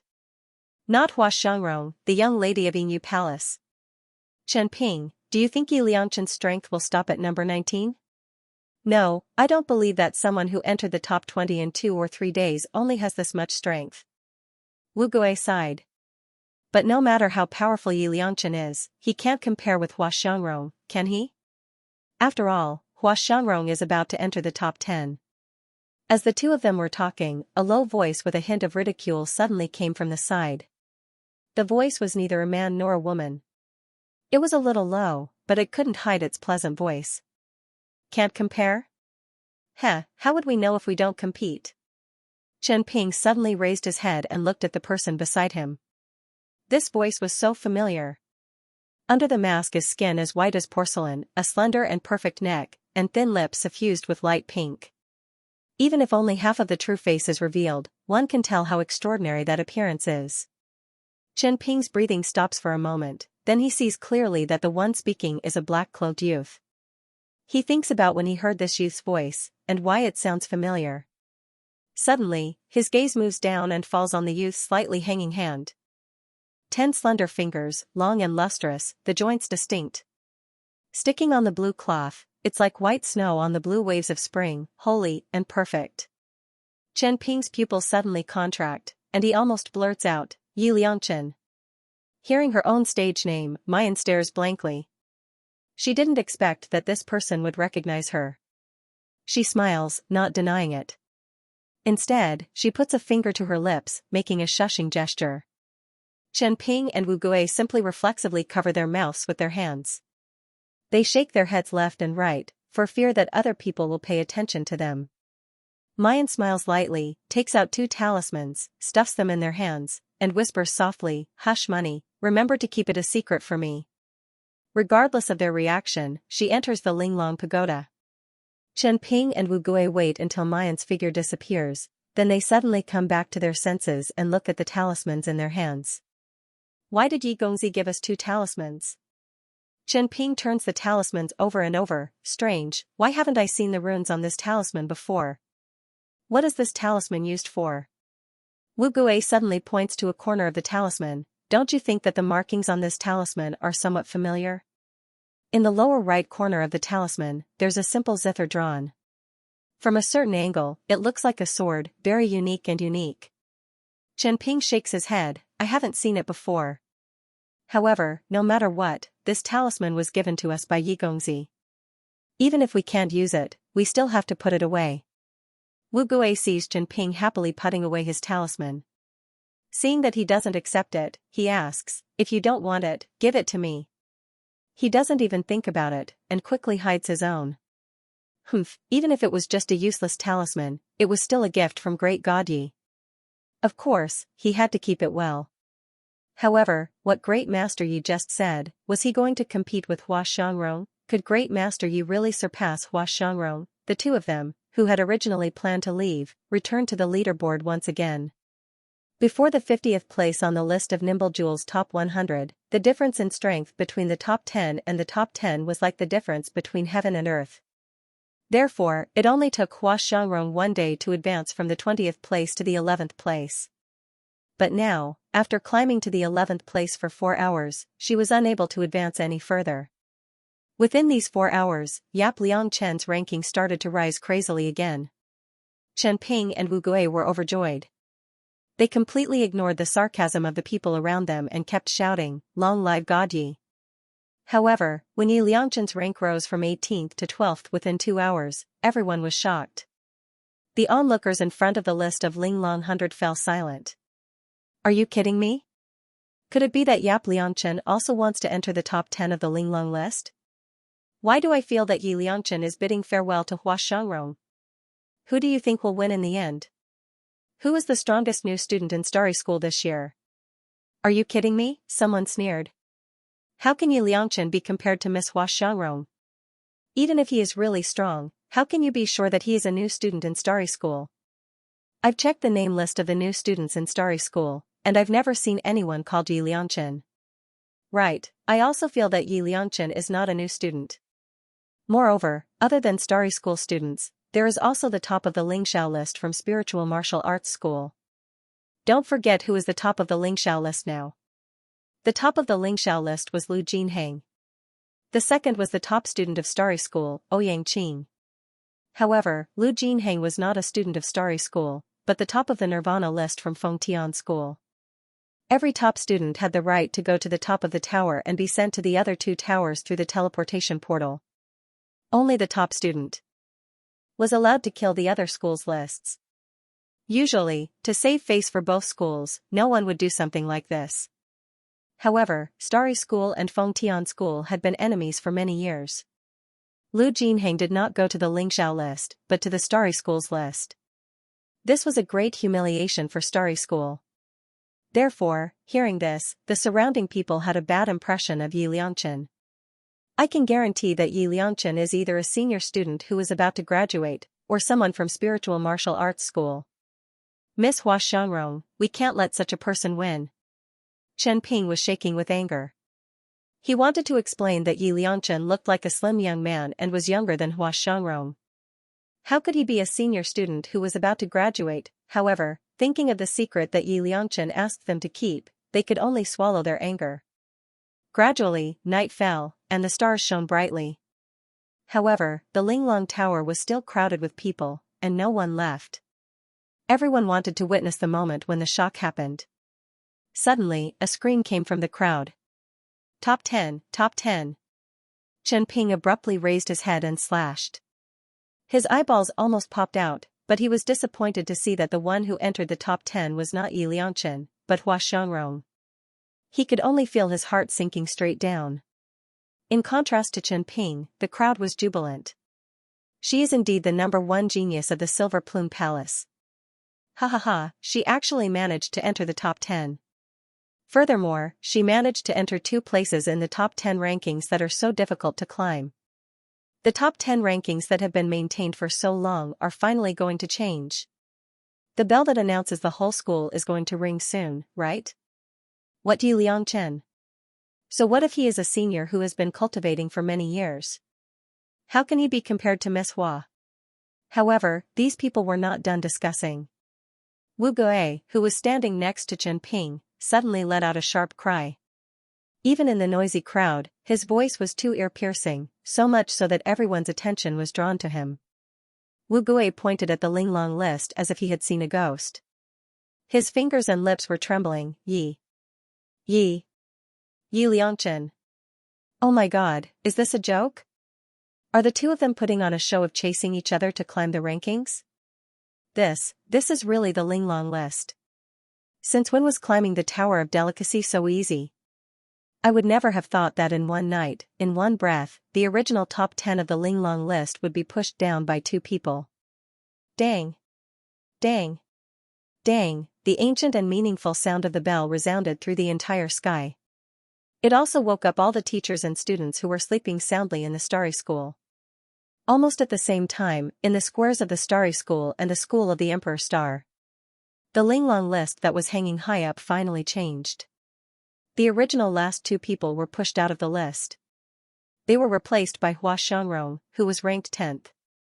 And Yi Liangchen, who was ranked 9th. When Wei Tianming rushed from his bedroom to the square, he did not even have time to put on his shoes. The square was already filled with people, discussing the huge projection of the Linglong list. Wei Tianming would never allow such an image to appear in front of the students. However, he was not in the mood to care about such things. He just stared at the Linglong list without blinking. Then his mouth slowly cracked, revealing an excited smile. Unexpectedly, Hua Xiangrong succeeded. She actually entered the top 10 of the Linglong list. This way, the Yaoguang branch would definitely be closed. However, when he looked at Yi Liangchen's name, he frowned. The only surprise was this Yi Liangchen. He did not know who this person was. He actually entered the top 10 on the same day as Hua Xiangrong. His ranking was just ahead of Hua Xiangrong. In this way, he would definitely steal Hua Xiangrong's limelight. Fortunately, Wei Tianming was in charge of the admission this time. He was sure that there was no one called Yi Liangchen among the new students. No matter how high he climbed, it would not affect his plan. Wei Tianming stroked his short beard in satisfaction and turned to leave. Suddenly, the crowd behind him screamed again. Still rising? Oh my god! Yi Liangchen's ranking is still rising. He is already ranked 8th. Who the hell is he? Is there such a powerful person in the Starry School? Wei Tianming felt inexplicably flustered in his heart, but thinking that Yi Liangchen was definitely not acting on his own will, he calmed down. After leaving the crowd, he flew in the direction of Tianshu Courtyard. Inside the Linglong Tower. Hua Xiangrong tried several times to go up the stairs to the top, but she was bounced back by a mysterious force every time. She furrowed her brows tightly, unable to understand. She had entered the top 10 and heard the announcement from the Linglong Tower.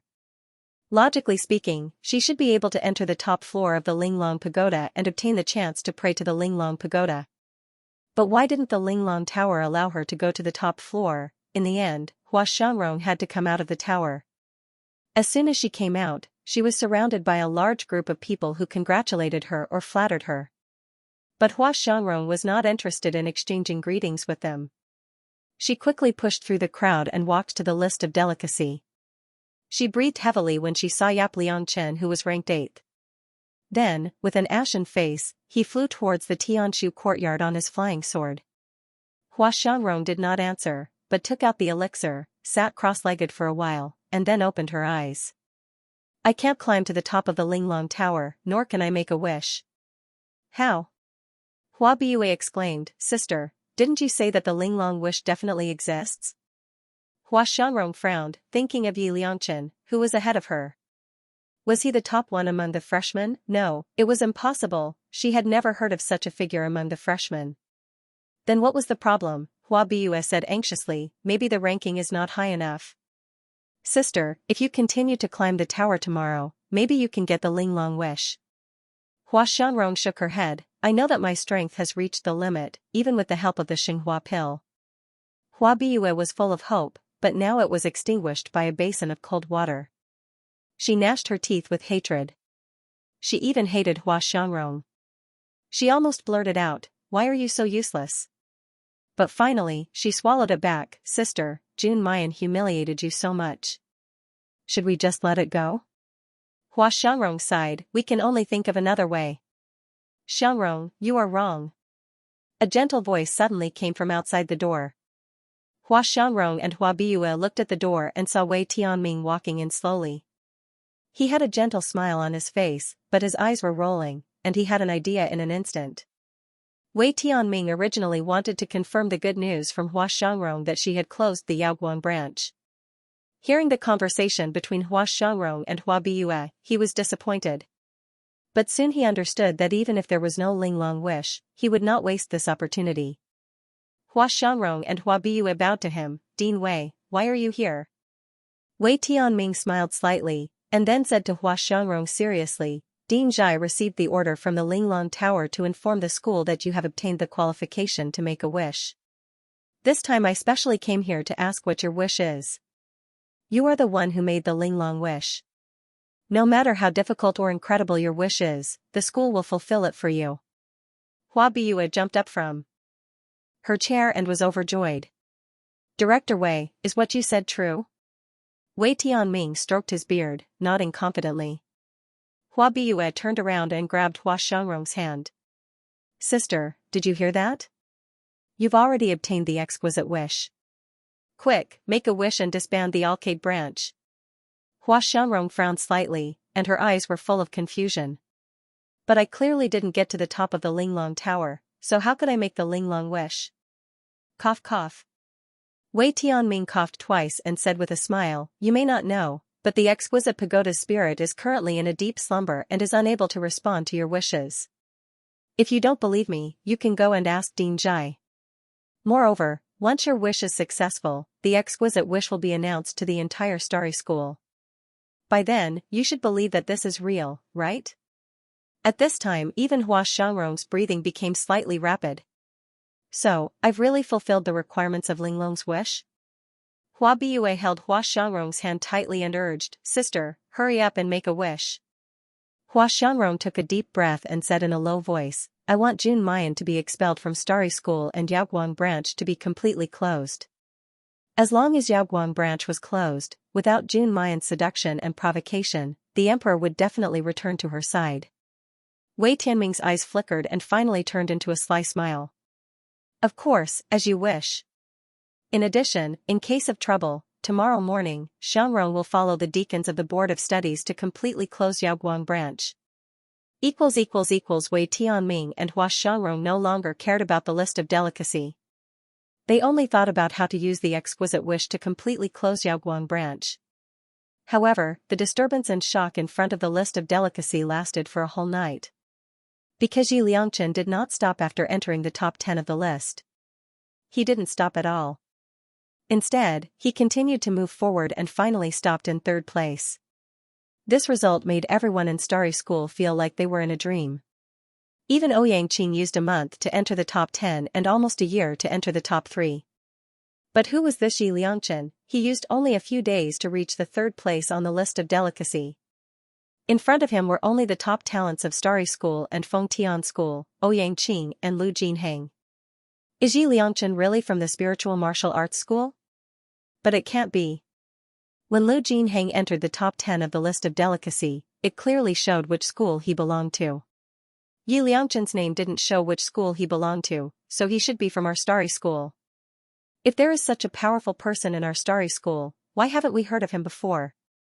Is Yi Liangchen also a new student this year? While they were discussing, someone suddenly received the news and shouted excitedly, you are wrong. The strongest student in this year is definitely Hua Xiangrong. What do you mean? I just received the news that Hua Xiangrong has already obtained the exquisite wish. Now the wish has been reported to all the schools and will be implemented in an hour. What? Exquisite wish? Is this for real? What did Hua Xiangrong wish for? The person who spoke first smiled faintly and said, Hua Xiangrong is willing to completely close the Alcade branch.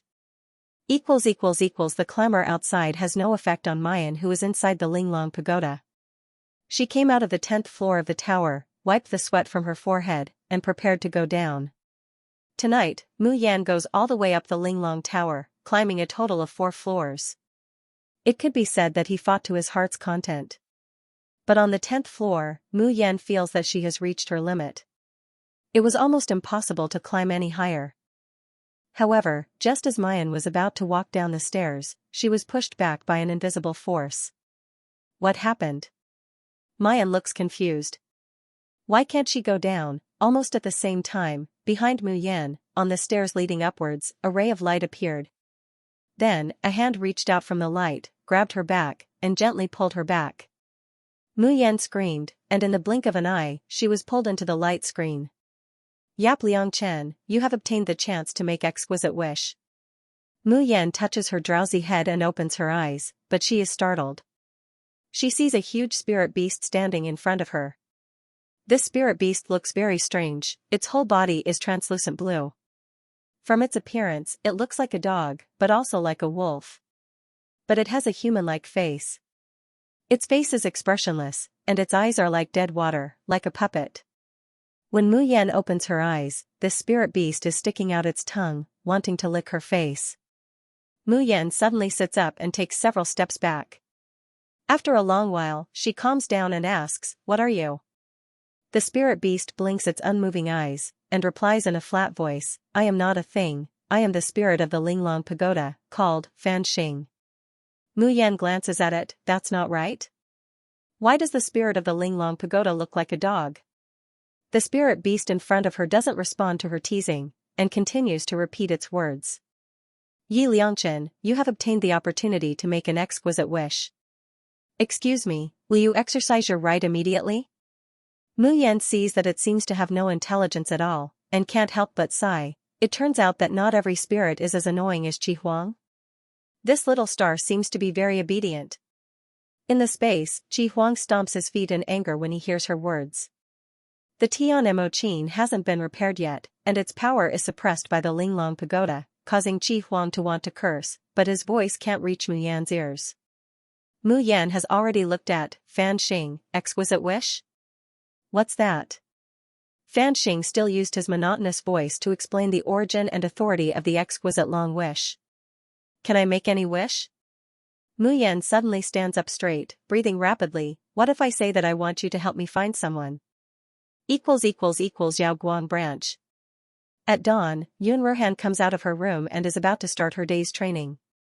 Suddenly, a huge flying ship descended from the sky, giving Yun Ruhan a fright. Since Luo Yunxiao entered the Yaoguang branch, students often come here. But they usually ride small flying magic weapons, such as flying swords or flying boats. The spaceship that lands in front of her is as big as a palace. The hull of the ship was also extraordinarily luxurious. Such a spaceship was definitely not something an ordinary student could control. The spaceship came to a stop, and the middle hatch opened. Wei Tianming, dressed in luxurious clothes, walked out of the flying ship with a straight face.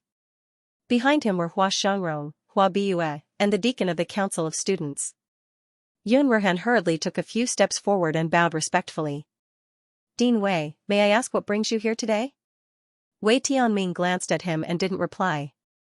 Instead, he said lightly, where are the other people from the Alcade branch? Let them come out first. Yun Ruhan frowned, and a bad premonition faintly arose in her heart. Dean Wei, it's only daybreak now. What exactly happened for you to be in such a hurry? Wei Tianming did not even wait for him to finish, directly waving his hand, bring everyone out.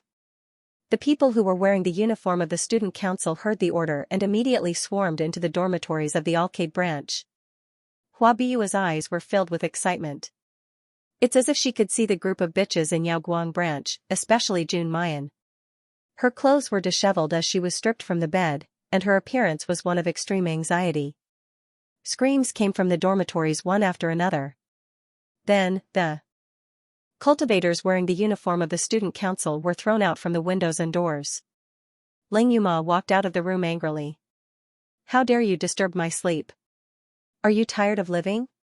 Luo Yu yawned and put on his coat while saying, why are you so noisy so early in the morning? It's not like Junior Uncle is back or the sky is falling. Halfway through, he looked at the crowd and the huge spaceship in confusion and walked quickly to Yun Ruhan's side. Big brother, what are these annoying people doing here? Wei Tianming looked at the student council disciple who was rolling and crawling back to his side. His expression was ugly, but he did not say anything. When the 6 people from the Xiaoyao school were standing in front of him, he looked around and asked in a low voice, where's Jun Mayan? The student council disciple quickly said, College Principal Wei, we searched the entire Alcade branch and did not find Jun Mayan. I'm afraid she is not in the branch temporarily. Hua Biyue immediately showed a look of disgust and raised her voice. The school has a rule that you must stay in the branch from 11 to 5. Even if the Alcade branch has no tutor or supervisor, which girl from a good family will not return at night? This Jun Mayan looks clean and pure on the surface, but who knows how slutty she is.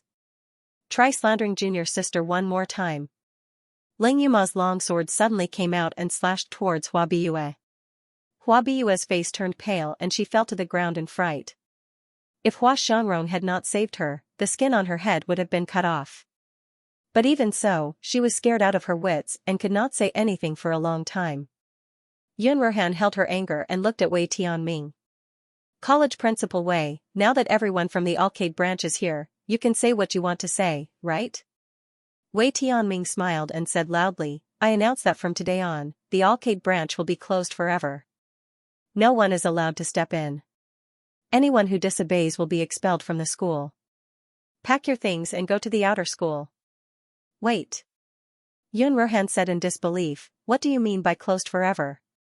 The Alcade branch had existed in the Starry School for hundreds of years. What right did they have to close it down just like that? Not to mention that we're students of the inner court. We haven't done anything wrong, so what right do you have to arbitrarily expel us to the outer court? Ling Yuxing took a step forward, coldly saying, Wei Tianming, don't you find me an eyesore? If there's anything, come at me. Don't implicate the innocent. Impudent. A golden core elder standing beside Wei Tianming swung his sleeves and directly slapped Ling Yuxing, causing him to stumble. Is Dean Wei's name something that a student like you can casually call? Ling Yuxing slowly wiped the blood from the corner of his mouth. There was not the slightest trace of fear on his face. Instead, he looked coldly and mockingly at Wei Tianming. Aren't you afraid that your actions back then would be known by Ouyang Qing and the Ouyang family? If you want to kill me, you can, but please don't do it to my fellow disciples. Otherwise, even if we have to fight to the death, I will definitely take you down with me.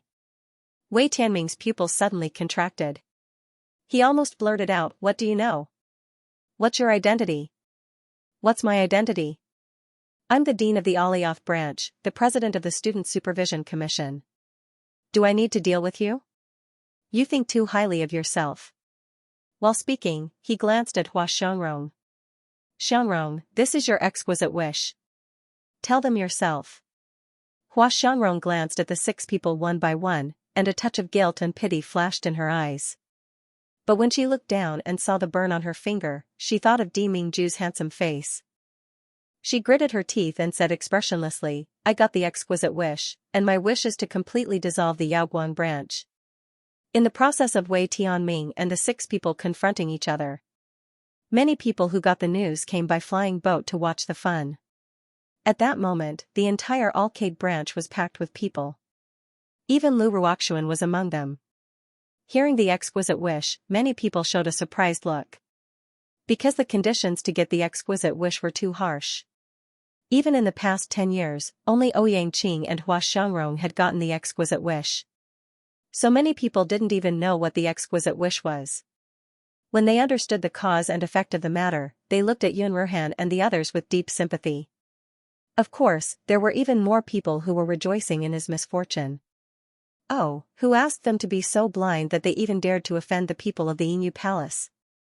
Now they are suffering the consequences of their own actions. Lu Ruoxuan hid in the crowd and clenched her fists in excitement. From a high and mighty student of the Starry School to the outer yard. Even the original 2 supervisors, Mr. Yin Xiao and Supervisor Mo, had to be assigned to other places. Haha, Jun Mayan, this time, you are really doomed. Chu Moli glanced at Hua Xiangrong and suddenly said, Dean Wei, how can you prove that Hua Xiangrong got the exquisite wish? If I remember correctly, the exquisite wish made by the exquisite pagoda used to be carried out directly by the device spirit, right? Now we haven't seen the device spirit. How can Dean Wei be so sure that she got the exquisite wish? Hua Xiangrong's expression froze. Wei Tianming's eyelids also twitched. But soon, he sneered and said, Hua Xiangrong is in the top 10 of the list of delicacy, and she is the only one among the freshmen this time. Or can any of you point out another freshman who entered the top 10? At this moment, even Chu Moli became silent, and frowned slightly. He knew that his junior sister was climbing the Linglong Tower, and he also believed that her strength was definitely stronger than Hua Xiangrong's. If someone could get the exquisite wish, it would be his junior sister, not Hua Xiangrong. However, the Alcade branch had been abandoned for many years, and the light screen that showed the exquisite list had long been destroyed. They did not know the rankings of the list of delicacy. Secondly, even if their junior sister's ranking was really higher than Hua Xiangrong's, they did not want to disclose the news that their junior sister was Yi Liangchen to others. Thus, at this moment, they had entered a dead end.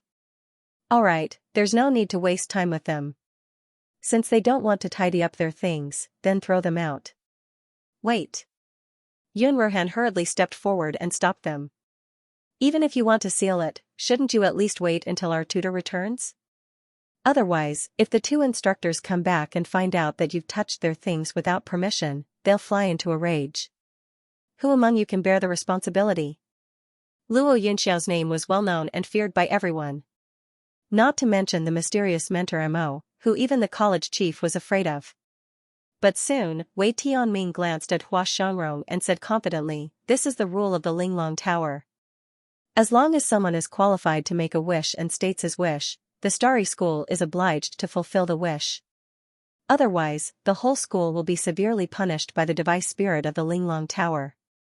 Closing the arcade branch is Hua Xiangrong's wish. We have no choice but to do it. I believe that even if the two mentors come back, they will definitely understand." Hua Biyue said, "Humph, I don't know what dirty trick Jun Mayan used to lure the two mentors to the arcade branch. But how can this shabby and cold arcade branch be worthy of the two talented mentors? My sister made this exquisite wish, it can be considered as doing a good deed. I believe that the two mentors will not be angry when they come back after finding a better place. On the contrary, they will be very happy. People strive for higher places and water flows to lower places. Who wouldn't want to go to a better place? Or are you so selfish and greedy that you don't want the school to fulfill the exquisite wish so that you can occupy the two mentors?" Hua Biyue's words caused a commotion among the onlookers. The students, who were worried that the two mentors would leave unhappily after the arcade branch was closed, gathered together to discuss it. Thinking that the two mentors would probably come to their own branch after leaving the arcade branch, they were so excited that they could hardly control themselves. At the same time, they became hostile to the 6 people of the Xiaoyao school. This is too much. The people of the arcade branch are so selfish. They only think about themselves and don't care about the mentor's future. Everyone knows that the higher the rank of the mentors, the better the resources and treatment. The arcade branch is so shabby. It doesn't even have a light screen of the Linglong list and no servants to serve the mentors. Isn't it embarrassing for the two mentors? I wanted to say this long ago. There are only 7 people in the arcade branch. How can they occupy the two talented mentors? So it's better to close the arcade branch as soon as possible. It's a waste of the school's resources to keep it open. Close the arcade branch. Seal off the arcade branch. The onlookers were stirred up. Many of them shouted for the dean to completely close the arcade institution. A pleased smile flashed through Wei Tianming's eyes. He then looked sternly at Yun Ruhan and the others. "Are you going to walk yourselves, or do you want me to do it?" The bad-tempered Ling Yuma and Luo Yu were about to be angered. However, he was pulled back by Yun Ruhan. Wei Tianming's cultivation was at least at the peak of the gold core stage, maybe even the nascent soul stage. Even if he didn't release his aura, Yun Ruhan could feel the difference between them. And at Wei Tianming's side there were several Jingdan deacons. Considering the strength of the 6 people from the Xiaoyao sect, it was impossible for them to fight them head-on.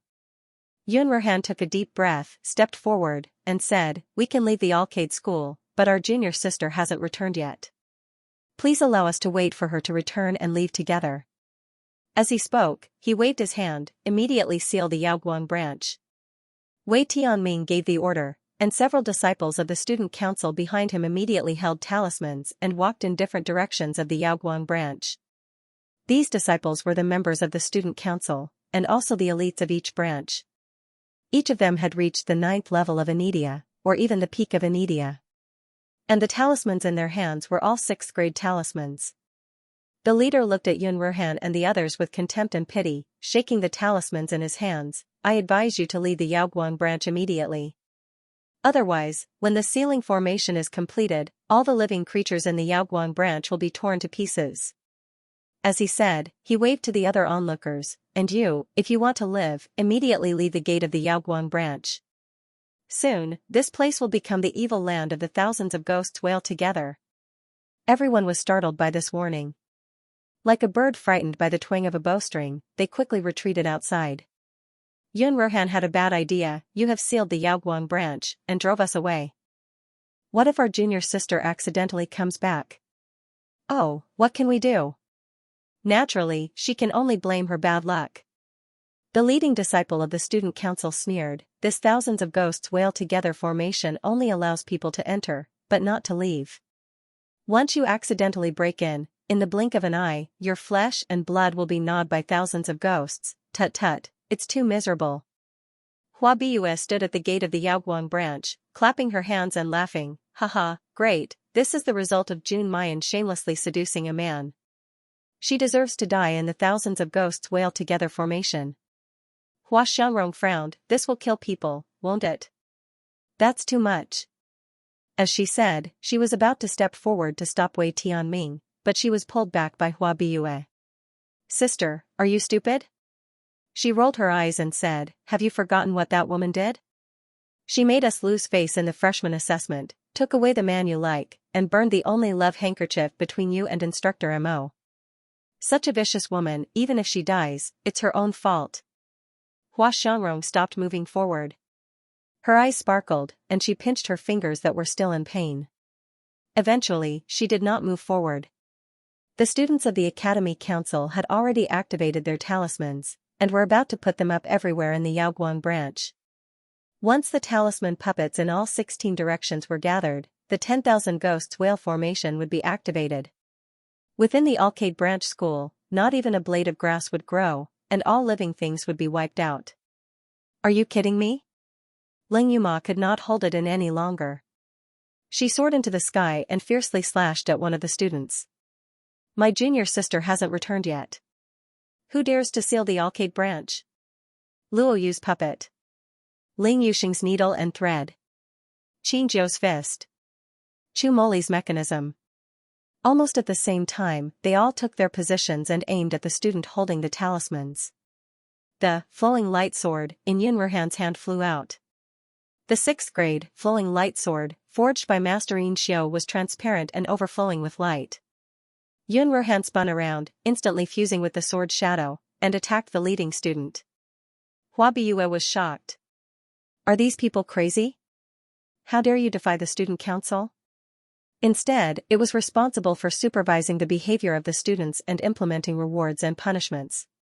In other departments, which student wouldn't be respectful and fearful when they saw the deacons and disciples of the Academy Council, but this group of people from the Alcade department actually dared to go against the Academy Council. Wei Tianming didn't think that this group of little brats from the Alcade department would be so daring. However, when he saw the gorgeous young man, Ling Yuxing, among the 6 people, the corners of his mouth curled into a sly smile. Dean Zhai had said, if one didn't remove the roots, the grass would grow again. This was also good. Since they wanted to seek their own death, then they couldn't blame him for being ruthless. Taking advantage of Ouyang Qing's absence, he could also get rid of Ling Yuxing, this great danger. Wei Tianming looked at the few gold core deacons beside him. They received the order and immediately quietly walked towards Yun Ruhan and the others. Yun Ruhan and the others had just snatched the talismans from the hands of the Academy Council disciples when they suddenly felt a powerful energy coming from behind them. Yun Ruhan, Qin Jiu, Ling Yuma and Ling Yuxing, the 4 with the strongest battle strength, were all hit in the back. They flew out and fell to the ground, suddenly spitting out a mouthful of blood. Luo Yu was originally still fighting over the talismans. Seeing her senior brother and sister being sent flying, she then looked at the 4 people who made a move. She roared in disbelief, you dare to sneak attack. Do you have any shame? This time it was sharp and full of shock and anger. It was so loud that everyone's eardrums were numb. Everyone looked at the members of the Student Disciplinary Committee with a subtle look in their eyes. At the beginning, when Yun Ruhan and the others faced the Academy Council disciples, they thought that the 6 people from the Alcade department would die miserably. After all, the members of the Academy Council were the elites of the major departments. They didn't think that the Academy Council disciples would be completely suppressed by the 6 people from the Alcade department. Being suppressed was fine, but the Grand Academy Council had to rely on gold core deacons to deal with the trifling 6 students. Furthermore, it was a sneak attack. Wasn't this too despicable? Wei Tianming didn't care about everyone's discussion. His cold gaze swept across everyone and finally landed on Yun Ruhan and the others. Step by step, he stepped forward and kicked each of them, sending them into the super monastery. Then, he sneered, since you don't want to leave the Alcade branch, I will fulfill your wish. Men, activate the 10,000 wailing ghosts formation. If anyone dares to resist, kill without mercy. Ho! Someone in the crowd sucked in a cold breath. Is he going to kill 6 people? Didn't you say that you're only going to the outer court? Isn't this too much? Hua Xiangrong finally couldn't stand it anymore. She stepped forward and said, Dean Wei, my only wish is to close the Yaoguang branch. I don't want to kill anyone. Wei Tianming laughed lightly, his face carrying a bit of ridicule. Ni Xiangrong, you're too soft-hearted. These people only have themselves to blame for ending up like this. Why do you have to pity them? Hua Biyue also hurriedly went up to hold Hua Xiangrong. Sister, are you silly? Why do you plead for them? Don't forget that they are Jun Mayan's fellow apprentices. They are all accomplices of that slut, they deserve to die.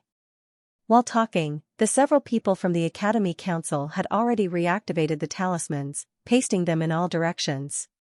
16 talismans were in place. Everyone withdrew from the boundary of the Arcade branch.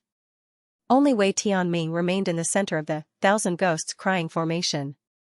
He took out an 8th grade talisman and slowly injected spiritual power into it. While injecting, he looked down at the 6 people of the Xiaoyao sect on the ground, as if he was looking at ants that could be killed with one step. Don't blame me. Blame your bad luck. Who let the recipient of the exquisite wish not let you exist? Ling Yuma glared at him, gnashing her teeth. Damn old man, just you wait. Wait for my junior uncle and junior sister to come back. They will definitely tear you into pieces and hack you into pieces. How could Wei Tianming take her threat seriously? The spiritual power in his dantian suddenly revolved, and was about to completely activate the talisman in the formation. Suddenly, there was a dang, dang, dang sound in the air. Then, the wind blew, and the clouds were dense. A powerful pressure that made people tremble descended from the sky, shrouding everyone present. Wei Tianming abruptly stopped his movements, raising his head to look, his face full of shock and astonishment. His current cultivation was at the nascent soul stage. However, when faced with this pressure, he actually felt that it was difficult to breathe, and cold sweat drenched his back. Who is it? There was a rumbling sound. A bolt of lightning suddenly appeared in the dark clouds in the sky. Then, a huge, human-faced, dog-bodied vicious beast descended from the sky, landing in front of Wei Tianming. Wei Tianming was startled, and instinctively took a step back. He had never seen this vicious beast before, but seeing its appearance, he inexplicably remembered what Ouyang Qing had mentioned before. The spirit of the exquisite tower, like a human but not a human, like a dog but not a dog. From a distance, it looks like a qilin, and up close, it looks like a vicious beast. Almost at the same time, the vicious beast raised its head, and said in a thunderous voice, I am the spirit of the exquisite tower, ordinary star. Wei Tianming sucked in a breath of cold air. Everyone present also sucked in a breath of cold air. Suddenly, someone exclaimed, it's the spirit of the exquisite tower, it's the spirit of the exquisite tower, so powerful. I think it's 100 times more powerful than Dean Wei. I didn't expect Hua Xiangrong to really get exquisite wish, and even the device spirit has been dispatched. Hua Biyue excitedly grabbed Hua Xiangrong's hand and said, Sister, hurry up, go and make a wish to the device spirit of the Linglong Tower. After Wei Tianming recovered from his shock, he was also ecstatic. Today, he had sealed the Arcade branch and killed Ling Yuxing and the others. However, he was afraid that young Master Yun Shao and the others would come back to settle the score. However, if these people were killed by the artifact spirit, everything would be different. Wei Tianming cupped his hands towards Common Star, respectfully saying, Lord Tool Spirit, may I ask if you have come to carry out exquisite wish? Fan Xing nodded slowly. Yes. Wei Tianming's eyes lit up, and he hurriedly beckoned Hua Xiangrong over. Xiangrong, you are the recipient of exquisite wish. Why don't you make a wish to my Lord Device Spirit? It was also the first time for Hua Xiangrong to see a device spirit, and she did not expect that she could really invite a device spirit. An arrogant smile appeared on her usually cold face. She nodded slightly to Ordinary Star, and then said in a deep voice, Lord Fan Xing, I hope you can seal the Arcade branch forever, but if it's not necessary, don't kill anyone. Hearing Hua Xiangrong's words, Wei Tianming, Hua Biue, and Lu Ruoxuan all frowned, and their eyes were full of displeasure. He immediately stepped forward and said, Lord Device Spirit, my sister said that if it's not necessary, if anyone dares to resist, you still have to kill him. Sister? Hua Xianrong frowned and wanted to retort, but seeing Hua Biue's winking expression, she swallowed her words. Wei Tianming finally smiled and said to Fan Xing, Lord Device Spirit, please carry out Hua Xianrong's exquisite wish immediately. Unexpectedly, after listening to their conversation, Fan Xing tilted his huge head. His huge eyes seemed to carry a trace of doubt. His voice and expression were still as calm as stagnant water. But the words that came out of his mouth shocked everyone, and they all widened their eyes. Why are you so arrogant? The one who made the exquisite wish is not Hua Xianrong, but Yi Liangchen. Today, I have come here only to carry out Yi Liangchen's exquisite wish. The huge beast's two front claws were raised high, and with a boom, they fell down heavily. A powerful pressure was released once again. But this time it did not envelop everyone. Instead, it mercilessly attacked Wei Tianming. Wei Tianming felt his entire body stiffen, unable to move at all. Yet his internal organs felt like huge waves were rolling. Blood slowly flowed from the corner of his mouth. Fan Xing's eyes stared straight at Wei Tianming. A cold and emotionless murderous intent slowly appeared in his mechanical eyes. Yi Liangchen's exquisite wish is to banish Wei Tianming from Starry School forever. No matter when or where, as long as Wei Tianming steps into Starry School, kill without mercy. Intentional or not, anyone who tries to help Wei Tianming sneak into Starry School, kill without mercy. Exquisite wish, everything goes according to your wishes.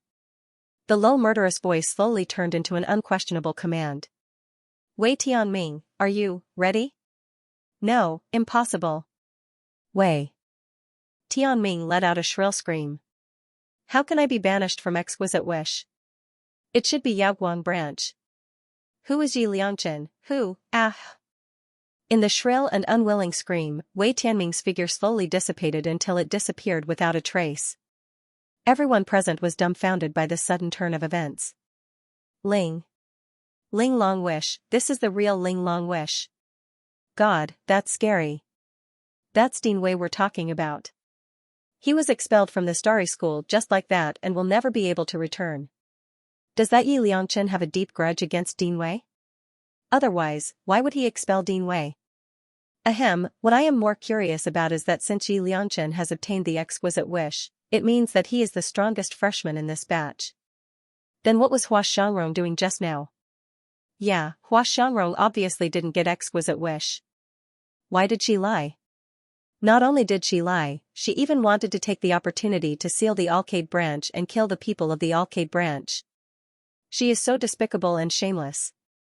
Everyone's eyes fell on Hua Xianrong, pointing at her and whispering. Everyone's eyes were filled with disdain and disgust. There was no longer the admiration and envy they had before. Hua Xianrong's face turned pale. No, it's impossible. Fan Xing didn't even look at her. He just said, only those who get exquisite wish and reach the top are qualified to talk to me. You are not qualified for me to answer your questions. After that, Fan Xing's figure also disappeared. Hua Xianrong stared at the empty ground blankly. Hua Biue grabbed her sleeve and said anxiously, Sister, what's going on? There is no Yi Liangchen among the freshmen. Why did he get exquisite wish? Why? Just a little bit more and we could have gotten rid of the people from the Alcade branch. Yi Liangchen, who the hell is this bastard? Why did he ruin our plan? Hua Xianrong suddenly shook off Hua Biue's hand, stepped on her flying sword, and flew to Linglong Tower as fast as lightning. No, she didn't believe that Yi Liangchen was stronger than her. She was the #1 person in Yinyu Palace. She had always been at the top, far ahead of her peers. This time, in order to get exquisite wish, she paid a great price and even took the Xinhua elixir. But even so, she still lost to Yi Liangchen. How could it be? How much stronger was Yi Liangchen than her? Even if she lost, she had to see Yi Liangchen and know why she lost. Sister! Hua Biue screamed and wanted to catch up with Hua Xianrong. But suddenly, a huge palm slammed down and slammed Hua Biue onto the ground. Hua Biue fell heavily on the ground. When she got up, she found that it was a huge ape puppet that slapped her. At this time, the ape puppet was walking toward her step by step. Then, like catching a chick, it grabbed her and lifted her up into the air. Ah, help! Let me go. What are you doing? Luo Yu controlled the puppet and showed a lovely smile, showing her sharp canine teeth. But the smile didn't reach her eyes at all. You plotted against our Xiaoyao school. You want to run away so easily? Hee, do you think it's possible? The deacon glared at them and shouted angrily, fighting is prohibited in the academy. What are you guys doing? Why aren't you putting him down? Humph. Ling Yuma sneered, why didn't you say that when you beat us just now? A few golden core deacons wanted to step forward. However, Chumoli said faintly, you guys better think this through. Did Yi Liangchen's exquisite wish really only ask him to banish Wei Tianming? What if he wants to expel all the people who attacked the Alcade branch? As soon as these words came out, the gold core deacon's complexion immediately changed, and they retreated a few steps. Recalling the power of the exquisite pagoda's artifact spirit, as well as Wei Tianming's miserable fate, their expressions changed again. In the end, he flicked his sleeves and quickly boarded the spaceship. Even the golden core deacon of the academic council had left, so how could the disciples and the people who were gloating over the misfortune of others dare to stay any longer? Each and every one of them scrambled and ran away faster than anyone else. Come back, come back. Save me. I am the daughter of the Deputy Palace Lord of Yinyu Palace, and the younger sister of Hua Xiangrong. You have saved me, and I will definitely repay you. Woo, don't leave me alone. Hua Bua screamed at the top of her lungs, but no one cared about her life or death. Everyone just wanted to escape from this dangerous place as soon as possible. Please spare me. My sister asked me to do all of this. It has nothing to do with me. I'm willing to give you crystals, a lot of crystals. I just beg you to spare my life.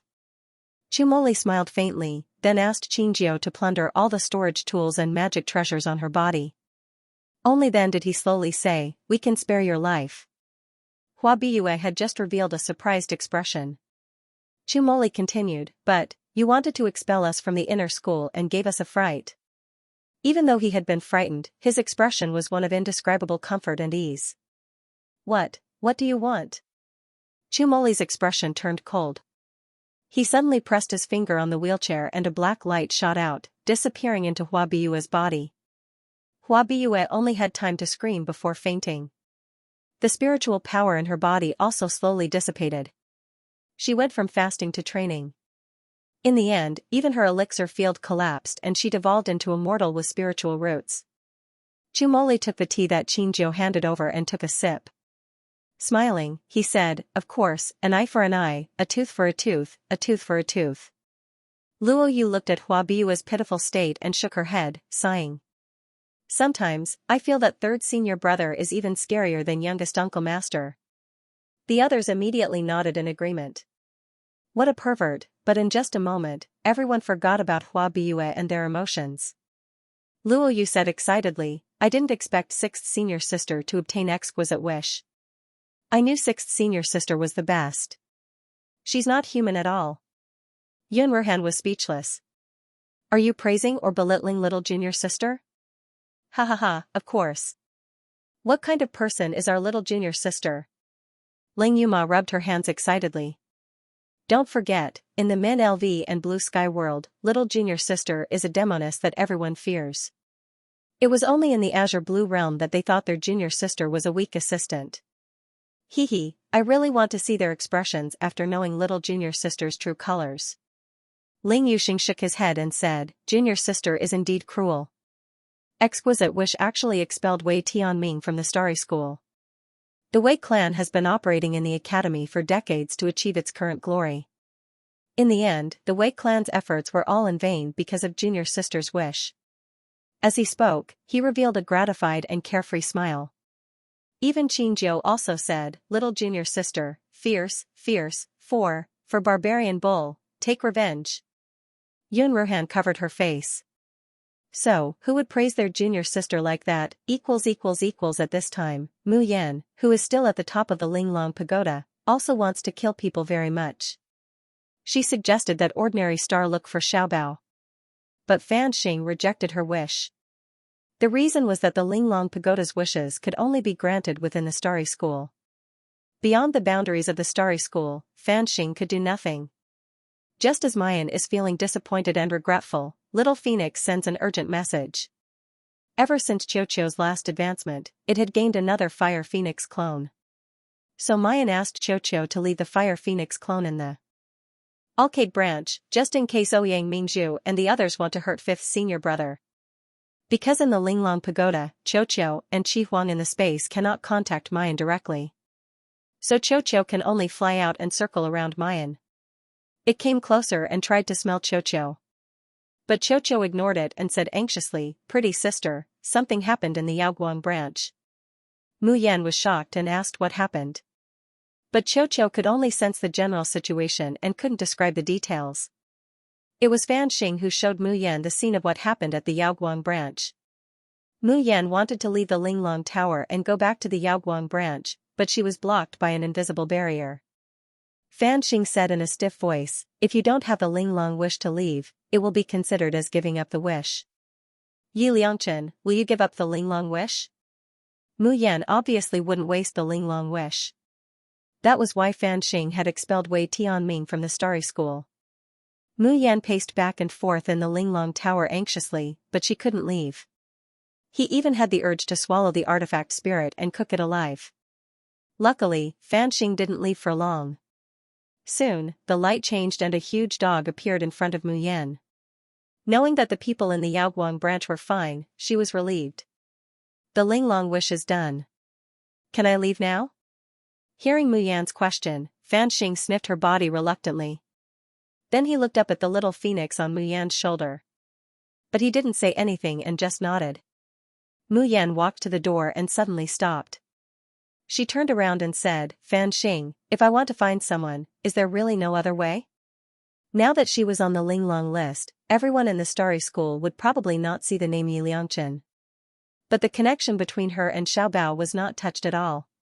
The feeling and connection she had when she first entered the Starry School also didn't appear again. Mu Yan's originally calm heart was filled with impatience and impatience. Why was it that her Xiaobao seemed to be within reach, but was still out of reach? Even Di Mingju's people were sent out, but they still couldn't find Xiaobao. Just when would she be able to reunite with her darling? Fan Xing blinked and said, "I don't know." Fan Xing doesn't know how to find people. Mu Yan sighed but still didn't give up and asked another question, "Then do you know where to find the red lotus of snow?" Fan Xing shook his head again. Fan Xing doesn't know how to find things either. Mayan rolls her eyes in anger, "Then what can you do?" Fan Xing tilted his head and said in a flat voice, "When you reach the peak of the exquisite pagoda, Fan Xing can make your name resound in the Danyang mountain range's east peak. When you ascend to the peak of the soaring sky leaderboard, the mortal martial art will allow your name to resound in the west of the Pilyang mountain range. When you ascend to the peak of the nirvana list, the mortal heaven will allow your name to resound throughout the Danyang mountain range."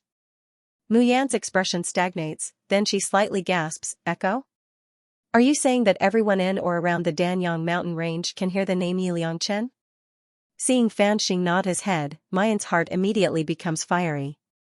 Not only could they see it, but the living beings in the Pilyang mountain range could also hear it. His master had also said that the clue to the red lotus of the snow domain was in the Starry School. What if Xiaobao was trapped there and could not see the list of delicacy, but could hear the voices? If he heard my voice, would he know that I'm looking for him?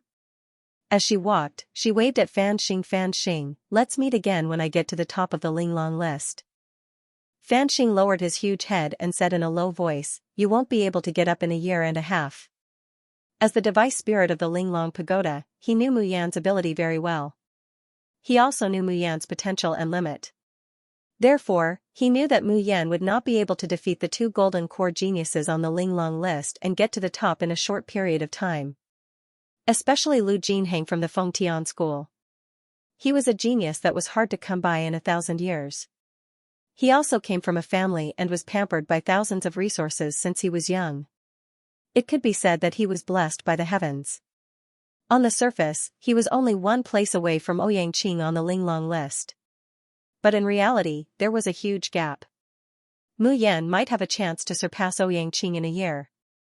However, wanting to surpass Lu Jinheng was just nonsense. Hearing Fan Xing's words, Mu Yan only smiled. Nothing is absolute. How would you know if you don't try? Plus, a year and a half. My baby can't wait that long. In the morning. The entire Starry School was shocked by what happened in the Alcade branch. But there was still a group of people who stayed in front of the Linglong list the whole night, not caring about what was happening outside at all. Because in just one night, they witnessed a miracle. They saw the name Yi Liangchen climb up from the 18th place to the 3rd place with their own eyes. That was the 3rd place on the Linglong list. It was a height that others could never reach in their entire lives. But Yi Liangchen only spent a few hours to reach it.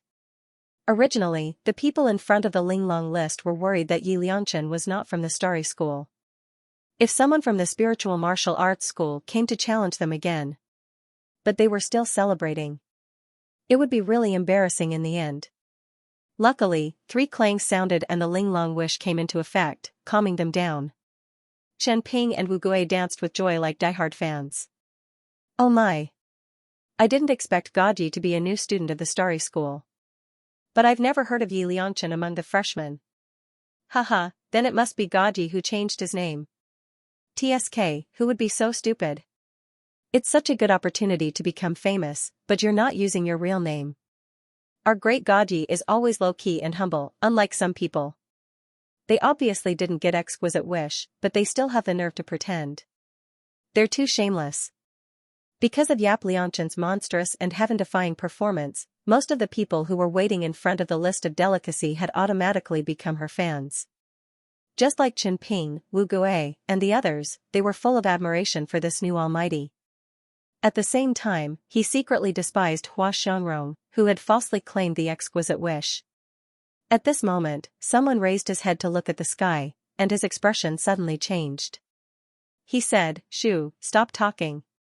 Look who's here." As soon as he finished speaking, the sword light arrived. Hua Xiangrong jumped down from the long sword and stared in the direction of the Linglong Tower. His face was pale and his lips were trembling, but his eyes were filled with unwillingness.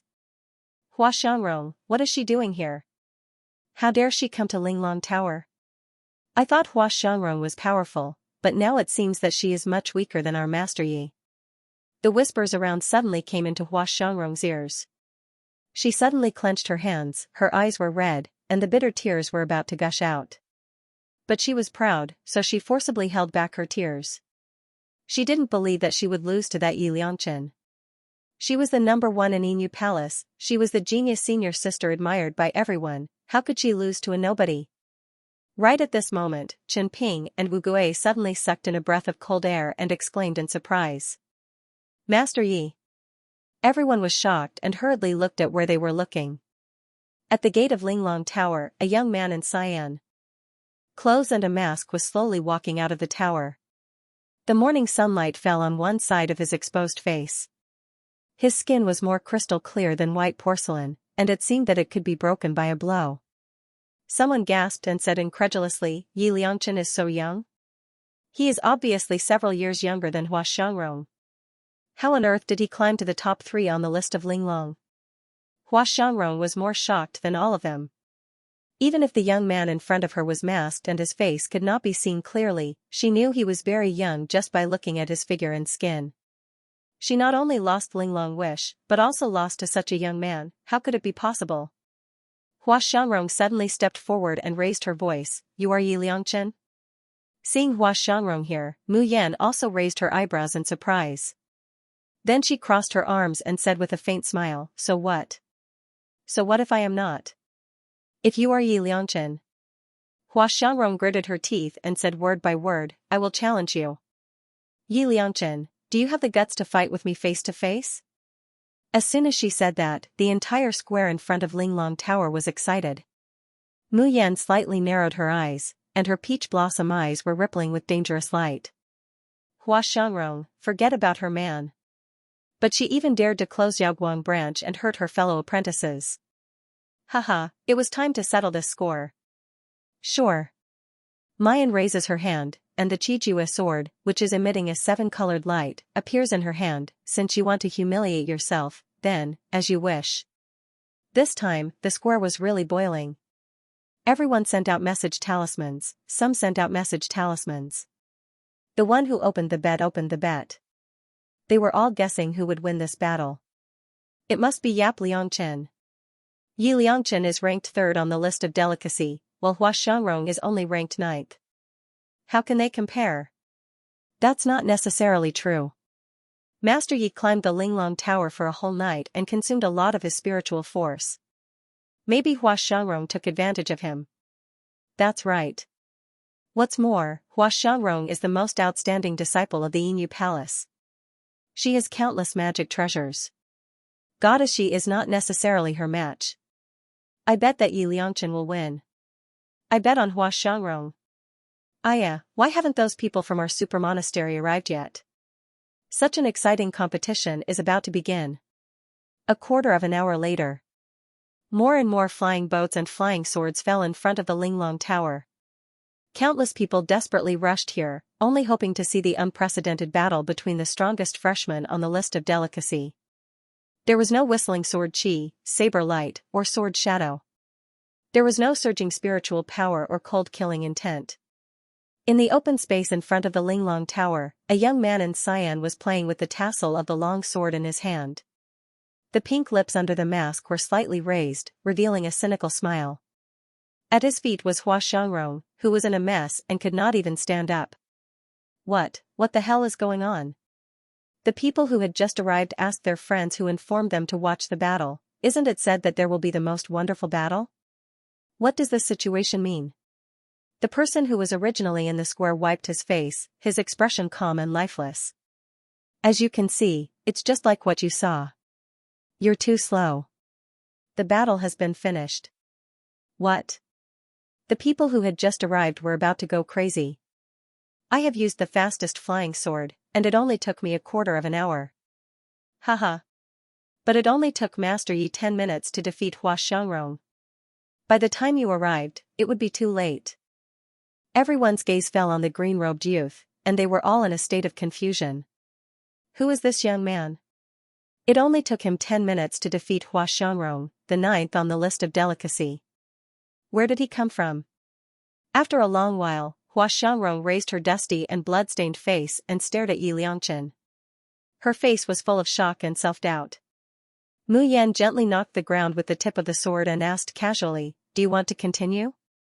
Hua Xiangrong struggled to stand up, but suddenly spat out a mouthful of blood. Then, the spiritual power in her body collapsed at a speed visible to the naked eye. Hua Xiangrong's face became more terrible, and she was even weaker than a mortal. It seemed that even a practitioner in the body-refining stage could easily stab her to death.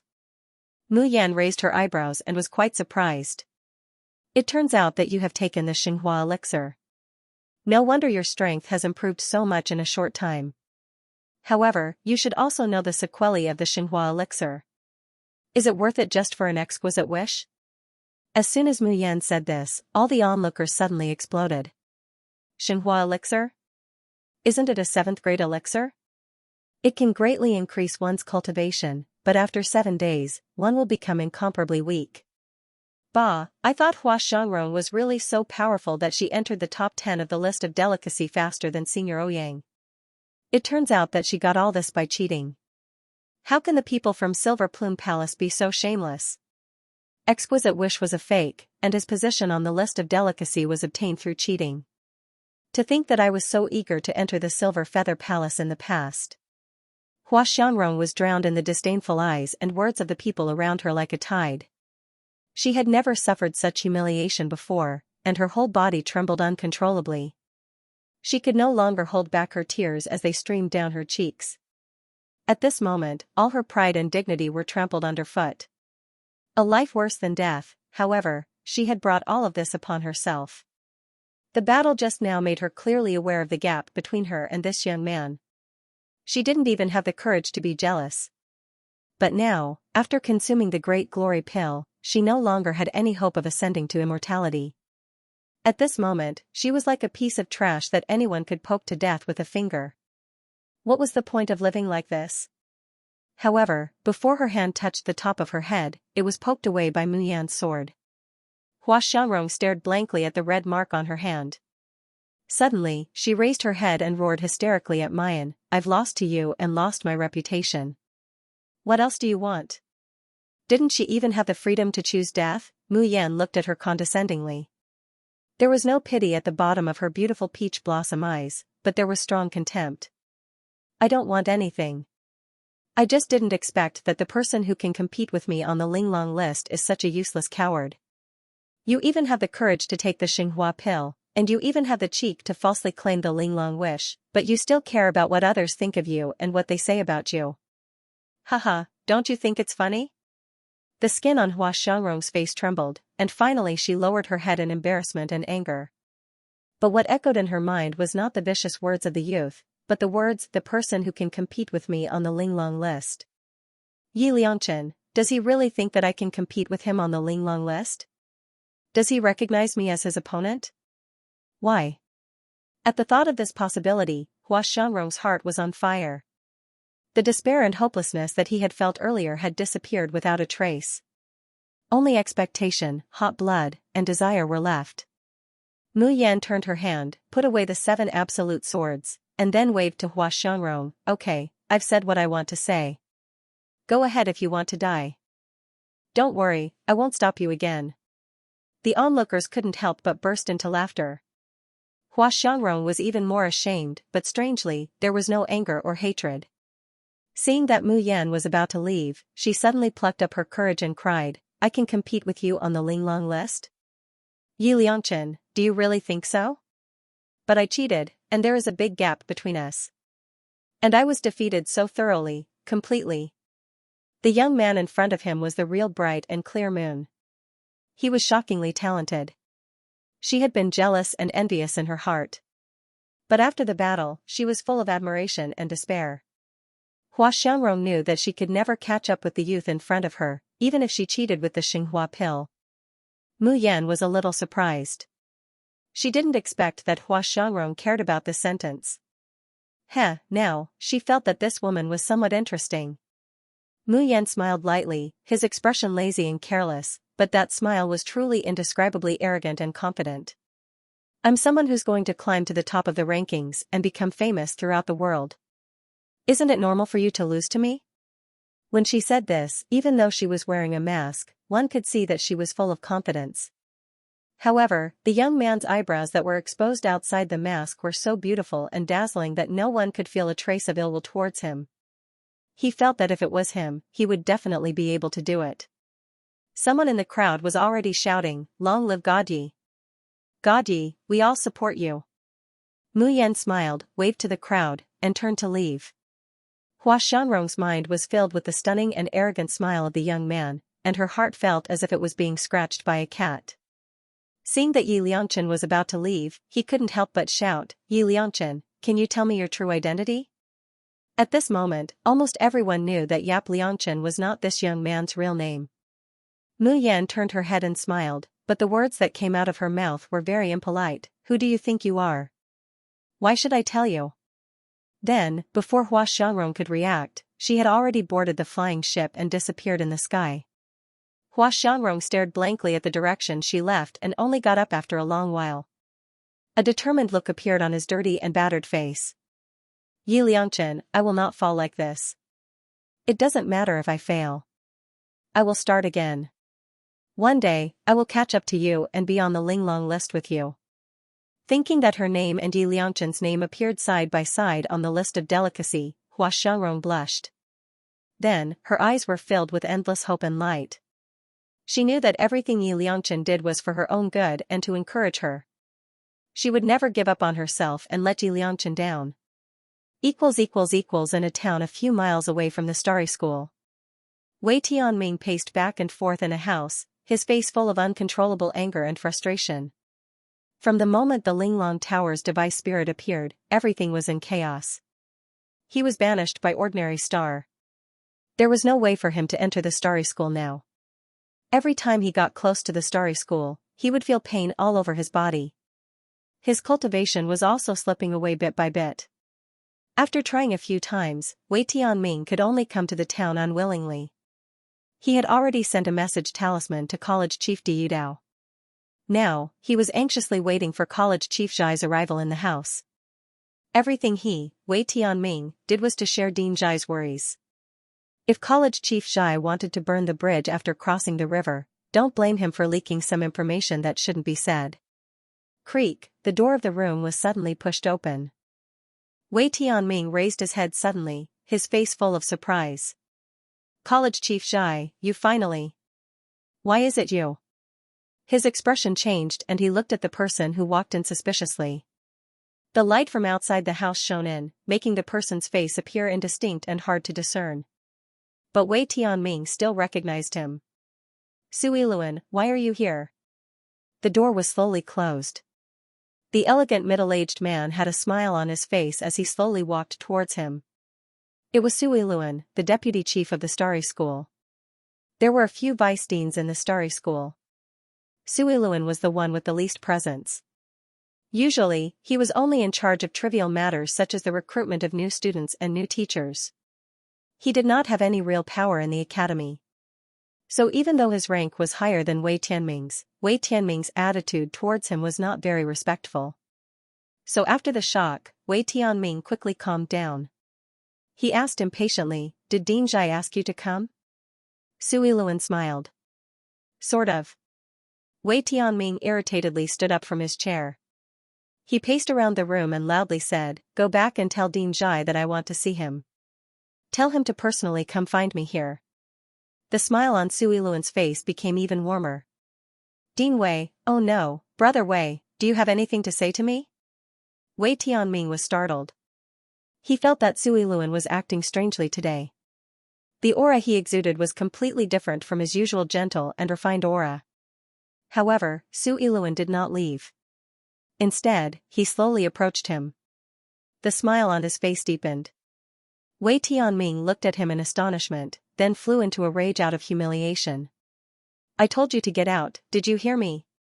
After saying that, he slammed his palm towards Sui Luan's chest. However, before his hand could touch Sui Luan, he felt a heart-wrenching pain in his dantian. Ah! Wei Tianming let out a mournful scream and slowly lowered his head. Then, he watched in disbelief as Sui Luan's hand penetrated his dantian. That hand was holding his nascent soul neither too tightly nor too loosely. Like a cat teasing a mouse, he gently kneaded it. The pain on Wei Tianming's face turned into disbelief and fear. You, why? Sui Luan moved closer to him and whispered in his ear, do you still remember, last year, you guys killed? Sui Luan's voice was extremely soft. Wei Tianming was in so much pain that he almost couldn't hear what he was saying. Sui Luan's last name entered her ears. Wei Tianming abruptly opened his eyes wide, his entire body trembling from extreme fear. You, who are you? How do you know her? Don't kill me. No. No. That has nothing to do with me. It's Diyu Dao. It's all Diyu Dao's fault, I beg you, spare me. Aha. Amidst Wei Tianming's terrified and desperate screams, Sui Luan crushed his nascent soul and threw him to the ground. Then, a sly smile appeared on his gentle face. Don't worry, I won't let anyone who harmed her back then get away with it. After the time it took for an incense stick to burn, Sui Luan waved his hand to eliminate all the auras in the room, and then he turned into black mist and left quietly. Not long after Sui Luan left, the door was pushed open again. Diyu Dao's figure appeared outside the door. However, as soon as he entered and saw the scene inside, he was so shocked that he almost screamed. Inside the room, there was a body placed on an armchair facing the door. The limbs of the body were chopped off and placed neatly on both sides. There was a huge bloody hole in his abdomen, and the reason for his crushing was scattered in every corner of the room. The eyes of the body were gouged out. A pair of ears were cut off and stuffed into the mouth. Even his nostrils had been reduced to 2 bloody holes. However, such a broken body was still alive. His chest was still heaving gently, and his throat made a terrible sound like a broken bellows. Diyu Dao suddenly came back to his senses. He quickly closed the door and took out the ear. From his mouth. Tianming, is that you? What the hell happened? Ah. Ah. Ah ah ah. However, as soon as the ear was taken out, Di Yudao discovered that Wei Tianming's tongue had also been cut off. He could not answer him at all. Di Yudao's expression constantly changed. He suddenly reached out and pressed his hand on Wei Tianming's head, pouring in spirit energy. What he wanted to do was to search her soul. This kind of soul-searching would cause irreversible damage to Wei Tianming's divine sense and brain. But Di Yudao couldn't care less. He only wanted to know who had acted against Wei Tianming. Furthermore, he had used such cruel methods. For some reason, he had a bad feeling about this. Spiritual power poured in and quickly seized Wei Tianming's spirit. Just as he was about to pinch open the spirit to see what was going on, suddenly, an extremely cold primordial qi surged into his spiritual power and then drilled into his body. Puff! Di Yudao's reaction was extremely fast, and he quickly used his spiritual power to dodge. But he was still one step too late. His sense of perception was violently shaken, causing him to spit out a mouthful of blood uncontrollably. Almost at the same time, Wei Tianming's body exploded with a bang. Blood and pieces of flesh splattered all over Di Yudao, making him look extremely disheveled. Di Yudao glared at Wei Tianming's scattered body and gritted his teeth. Who are you? How dare you scheme against me? His lips curled into a sinister smile. Do you really think I won't be able to find you? When I find you, I will definitely tear you into pieces. Di Yudao brushed his body, and the blood and flesh on his body disappeared. He also changed his clothes. He quickly walked out of the yard, but his eyes were looking in the direction of the Starry School. The arcade branch actually failed to seal this time. It seemed like he could only wait for the next chance. Arcade branch. Junior sister, you're finally back. Sixth senior sister, we've already seen the Linglong list. You're already number 1. You're really amazing. Junior sister is the best. As soon as Mayan returned to the arcade branch, she was warmly welcomed by her fellow disciples. Ling Yuma rushed up and wanted to give her a hug. But it affected the wounds on her body, and she couldn't help but gasp. Fourth senior sister, how are you? Mayan quickly checked Ling Yuma's wounds. It would have been better if she didn't check. Once she did, her face darkened. She only felt that she didn't teach Hua Xiangrong a good lesson. Luo Yu and Chumoli were fine, just external injuries. But Ling Yuma and the other 3 were injured by the Golden Core deacons. Luckily, the injuries weren't serious. They only needed to be treated with music to recover completely. Seeing the guilt in Mayan's eyes, Yun Ruhan quickly said, Junior sister, don't blame yourself. This has nothing to do with you. It was all thanks to you obtaining the exquisite wish that we were able to expel Wei Tianming and protect the arcade branch. Ha ha ha. Little junior sister, you didn't see their expressions when the exquisite pagoda's spirit told them that Yi Liangchen was the one who obtained the exquisite wish. It was hilarious. Hee, I know 6th senior sister must be 100 times better than that Hua Xiangrong.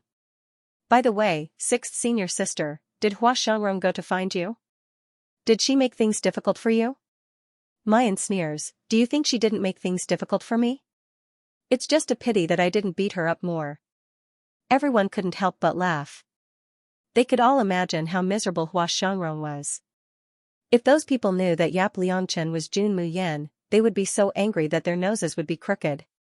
After laughing, Ling Yusheng lowered his eyebrows and said softly, Little junior sister, you don't need to feel guilty.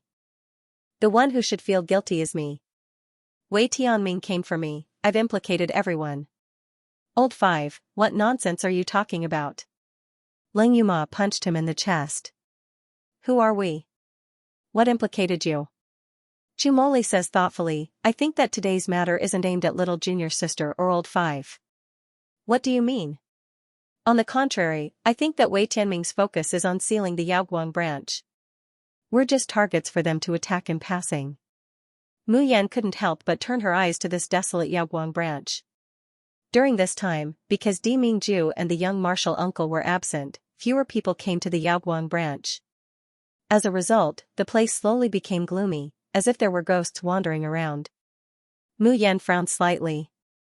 Just like the first time she entered the Yaoguang branch, she always felt that there seemed to be something in the Yaoguang branch. She couldn't see it, couldn't touch it, but from time to time, it would make her feel a chill down her spine. What happened to the Yaoguang branch that year, that such a large branch would be abandoned like this? At night, Mu Yan is in a daze. She suddenly hears the sound of a zither. It's like weeping and complaining, desolate and resentful. But it also carries the solemnity of swallowing mountains and rivers. Mu Yan suddenly awakens from her sleep and asks Qi Huang and Little Phoenix, "Did you hear the sound of the zither?" Qi Huang lazily turns over, "What zither sound?" "Jun Mu Yan, are you dreaming?" Cho Cho also shakes his head in a daze. "Beautiful sister, Cho Cho didn't hear anything." The sound of the zither in Mu Yan's ears has become a lot quieter, but she can still hear it if she listens carefully. For people who are good at music, the emotions and conduct expressed in the sound of the zither are the most difficult to conceal. This is the so-called seeking a bosom friend in high mountains and flowing water. As Mu Yan listens, a vague shadow seems to appear in front of her eyes. Wounded, riddled with holes, resentful and hateful. But that righteous spirit and unyielding character have never been obliterated. Mu Yan can't help but get up and follow the sound. She almost goes through the entire Yaoguang branch, but she still can't find the source of the sound. Moreover, Mu Yan feels that the sound of the zither is getting lighter and lighter, as if it is slowly dissipating between heaven and earth. She almost goes back in disappointment. But she suddenly stops in front of a huge cliff. She feels that the sound of the zither here seems to be a little louder, a little more solid. Mu Yan gently touches the cliff, and even uses the Seven Absolutes sword to cut it a few times. But she doesn't feel that it's any different from an ordinary cliff. The sound of the zither is getting weaker and weaker, as if it's desperate, as if it has given up everything. Mu Yan can't bear it anymore. She suddenly sits cross-legged, and the Seven Absolutes sword in her hand turns into the Tian Mo Qin. His 10 fingers moved lightly, and the sound of the zither rose. Similarly, it was as if she was weeping and complaining, but there was no mournful wail. Instead, it was filled with sorrow. It was the same aura that could devour mountains and rivers, but there was no resentment or unwillingness. Instead, it pierced through the 9 heavens. Slowly, one light and one heavy, the 2 Guqin sounds blended together. You nourish me, and I nourish you. You warm me, I warm you. High mountains and flowing rivers, so close yet so far away, but a true heart is within reach. At the end of the song, the sun rose in the eastern sky. Mayan wipes the sweat from her forehead. Her body and spirit are somewhat exhausted, but she also feels indescribably hearty. She had never had a zither duel with someone to such a degree where they were on good terms and knew each other so well.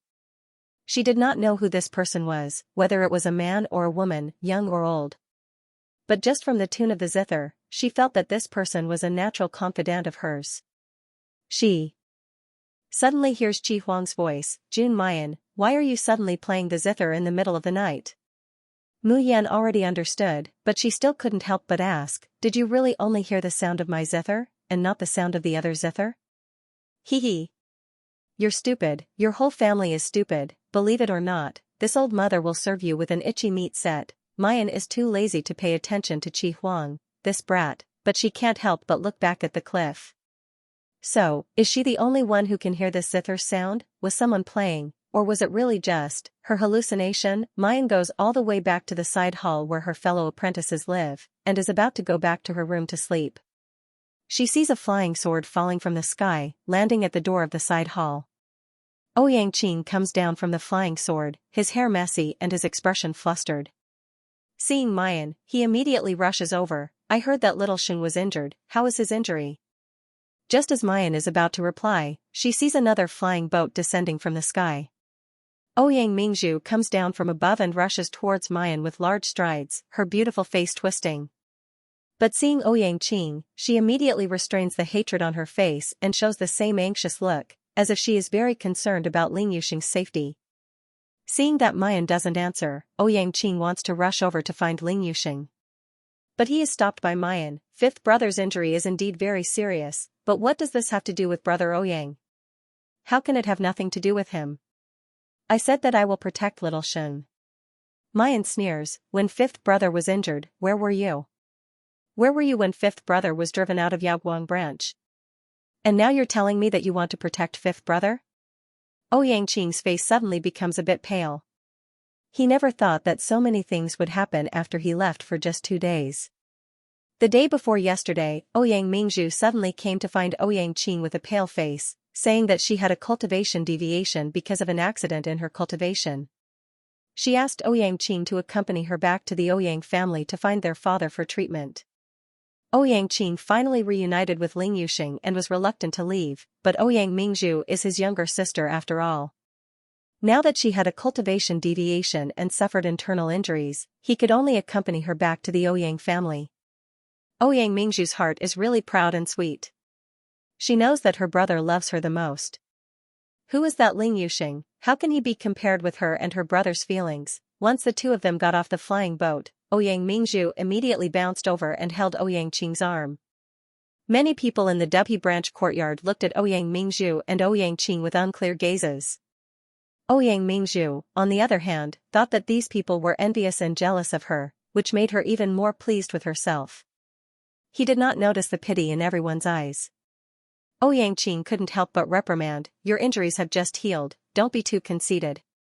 Why haven't you returned to Alioth Academy and had a good rest?" Ouyang Mingzhu smiled coquettishly, "But I'm happy." As long as she was with her brother, Mingzhu would be extremely happy. Mingzhu will never leave Big Brother. Ouyang Qing glanced at her, pulled out her hand, and scolded, "Don't talk nonsense, you will eventually get married." Ouyang Mingzhu pouted, "I don't want to, how can other men be compared to brother? Mingzhu will accompany Big Brother for a lifetime and will never be separated from Big Brother." As she spoke, she was about to rush forward and grab his hand again. But this time Ouyang Qing did not let her have her way. Instead, she impatiently took a few steps back. "Ouyang, you're finally back. Something big happened in Yaoguang branch yesterday." Ouyang Mingzhu was overjoyed when she heard that. It seemed that her uncle's plan was successful. The annoying Ling Yuxing was finally driven out of the school. Once he left the protection of Starry School, it would be a piece of cake for her to find someone to kill that B***tch. Ouyang Qing's expression changed greatly. She grabbed him and asked, "What did you say? What happened in Yaoguang branch? How is Xing? Is he hurt?" Ouyang Mingzhu frowned, and the hatred in her heart towards Ling Yuxing increased a little. Fanting took a breath and said, "It started yesterday. Hua Xianrong, the junior sister of our school, entered the top 10 of the list of delicacy and said that she made an exquisite wish. Junior sister Hua's wish was to seal Yaoguang branch forever and expel all the people in the branch." Ouyang Qing gasped. No one knew better than him what an exquisite wish was. Because he was the last person who made an exquisite wish. His voice was trembling. "Is Xing of Yaoguang branch already?" "No. The people of Yaoguang branch fought with their lives to prevent Yaoguang branch from being sealed. However, both of them had suffered serious injuries." "But Ouyang, that's not what I want to tell you." Fan Ting was about to say that the person who really got the exquisite wish was not Hua Xiangrong. Hearing that Ling Yuxing was injured, Ouyang Qing couldn't wait any longer. She jumped on the flying sword and flew to Yaoguang branch as fast as lightning. Ouyang Mingzhu's face was colorful, and she was full of hatred. She didn't expect Ling Yuxing to be so lucky that he hadn't been driven out yet. Why was Hua Xiangrong so useless? She got the exquisite wish, but she didn't allow her to kill those bitches of the Xiaoyao school. And uncle, what on earth did he do? Ouyang Mingzhu was thinking a lot, but she quickly got on the flying boat, ready to catch up with Ouyang Qing.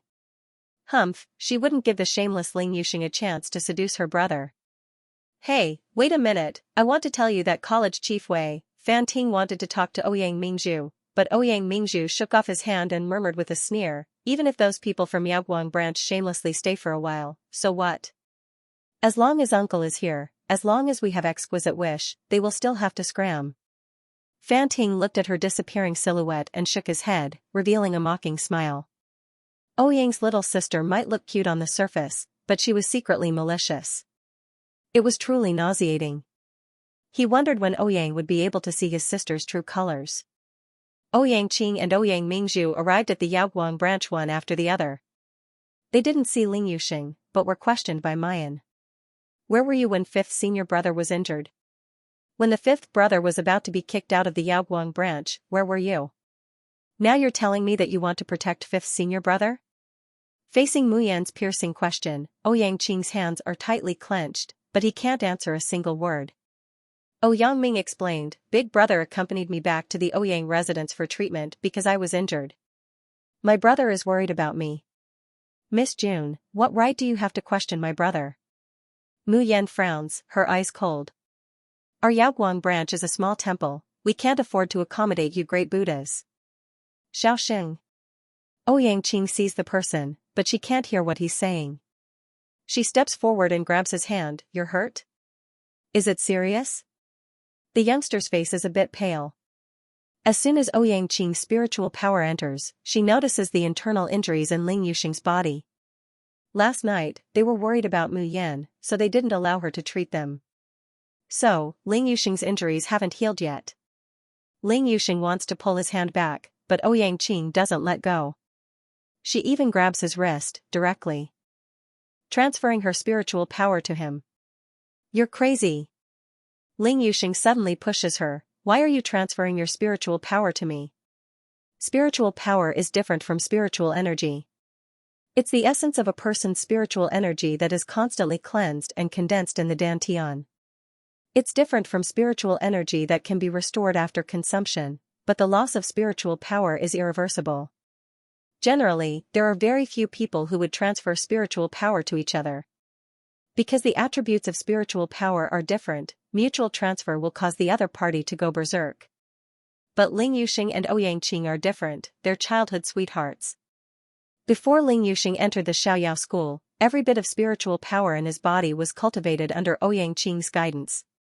They used the same mental cultivation method and mnemonic chants, and practiced the same battle spells. For many years, the two often transfer their spiritual power, as if they're one. But now, why is Ouyang Qing doing this? After experiencing so many things, what's the point of him transferring his spiritual power to her? Ling Yuxing's eyes are red, staring at Ouyang Qing. His eyes are full of sorrow and hatred. Ouyang Qing's hand trembles and she loosens his wrist. Ling Yuxing immediately steps back, keeping a distance from her.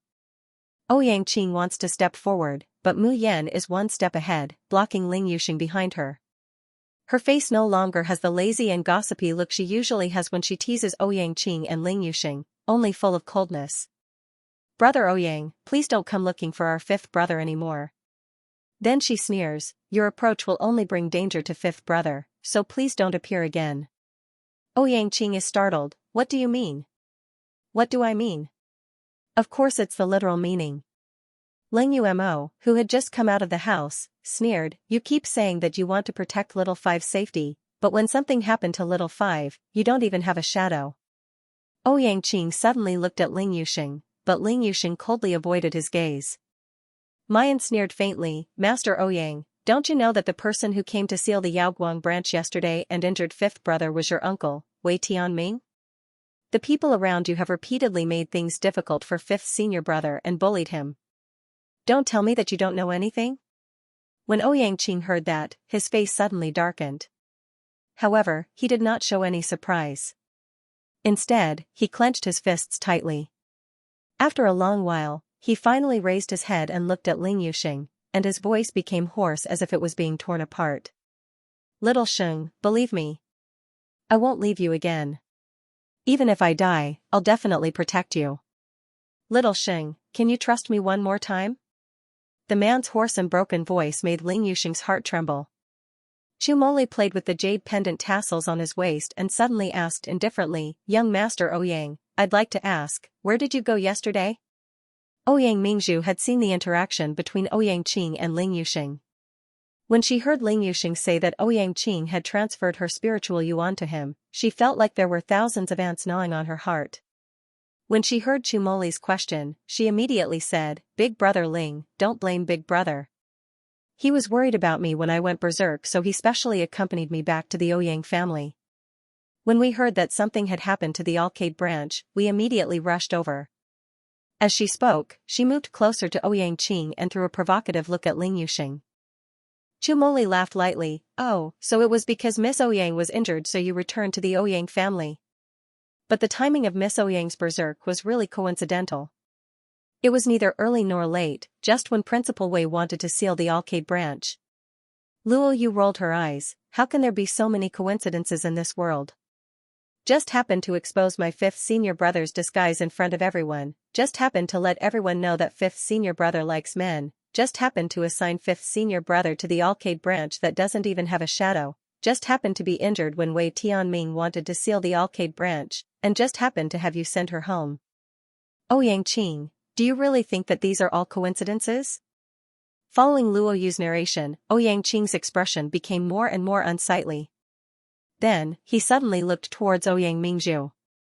Ouyang Mingzhu shuddered when she saw the killing intent in his eyes. Mingzhu, I remember telling you before not to try and touch Xiaosheng. Otherwise, don't blame me for not recognizing you as my sister. Ouyang Mingzhu only felt her entire body stiffen and tremble, her back soaked in cold sweat. Only at this moment did she realize how decisive and cold-blooded Ouyang Qing, who was being raised as the next leader of the Ouyang family, was. She desperately shook her head, her voice trembling, brother, how can you doubt me? I grew up with Big Brother Ling. When I first met him, I didn't treat him well because I was afraid that he would affect your reputation. Why would I intentionally harm him? Even if it was my uncle, he was only carrying out Ling Long's wish. The one who really wanted to harm Big Brother Ling was the Yinyu Palace. Yes, it was Hua Xianrong of the Yinyu Palace. It had nothing to do with me. This time Ouyang Qing did not show her the gentle and tolerant smile of an elder brother. Instead, he snorted coldly, you'd better remember what you said, otherwise. Ouyang Qing did not finish her sentence, but it made Ouyang Mingzhu's face turn even paler. Her hands and feet were covered in cold sweat. After the fear, it was replaced by anger and jealousy. Xiaosheng, why was Ouyang Qing's heart only filled with that bitch, Ling Yuxing? Even his sister's weight couldn't be compared to this slut? Why? Ouyang Mingzhu's fingernails dug into her palms. After a long while, she squeezed out a smile. By the way, Brother Ling, I heard that Ling Long of Hua Xiangrong wants to close the Yaoguang branch and expel all of you. Was it true? Did Hua Xiangrong say how long could you stay in the Yaoguang branch? Why don't I plead with my uncle to let you stay in the outer yard? Ling Yuma couldn't help but laugh out loud. Plead with your uncle? Are you joking with me? Which corner of the school do you want to find Wei Tianming for me to see? Ouyang Mingzhu said angrily, what do you mean? Do you know that my uncle is the chairman of the council of students? You dare to slander him, aren't you afraid that my uncle will punish you? I'm so scared. Ling Yuma laughed coldly. It's a pity that Wei Tianming can't even enter Starry School now. Luo Yu giggled. I forgot to tell you something. Wei Tianming has already been expelled from the arcade branch by the Linglong Tower spirit. He can never return. What do you mean? It means that the person who receives the Linglong wish wishes for Wei Tianming to be expelled from Starry School forever. Impossible. Ouyang Mingzhu suddenly screamed. How is this possible? Don't speak nonsense. Isn't the Linglong wish sealed in the arcade branch forever? How could it be that my uncle was expelled from the academy? Chu Moli looked at her meaningfully. So, Miss Ouyang wishes for us and Xiaowu to be expelled? Ouyang Mingzhu's expression froze, turning to the expressionless Ouyang Qing. Tears were already welling up in her eyes. I didn't mean it that way. But why would uncle be expelled? Brother, that's our uncle. There. Speaking nonsense, right? Ouyang Qing didn't respond to her at all. Instead, she looked at Mu Yan and the others and asked sincerely, can you tell me what happened yesterday? Luo Yu twirled an insect-shaped puppet around her fingertip, a cute smile on her delicate face. 2 dimples and little canines could be faintly seen. Wei Tianming pretended to be the Linglong wish to expel us. He even wanted to trap all of us in the 10,000 Wailing Ghosts matrix and kill us. In the end, the real Linglong wish was to expel Wei Tianming from Starry School forever. Don't you think this is called those who do evil will bring about their own destruction? No, I think it should be, good and evil will be rewarded. If you don't believe me, look up and see who the heavens spare. I wonder who the heavens will spare next. Miss Ouyang, do you think it's you? Ouyang Mingzhu shook her head in horror. No, it's not me, it has nothing to do with me. Uncle was just carrying out his official duties. Didn't you guys say that? That fake exquisite wish was also made by Hua Shangrong. It has nothing to do with you. As she spoke, she threw herself over and hugged Ouyangqing's hand as she cried, Gidge, please help uncle. He's being wronged. Uncle is the principal of Alioth branch, how can he be expelled from the academy? Ouyangqing's face, however, did not have the slightest hint of sadness like her. She only said indifferently, this is the result of Linglong's wish. There's nothing I can do. She broke free from Ouyang Mingzhu and walked towards Ling Yuxing. Before Ling Yuxing could retreat, Ouyangqing quickly grabbed his hand. Ling Yuxing wanted to struggle angrily, but he heard the man's almost pleading voice, Little Xing, let me see if you've been hurt by the 10,000 crying ghosts array. Let me confirm that you're still fine and didn't disappear like before.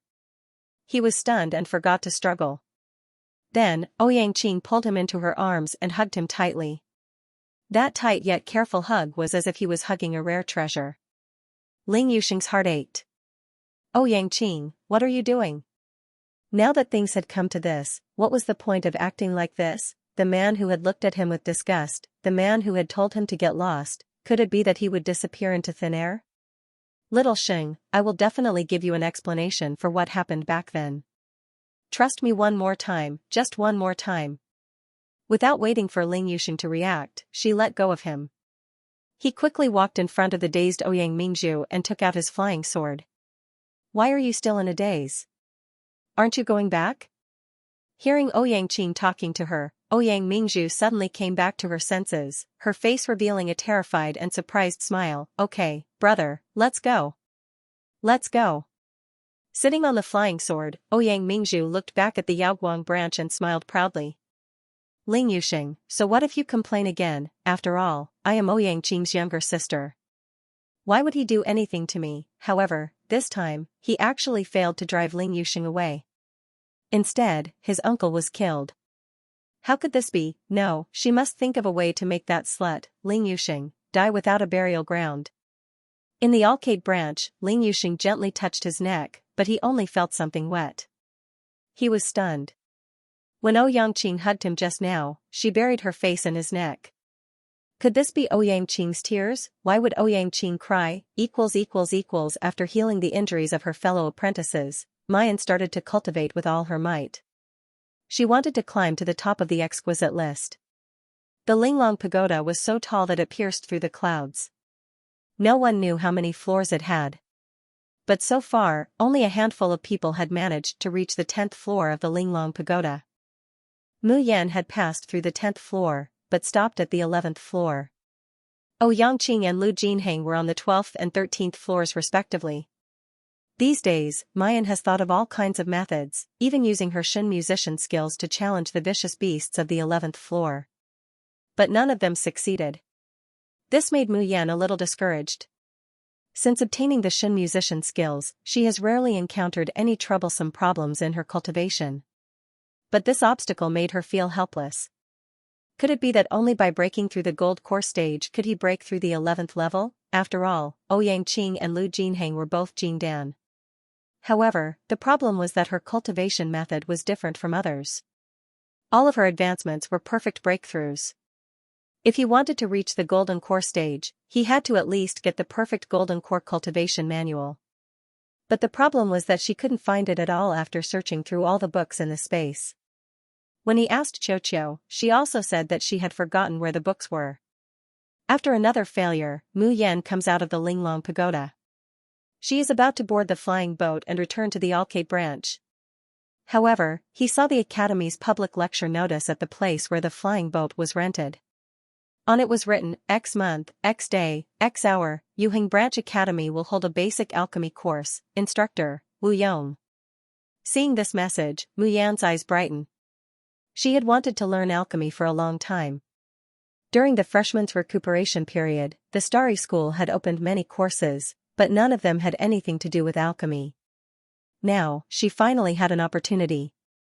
The next day, Mu Yan arrived at Yuheng School's Spring Light Hall on time. As soon as she appeared, she attracted everyone's attention. Mu Yan turned around and looked at the group of people following behind her. She said helplessly, I'm just here to learn alchemy. I'll be fine. Why did you follow me? There were many public courses in Starry School. Attending could even increase school points. School points could be exchanged for treasures, pills, and the opportunity to read some precious books in the school of the Emperor Star. Therefore, most students in Starry School would choose to learn some public courses. However, Mu Yan's seniors and juniors were not interested in these public courses. In addition to being tortured by little martial uncle, his favorite thing was to sneak out to play. Not to mention, it was the most boring alchemy course. Apart from Mu Yan, no one from the Xiaoyao school was interested in the auxiliary type. To them, making pills, crafting weapons, and drawing talismans, they would rather work for Yi Futian's sword array. Ling Yuma waved her hand and said righteously, "We're here because we're interested in alchemy." Mu Yan almost rolled her eyes. Fourth senior sister, you being interested in alchemy is even stranger than fifth senior brother going out without makeup. Although Ling Yuxing no longer disguised himself as a woman, he cared deeply about his appearance. Therefore, every time he went out, he would dress up properly. His clothes and makeup were much more exquisite than Mu Yan and Ling Yuma's. Hearing Mu Yan's words, the people from the Xiaoyao school could not help but laugh. Ling Yuxing did not feel offended at all. Instead, he laughed like a noble and arrogant young master. After laughing enough, Yun Merhan could not help but ask, "Junior sister, do you know alchemy?" Mu Yan shook her head. No. At least, she did not know how to make pills on the Cultivation continent. In fact, the elixirs that were previously refined in the Yanwu continent can't be considered as real elixirs. I told you that junior sister doesn't know. Junior sister already knows so many things. Drawing talismans, being a musician, healing, fighting, and if she knows alchemy, how are we going to live? They chatted and laughed as they walked in. Many people secretly looked at them, their eyes filled with envy, jealousy, and hatred. Now, the people from the Alcade branch were all famous. The 7 of them monopolized the 2 top-notch instructors that everyone envied. With just the strength of 6 people, they dared to contend against the academy supervisor and the Dean Wei Tianming. By the way, speaking of Dean Wei, have you guys heard? Dean Wei is dead. What? Wasn't College Dean Wei expelled from the Starry School by the artifact spirit of the Linglong Pagoda? How could he die? He is a Yuanying Shouxia. It's absolutely true. A few days ago, I saw Ouyang Mingzhu cry so much that she almost fainted. Fortunately, senior brother Ouyang was present. The next day, senior brother Ouyang sent Ouyang Mingzhu back to the Wei clan. Senior brother Ouyang is such a good brother. It was said that in order to mourn and take care of Ouyang Mingzhu, they had even given up the opportunity to go to Dragon Soaring Academy as an exchange student. I really envy Ouyang Mingzhu for having such a good brother. Not only is he handsome and powerful, but he also dotes on his sister so much. Ling Yuxing heard the discussions of the people around him. Mu Yan and the others couldn't help but look at him. Ouyang family's matters have nothing to do with me. Where they are, what they are doing, whether they are brothers and sisters, or loving each other, I'm not interested. Mu Yan frowned slightly. Ling Yuxing's face doesn't show any abnormality, and his words are also very free and easy. But she feels that there is a flash of pain and self-mockery in fifth brother's eyes. She is about to speak, when a woman's voice suddenly comes to her ears. Hey, Jun Mu Yan, there's still Yaoguang branch, there are seats here. Mu Yan follows the voice and sees the person who called her. She can't help but raise her eyebrows. Xianxia? The person who called her is Xianxia, the intrepid girl of Breaking Mountain School who confessed to youngest martial uncle in Mirror Moon Mountain Range, and later to Yi Liangchen in the outer sect. Meeting her eyes, Xianxia blushes and raises her voice. This is the best seat, do you want to come and sit? Mu Yan looks around and finds that there are only a few seats left in the entire Spring Sunshine Hall. So, she walks towards Xianxia. When she gets closer, she finds that there are 2 acquaintances standing next to Xianxia. Senior sister Xinyu, I obviously saw this seat first. It's fine if you take it away, but why do you want to occupy so much? I don't even have a place to sit? The woman who speaks is like a weeping beauty, delicate and pitiful. Her whole person exudes the aura of a little white flower that has been bullied. Who else could it be but Lu Ruoxuan, who Mu Yan hates the most? What makes Mu Yan even more depressed and angry is that The scars that she made on Lu Ruoxuan's face during the freshman assessment have disappeared. She once again has that delicate face that can deceive men. Mu Yan can't help but roll her eyes. This Lu Ruoxuan's luck is too good. It's just like the female lead's fate mentioned in Bailey Liuing's notes. Female lead's fate? Heh. Mu Yan shows a faint sneer. Sure enough, as soon as Lu Ruoxuan says this, her tears fall, and the surrounding male cultivators immediately show sympathetic expressions. They are also dissatisfied with Jiang Xinyu. But Jiang Xinyu didn't care at all. She pushed Lu Ruoxuan away and sneered, I don't care if you like it or not. Anyway, this row of unknown spots is reserved by me. First come, first served, do you understand? This young lady will give it to whoever she likes. Get lost. Standing beside Lu Ruoxuan, Jiang Hofei couldn't help but fly into a rage. Jiang Xinyu, what kind of attitude is this? How could he talk to Xianxia like that? Why don't you move aside and let me and Xianxia sit inside? Jiang Xinyu doesn't pay any attention to him, and directly calls out to Mayan, Jun Mayan, come in, the most central seat is for you. Jiang Xinyu used to hate Mu Yan, but now, she doesn't know why, but the more she looks at her, the more she likes her. Moreover, after looking at that stunning face for a long time, it always made her dizzy, as if her soul had been hooked. Mu Yan faintly smiled and directly squeezed through Lu Ruoxuan and Jiang Hofei, walking towards the place that Jiang Xinyu had reserved for them. Lu Ruoxuan staggers from being squeezed. At the same time, she also sees Mayan, and her charming face immediately distorts.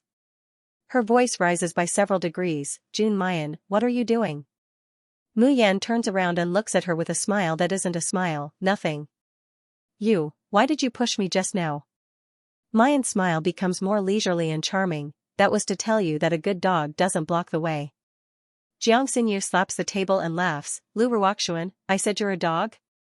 Why don't you get lost? What if the tutor comes and blocks our view?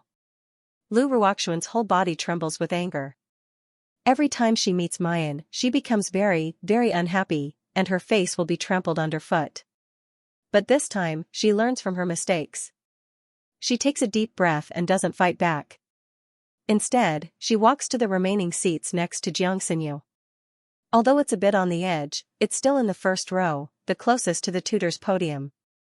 Who would have thought that as soon as Lu Ruoxuan walks over, Jiang Xinyu will whip her, who said that you can sit in this seat? Lu Ruoxuan widens her eyes in disbelief, and her lips tremble in anger, Jiang Xinyu, don't go too far. Jiang Xinyu snorts coldly and is about to reply, but she suddenly sees a figure coming in from the door. She immediately beckons and shouts, Fatty Jing, here. Soon, she sees a group of people swaggering over. The one leading them is the little fatty that Mayan had taught a lesson to in the outer courtyard. Mayan thinks for a long time and vaguely remembers that he seems to be called Xing Jiabao. After not seeing him for a while, Fatty Jing has become a little rounder, but his complexion is a lot more rotund than before. The tips of his brows and the corners of his eyes are in high spirits. As soon as she sees the person, Lu Ruoxuan's eyes immediately flash with joy. The expression on her face is even more weak and pitiful, Xinggij, long time no see. It's so good to see you again. She smiles as she speaks, but tears fall from her eyes. She looks like a stubborn girl who is being bullied, but is enduring the grievances and not wanting to be found out. When Fatty Jing sees Lu Ruoxuan and his tears, half of his heart melts. He is about to greet them with good brother, little sister. Suddenly, he catches a glimpse of the cold and furious Jiang Xinyu from the corner of his eye. As soon as he sees Jiang Xinyu, he remembers that cruel teenager, Yi Liangchen. Thinking of Yi Liangchen, Fatty Zhang's complexion suddenly changes. He pushes away Lu Ruoxuan's hand that reaches to grab him, and viciously says, Who are you? Who's your brother? Just looking at a pretentious woman like you makes me feel disgusted. Get away from me, don't even think about getting involved with me. Lu Ruoxuan staggered from the throw. There were still tears on her face, but there was no way for her to cry anymore. She looked at Jing Little Fatty in disbelief, thinking that she had mistaken him for someone else. Brother Jing, what's wrong? I'm Ruoxuan, your little sister Xian. Don't you remember me? Jing Little Fatty hesitated for a moment. Just when Lu Ruoxuan thought that he was in love with her and wanted to grab his hand, Lu Ruoxuan stopped him. Little fatty Jing suddenly flung her hand away and said in disgust, "Don't touch me. I've already thought it through. Since you're the woman my big brother hates the most, then you're definitely not a good person. In the future, you'll also be the woman I, Jing Jiabao, hate the most. I'm warning you, you'd better stay away from me, or don't blame me for beating you up every time I see you." Lu Ruoxuan had never imagined that Jing little fatty would be so heartless towards her. The onlookers couldn't help but ask, "Young Master Jing, who is your boss?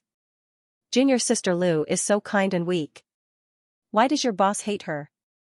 Jing little fatty puts his hands on his hips and shows an incomparably proud smile. "Humph, my boss's name is Taboo. Don't scare you. His name is Yi Liangchen." Everyone was quiet for a moment after he said that. Then there was an even louder discussion. "Fatty Jing, what are you bragging about? You haven't seen Godya's identity until now, how could he be your boss?" "That's right. If you're lying, you should find someone more credible." Fatty Jing was anxious and pulled Jiang Xinyu over. "Ask her if you don't believe me. Xinyu and I saw Boss Yi together that day. Moreover, Boss Yi even cured his impotence." Of course, he would never say that out loud. Jiang Xinyu's cheeks were red and her eyes were full of shyness. But under everyone's questioning, she still raised her chin and said, "Of course I've seen Gong Ziyi. He is as steady as jade and as elegant as an immortal. He is the one and only man in the world." "That's not right. I've also seen Gaji outside the Linglong Tower on the day of his registration, but his appearance is obviously ordinary. I've also seen Gaji, but he was wearing a mask. Only half of his face was exposed, so he should be a handsome man." The people around them started to quarrel. Everyone was arguing that the Yi Liangchen they saw was the real person. The 6 people of the Xiaoyao sect who were watching this scene were trying to hold back their laughter. They peeked at Mayan from time to time. If this group of people knew that the Gaji they were talking about was their junior sister, who knows how they would feel. Everyone was excited, except for one person. That person was Lu Ruoxuan. When the name Yi Liangchen appeared on the Linglong list for the first time, she had a bad premonition. Could this Yi Liangchen be the Yi Liangchen who made her lose face in Tianguang ruins and fell into a miserable hell? But the Yi Liangchen in Tianguang ruins was clearly a woman, but then she remembered that Tianguang ruins could change gender and appearance. Lu Ruoxuan's heart was in her throat. How could there be such a coincidence in the world? And now, Fatty Jing's words also confirmed her guess. Fatty Jing slapped the table with a face full of vigor. "Who is Boss Yi? He is an immortal who is more powerful than senior brother Ouyang. What's so strange about having 1,000 faces? But there is one thing that I must convey on behalf of Boss Yi." Jing little fatty pointed at Lu Ruoxuan and said loudly, "Boss Yi said that the woman he hates the most is Lu Ruoxuan. Whoever walks close to Lu Ruoxuan is going against Boss Yi. Did you hear me clearly?" Lu Ruoxuan's body was on the verge of collapsing. She was so angry that she almost fainted. However, when the people around her heard this, they really distanced themselves from her and pointed at her. Even the male cultivator who had been pitying her just a moment ago now revealed a look of dread and disgust. Why? Why did Yap Liangchen have to step on her again and again? What did she do wrong? Lu Ruoxuan's tears of anger and grievance flowed down. Jiang Hofei's heart ached when he saw this, but he didn't dare to go against so many people. He could only help her to sit in the back. Not long after, Instructor Wu Yong came in and the public lecture began. Mu Yan listens to Wu Yong's explanation, but her interest wanes. This was because the people who attended public classes usually did not have any foundation in alchemy. Therefore, the course that Wu Yong taught was actually only about refining first and second grade medicinal pills. As for elixirs below the 3rd rank, Mayan has long been able to refine them. The 6 people from the Xiaoyao sect are exactly the same as her. They are not interested in alchemy at all, and they don't understand at all. However, the 7 of them are sitting in the first row, which attracts Wu Yong's attention from time to time. Such a lazy attitude makes Wu Yong's face turn ugly. Even his voice deepens. It seems that a lot of people think that they are so powerful that they don't need to listen to the explanation to be able to refine dawn. Since that's the case, let's start distributing the ingredients. Everyone can try to refine dawn. As Wu Yong speaks, he looks at the 7 people from the Xiaoyao sect, after the class, everyone has to hand over a pill of fasting. If you can't do it, then stay in the alchemy room tonight and don't need to go back. Suddenly, there are ghostly wails and wolf howls. The noise was so loud that it woke up the 7 people from the Xiaoyao sect. What happened? Class is over? Luo Yu wipes the saliva from the corner of her mouth and asks in confusion, 6th senior sister, let's go back. Alchemy is not fun at all. Hearing this, Wu Yang's gaze becomes even more unfriendly. Jiangxingyu glares at them in disappointment, go back? Why would you go back? I don't think you can go back today. Luo Yu blinks in confusion. The soft hair on the top of her head stands up like a cat that has just woken up. She is indescribably cute. However, this confusion and cuteness only lasts for a few breaths before it turns into a scream of horror. What? Refine pills of fasting before class ends? How is that possible? Eldest senior brother, do you know how to refine dawn? Yun Ruhan bitterly shakes his head. He had just fallen asleep. Ling Yuma's face is even more lifeless. If I eat these elixirs in the middle of the class, will the tutor let us go? Mu Yan yawns and casually gives them the ingredients. It's okay, it's just pills of fasting. I'll refine them for you. Junior sister, don't joke around. Alchemy is not a joke, anyone can refine it, right? That's right. Furthermore, I heard that it takes at least 2 hours to refine a fasting pill. There's only 3.5 hours left until the end of class. Even if you really know how to refine pills, you'll at most be able to refine your own pills. How could you possibly refine all 7 of us? Little junior sister, if you really know how to refine pills, then finish your own first. Listening to the persuasion of her fellow apprentices, Mu Yan was still neither too fast nor too slow, picking and choosing the elixirs in front of her. The other people in the Spring Sunshine Hall were already nervously refining. Yun Ruhan and the others see that Mu Yan hasn't started refining for a long time, so they guess that she doesn't know how to refine pills at all, but they also feel relieved. At most, he would be grounded for a night, they could even survive a night of little Martial Uncle's sword array, so what was the point of the alchemy room? An hour later. In the Spring Sunshine Hall, a delicate and gentle female voice suddenly rang out, Instructor Wu, I've finished refining the pill. In an instant, everyone's attention was focused on the last row. Lu Ruoxuan stood up with a faint smile on her lotus-like face. She also conveniently glanced at Mu Yan.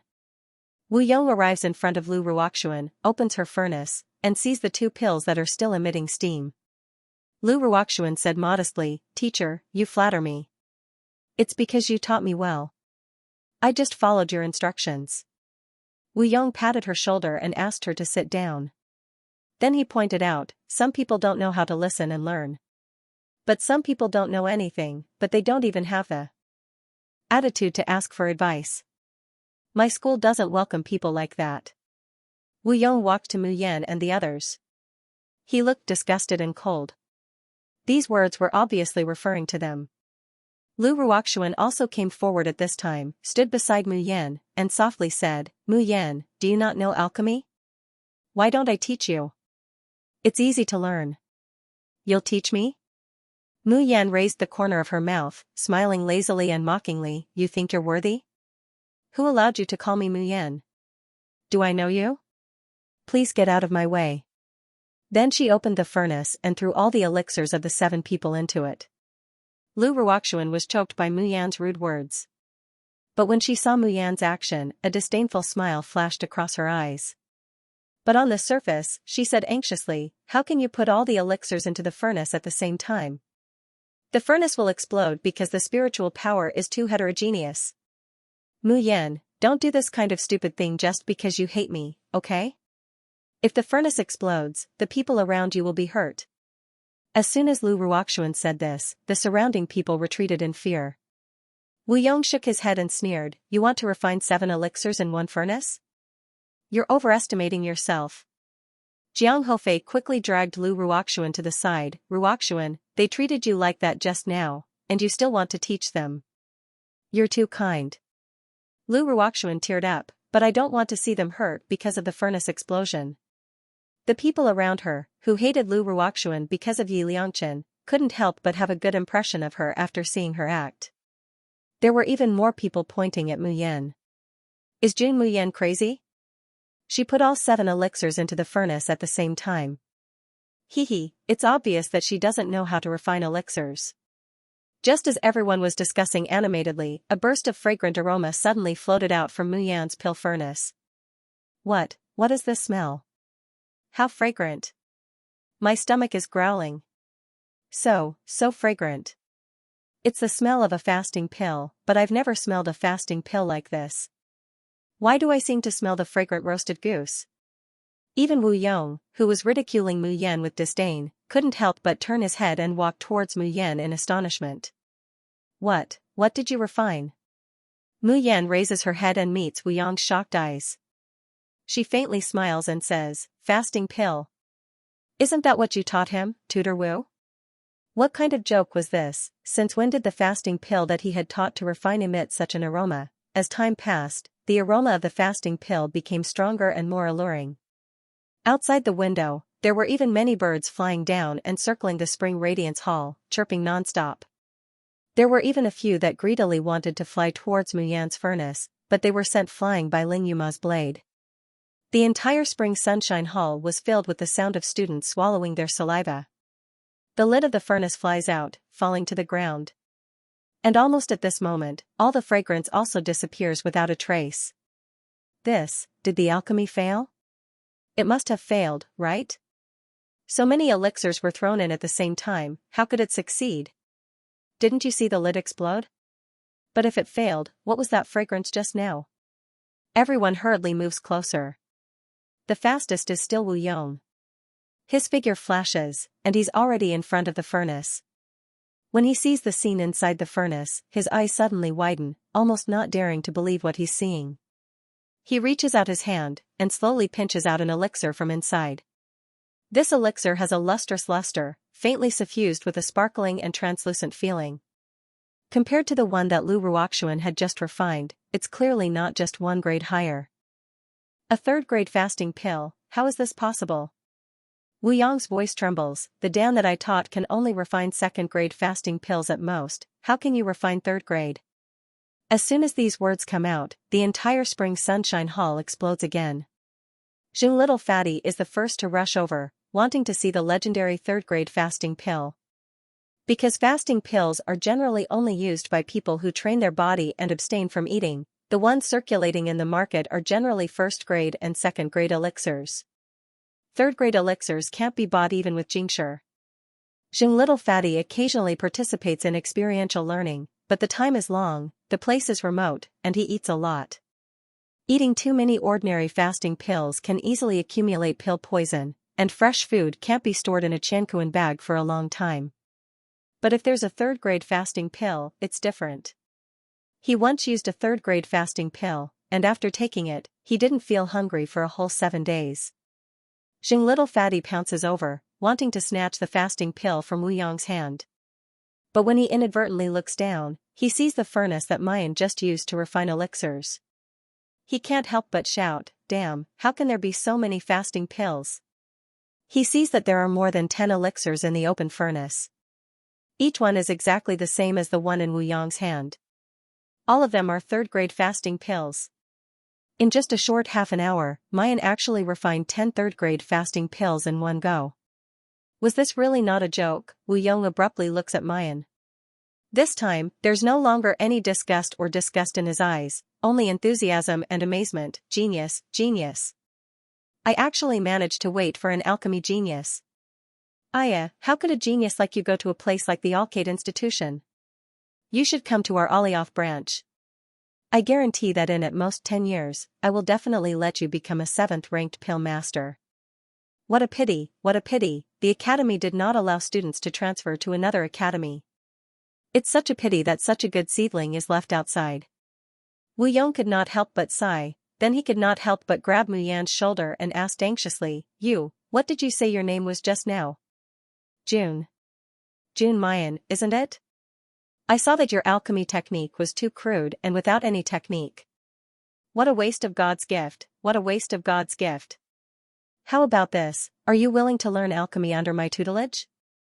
Although I can't take you as my disciple, I can still bring you through the doors of an alchemist.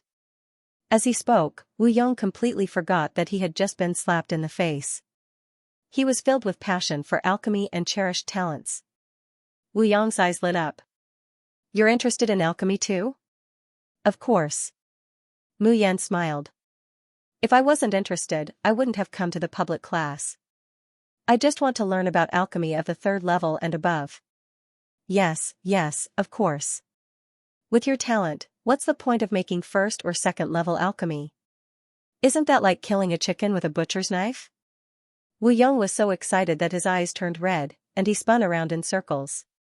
Just you wait, I'll go organize and teach you the pill recipes, spirit medicines, furnace. Right, I'll also prepare a furnace for you. With that, he actually ignored the fact that it was still class time. He waved his hand and told everyone not to hand in any more pills of fasting and left in a hurry. As soon as Wu Yong left, everyone gathered around. Witnessing the dozens of 3rd-level pills of fasting in the furnace, everyone was in awe of Mu Yan. Fatty Jing said directly, Jun Mu Yan, Master Jun, can you sell all of these pills of fasting to me? I'm willing to pay 1,000 low-quality crystals for one.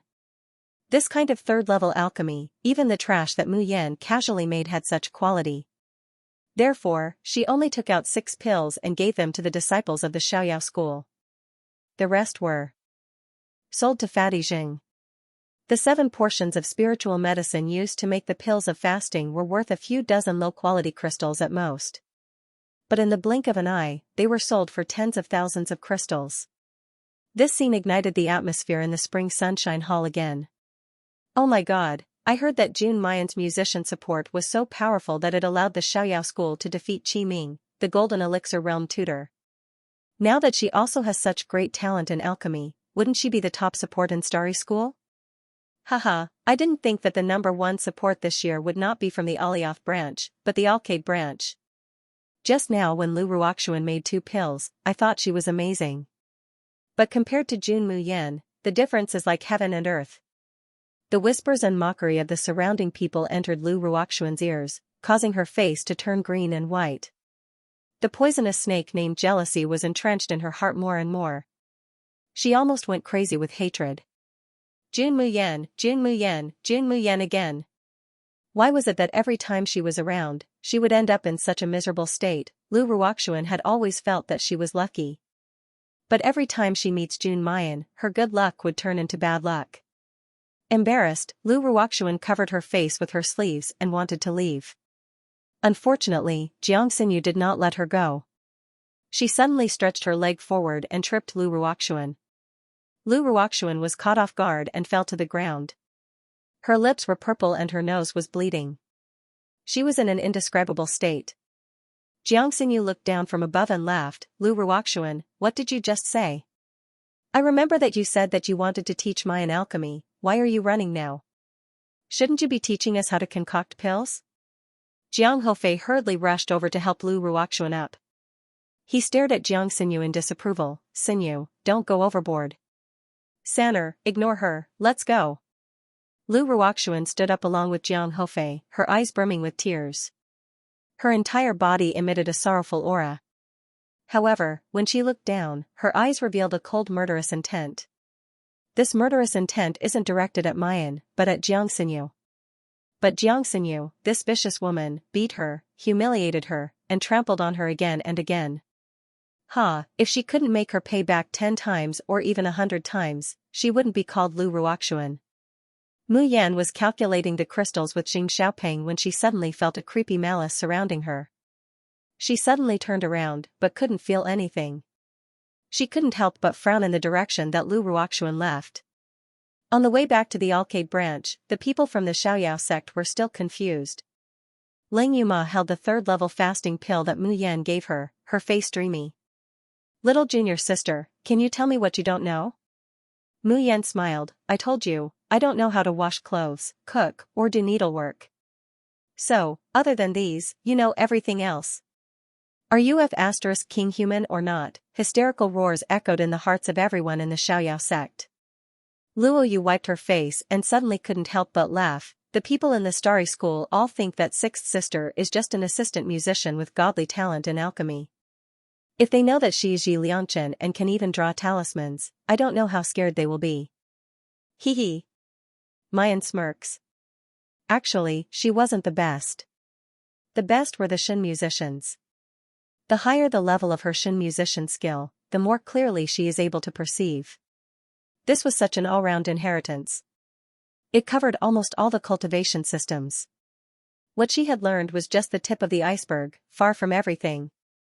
The flying boat slowly landed in the Alcade branch. A heart-wrenching, lung-splitting scream suddenly reaches Mu Yan's ears. Hearing this voice, her face suddenly changed. Qi Huang. This was the voice of Qi Huang in the space. Little sister, what's wrong? Why do you look so pale? Mu Yan didn't have time to explain.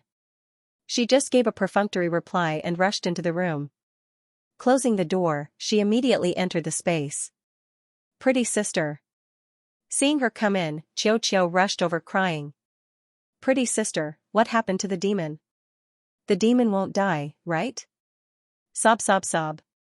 On the vast grassland, a red figure was curled up there. His whole body trembled uncontrollably. The ear-piercing screams from before had disappeared, leaving behind only the low wails of a cub. 7 brilliance. Mayan promptly rushes over and helps the youth up from the grass. Qi Huang, what happened? As soon as he helped him up, the young man's pale and bruised face came into view. Bean-sized beads of sweat rolled down his forehead. His clothes were already soaked in sweat. Mu Yan supports the youth. For the first time, she feels that he is so frail, so slender, so frail. 7 brilliance. 7 brilliance. Don't scare me. What happened to you? June. June Mayan. Qi Huang grabbed her hand, and his voice was heartbreaking. It hurts, it hurts. I can't stand the pain. When the youth grabbed her hand, it was as if he had grabbed onto a life-saving straw. Her fingernails dug into her flesh, causing her to bleed. But Mu Yan doesn't seem to feel the pain at all. Her breathing quickened and her heart burned with anxiety, but she forced herself to calm down. Qi Huang, tell me, how can I help you? She tried to channel her spiritual energy into Qi Huang. After all, Qi Huang is a tool spirit, not a real person. But he's clearly a tool spirit, so why is he in such pain? Play the zither, play the zither. Qi Huang spits out broken words with difficulty. June. June Mayan, this deity orders you, play the zither, don't itch. At this anxious moment, Mayan can't help but be amused. This guy is still putting on airs at a time like this, still jealous of the itchy meat combo. But seeing Qi Huang's painful appearance, Mayan doesn't argue with him this time. Instead, she gently strokes his long hair and softly says, okay, if it can alleviate your pain, I'll play the zither for you. With that, she reaches out and the Tian Emochin is already in her hands. The sound of the zither is like the gurgling of water, and also like the hands of the most gentle mother.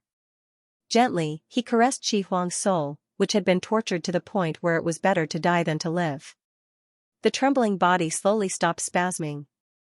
The curled-up youth also gradually stretches out from his lonely and lowly posture. The beautiful face that's soaked in sweat faintly reveals a shallow satisfied smile. Looking at the youth's sleeping appearance, Mayan breathes a sigh of relief. She originally wanted to stop playing the zither, but she doesn't know why. There's a voice in her heart telling her not to stop, to continue. Mayan only hesitates for a moment. The sound of the zither, which had already slowly stopped, slowly flies in the air again. It's warm and soft, quiet and holy. It's like a touch of light that illuminates the deepest darkness of hell. Shoshan continent, Netherworld region. The river of forgetfulness is a river that all immortals in the Netherworld region love, but also fear to the bones. Fear because the river of forgetfulness, whether it's the river water or the water vapor that evaporates in the air, are all highly corrosive. That corrosion is not only the destruction of the body, but also the infinite torture of the soul. Even if the river of forgetfulness only touches a little bit, the pain is not something that ordinary people can bear. And true love, because the darking sacred flame on the river of forgetfulness is the symbol of the rise and fall of the entire Netherworld region. The more vigorously the darking sacred flame burns, the more power the people of the Netherworld region can obtain. On the contrary, once the darking sacred flame weakened, their strength would decline day by day. All the people of the nether region hoped that the darking sacred flame could burn. But a long, long time ago, the darking sacred flame was on the verge of extinguishing. Some people even tried to sacrifice themselves to get close to the river of forgetfulness and ignite the darking holy flame. However, before he could even touch the holy flame, his soul had already dissipated. And these days, the darking holy flame that should have been extinguished had actually begun to reignite.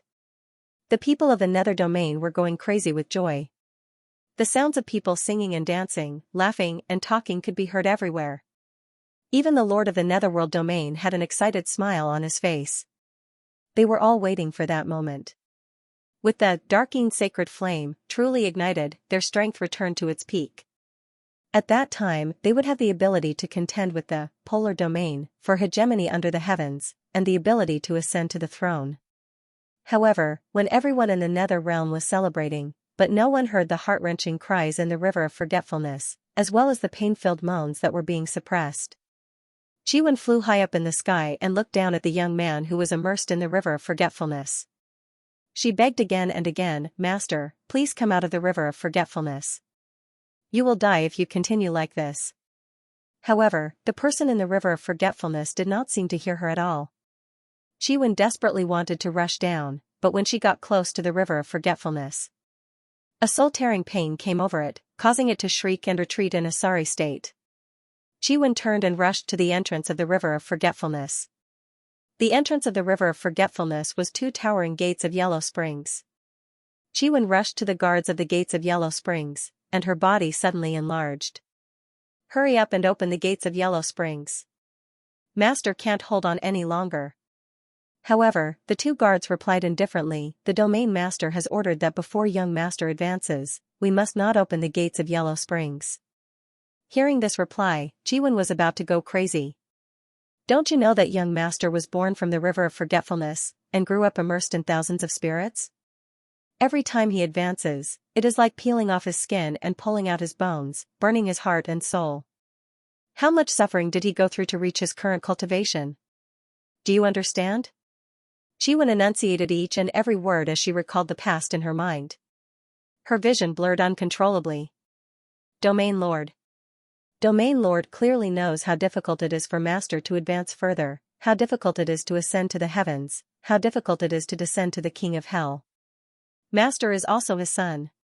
How could he do this to Master?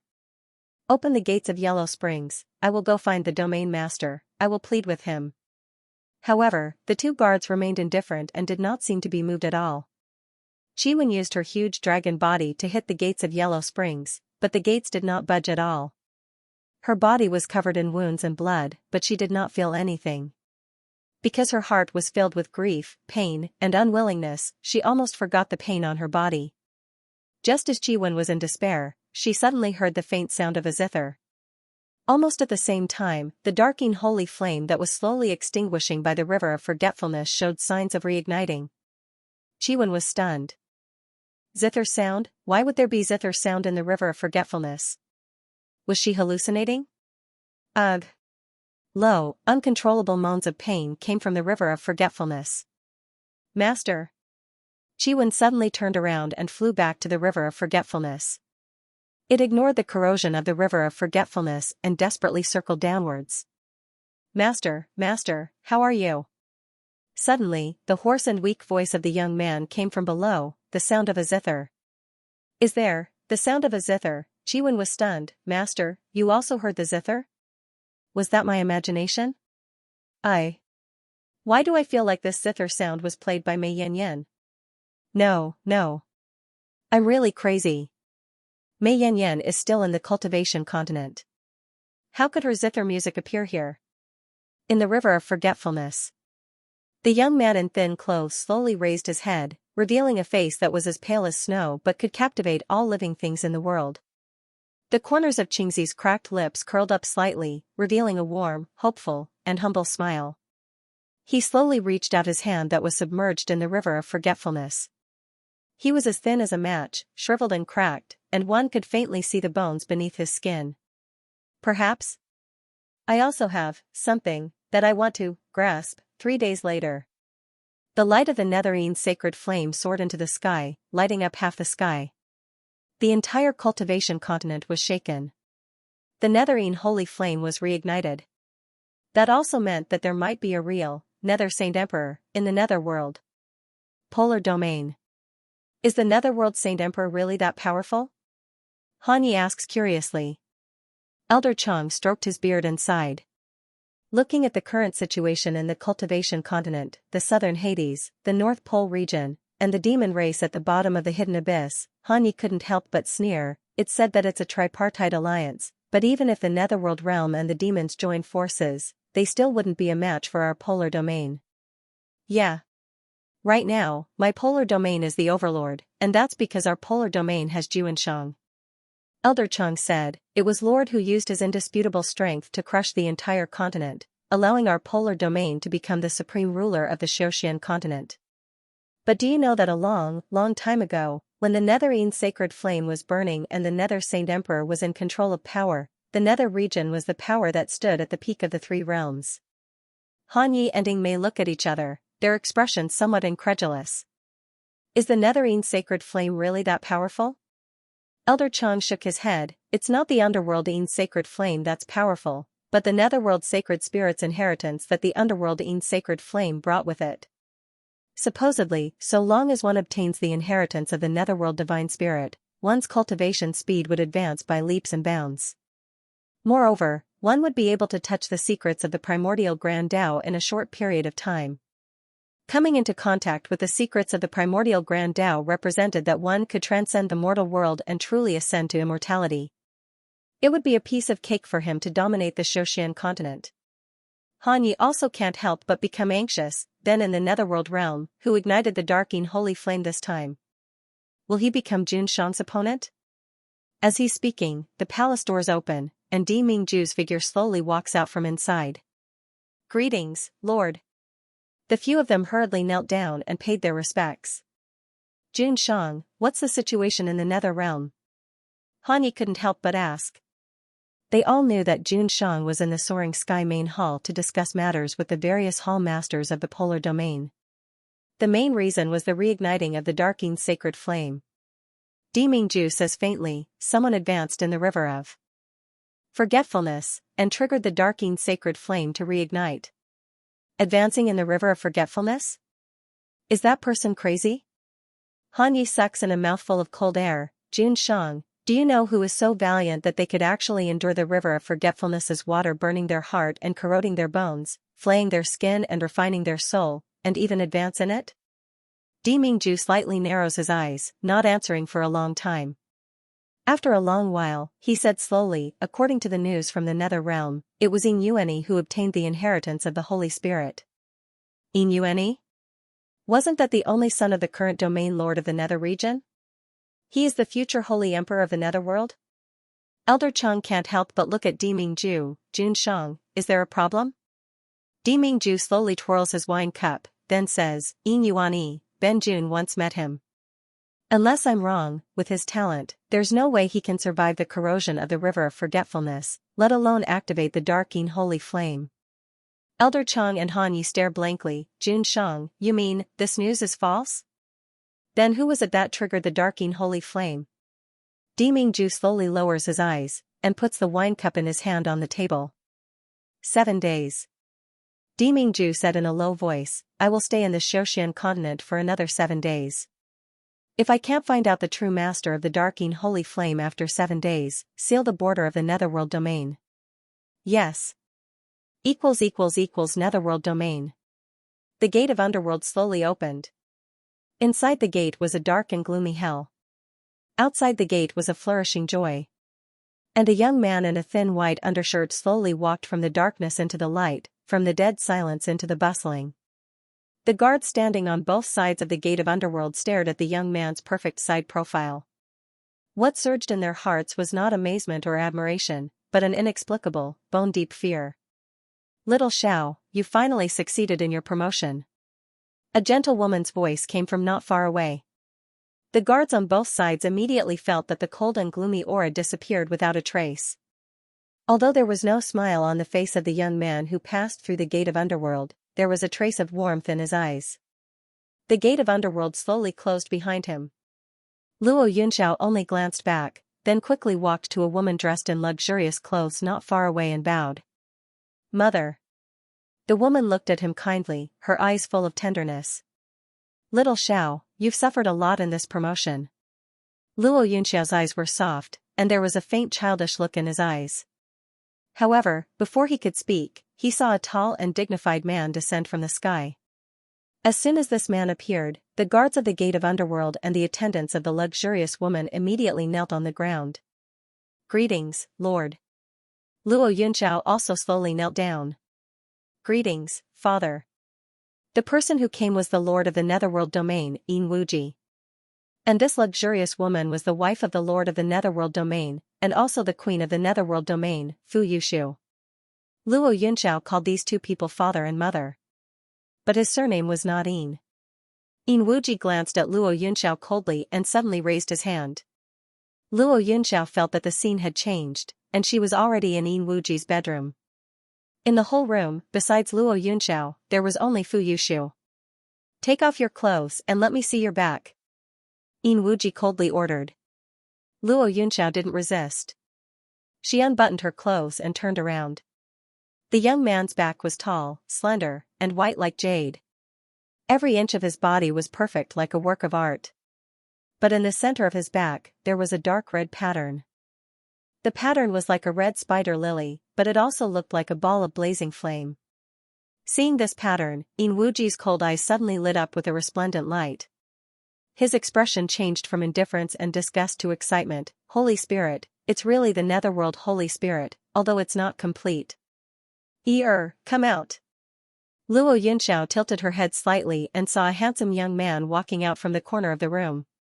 His eyebrows were like swords, his eyes were like stars, his facial features were handsome, and his posture was tall and straight. He could really be considered a handsome man. Compared to Luo Yunxiao's appearance, it was far inferior. The man glanced at Luo Yunxiao's face and his eyes burned with jealousy. However, when his gaze fell on the dark red pattern, his jealousy instantly turned into greed and fervor. He walked quickly to Yin Wuji. "Yuani greets father and mother. Quickly get up." Yin Wuji and Fu Yushu hurried forward to help him up, looking at him with concern and love. "Have you taken the Yuanhua elixir that mother prepared for you on time?" Luo Yunxiao looked at the mother and son's filial piety and the happiness of a family. She stood alone at the side, without even putting on her clothes. But her expression was indifferent, accustomed to it. After a while, Yin Wuji said, "Yunxiao, come here. I want to take the Netherworld Holy Spirit out and put it into Yuani's body before it completely fuses with you." Hearing Yin Wuji's words, Yuani's eyes immediately lit up. Although Luo Yunxiao had expected this, her hands that were buttoning her clothes could not help but tremble. "Little Xiao." Fu Yushu walked up to him with tears in her eyes, looking at him with pity and pain. "Little Xiao, don't blame mother for being biased, but your brother has suffered so much since he was young, and it's all because of you. Little Xiao, you are so talented. Even without the Netherworld Holy Spirit, you can definitely break through to Immortal Venerable. But your brother is different. He really needs the help of the Holy Spirit." Luo Yunxiao looked at the tears, hope, and pain in her eyes, and finally slowly lowered her eyes. "Okay, I promise." Outside the Nether Palace, there was a dense crowd of people. Everyone in the Nether Realm was waiting for an answer. Did the Netherworld Holy Flame reignite? Did the inheritance of the Holy Spirit reappear? In the end, would their Nether Realm be able to welcome a true Saint Emperor? The huge palace gate slowly opened. The crowd was silent for a moment, then they all knelt on the ground and shouted like a tsunami, "Greetings to the Lord, Queen of the Underworld, and Young Master." High up on the Immortal Promotion platform, there were three extremely graceful figures. The current Lord of the Nether Realm, Yin Wuji, Queen of the Underworld, Fu Yushu, and Yin Yuani, who was recognized as the next Lord of the Nether Realm. Everyone looked eagerly at Yin Yuani. Because they all knew that Yin Yuani had been in seclusion since a few months ago. And the reignite of the Netherworld Holy Flame began from Yin Yuani's seclusion. Could it be that the new Saint Emperor of the Nether Realm was their young master Yin Yuani? As if to confirm their guess, Inyuan turned his back and slowly took off his clothes. On his back, a dark red flower pattern that looked like a red spider lily appeared in front of everyone. Almost as soon as the pattern appeared, everyone in front of the Nether Palace felt a powerful force sweep through every inch of their meridians, causing their dantians and meridians to churn. That's the Darking Sacred Flame, it's the symbol of the Darking Sacred Flame. Young Lord Yuan is our future Saint Emperor. That's great. With the appearance of the Saint Emperor, it's only a matter of time before our Nether Realm dominates the Xianxia continent.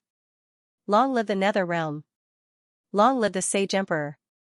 Everyone outside the Nether Palace knelt on the ground again and chanted, "Long live His Majesty." They all had excited and eager smiles on their faces, as if they could already see the future of the Nether Realm dominating the Xianxia continent.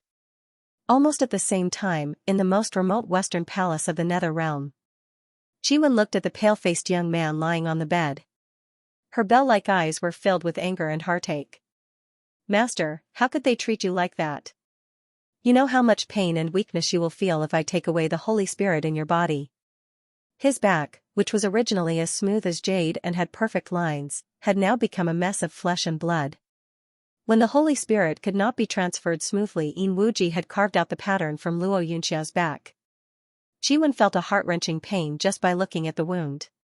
However, the youth lying on the bed had an indifferent expression, as if he could not feel the pain at all. Or perhaps, he had already gotten used to this kind of pain. After the powder was sprinkled, the wound on Luo Yunxiao's back corroded bit by bit and then healed bit by bit. What kind of torture was it to have one's bones broken and one's skin peeled off, hovering between life and death? Xiwen stared blankly at Luo Yunxiao's clothes and bedding that were drenched in sweat. His wet long hair hung down and stuck to his bitten lips. Blood flowed along the ends of his hair and onto the bed, blooming a beautiful red. Xiwen could not bear it anymore. Tears fell from her big eyes. "Master, you are clearly their son. How could the Domain Master and Underworld Empress treat you like this?" Luo Yunxiao quietly lowered his eyes, his expression calm. He did not even let out a moan. "Right, I remember." Xiwen suddenly recalled something as she shouted, "Mei Yan refined many talismans back then, and gave many of them to you, Master. I remember Mei Yan said that some talismans had a numbing effect." As Xiwen spoke, she hurriedly took out the talismans from Luo Yunxiao's storage device. Mu Yan had given little martial uncle a lot of talismans. Or it should be said that the talismans she drew on a daily basis were accumulated to the point that it was impossible to calculate. Apart from the ones sold in Tianguang ruins, the rest were all given to the Xiaoyao sect. Basically, there were dozens or even hundreds of talismans. Some of them were refined according to the templates given by Luo Yunxiao. But there were also some very strange talismans that were created by Mu Yan. The numbing talismans that Xiwen dug out had very strange talisman markings. It could be said that even Luo Yunxiao had never seen or heard of them. Xiwen took out a numbing talisman and couldn't help but sigh, but no matter how talented Mei Yan is in drawing talismans, she can only use the most ordinary spiritual power. This kind of spiritual power will not work on you, Master. Although she said that, Xiwen still burned a talisman in her claws and pressed it on Luo Yunxiao's wound. However, Luo Yunxiao felt her body lighten almost as soon as the talisman was attached. The pain of having his skin peeled and his bones broken seemed to have left him in an instant. All that was left was the peace and tranquility after the storm. Luo Yunxiao reached out and took a tranquilizer talisman. She stared blankly at the yellow paper in her hand for a long time. He then closed his eyes and fell into a deep sleep. Xiwen looked at the side of the young man's face, who was sleeping soundly. After a long time, she finally cursed. It actually worked.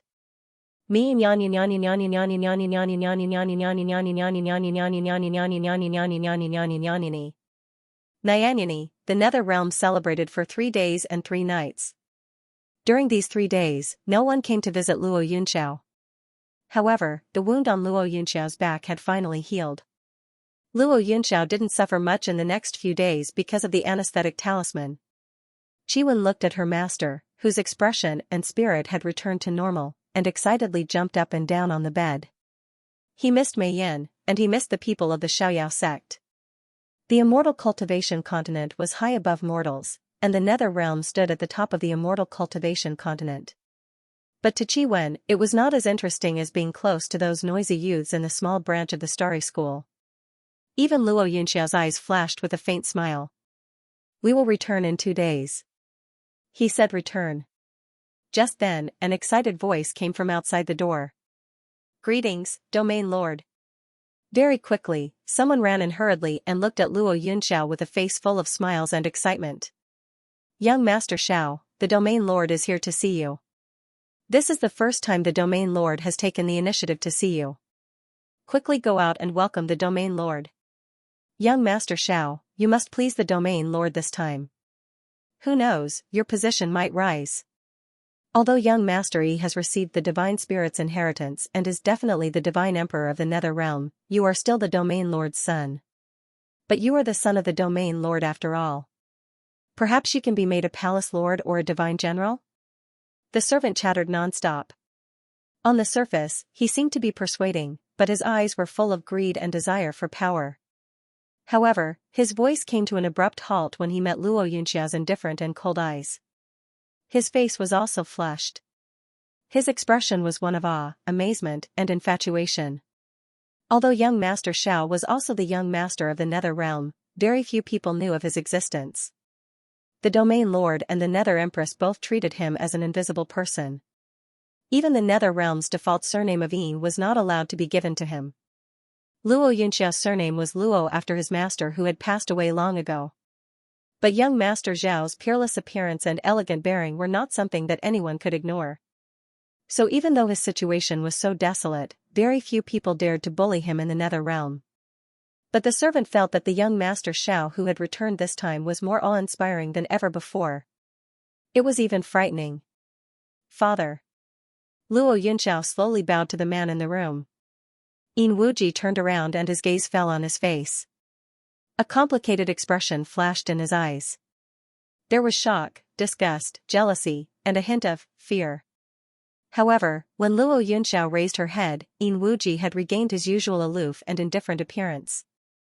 "How are your injuries?" Luo Yunxiao raised her head in surprise.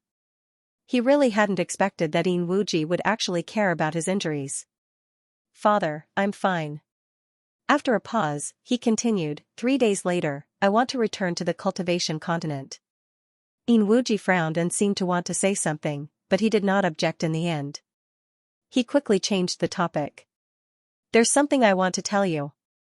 Do you still remember the engagement between the Nether Realm and the demon race?" Luo Yunxiao was stunned. Because the polar domain was the largest, the Netherworld realm and the demon race had guards. Therefore, several decades ago, the Netherworld realm and the demon race had indeed set up a marriage contract under the hidden abyss. A moment later, Luo Yunxiao said, 10 years ago, the demon lord who made a marriage contract with my Nether realm has already died. Isn't that marriage contract already invalid?" Yin Wuji laughed softly, his expression full of disdain. The agreement back then was that the children of the Nether realm and the royal family of the demon race would enter into a marriage alliance. The sudden death of the demon lord was merely a change of a child of the royal family. But as long as this marriage contract exists, the alliance between the demon race and the Nether region will continue to be stable. Until Yuani truly grasps the inheritance of the sacred spirit and steps on the polar domain. His gaze slowly turned to Luo Yunxiao, his face revealing a fatherly gentleness. "For the future of the Nether region, for your brother to become the Saint Emperor, you must marry the daughter of the demon lord." In the spirit pet space, Jiwen roared in anger. "She's the daughter of the demon lord, who has wandered somewhere and whose fate is unknown, yet she wants you, master, to marry her. Why? Why? Why doesn't he let Yuani fulfill the marriage contract?" "Ah, they're going too far, they're going too far." Yin Wuji, of course, knew that his request was going too far. Once a marriage contract was made in the Xiaoxian continent, it was a contract approved by the heavenly Tao. Once it was broken, there would be punishment. The marriage contract between the Nether region and the demon race was only a mutual benefit, a temporary compromise. There would be a day when the alliance between the Nether region and the demon race would collapse and they would become like fire and water. At that time, the two parties to the marriage contract would become complete sacrifices. Someone had to be the sacrifice, but it definitely wasn't his precious son, Enyueni. Not to mention, it was unknown whether the daughter of the demon lord was dead or alive. If the marriage contract was made and he couldn't find her, Luo Yunxiao would never be able to marry a wife in his life. Yin Wuji looked at Luo Yunxiao quietly. Even if he knew this request was too much, he believed that his son wouldn't refuse him. Ever since he was young, no matter how absurd or harsh the request was, as long as it was something he and the Nether Queen requested, he would do anything to achieve it. Even if it was to take away the inheritance of the sacred spirit from his body, he would agree. What about a mere marriage contract? However, just as Yin Wuji was waiting for the words, "Everything is up to father," he found that the other side was silent. The young man who had always been calm and submissive had unknowingly clenched his fists. In one of his palms, he tightly gripped a piece of talisman paper. That talisman paper had been soaked in his sweat and pierced, but he didn't feel it. "Yunxiao?" Yin Wuji frowned impatiently. Luo Yunxiao abruptly raised her head and stared fixedly into Yin Wuji's eyes. She said word by word, "I don't agree." "What did you say?" Yin Wuji could not believe his ears. "I said, I don't agree to this marriage." Luo Yunxiao's tightly clenched fist had already loosened. Her fingertips gently rubbed the damaged talisman paper in her palm. She slowly and clearly replied, "Father, I can agree to any of your requests.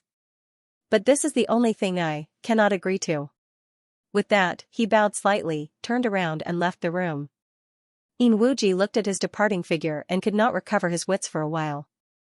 After a while, his face suddenly became so gloomy that it could drip water.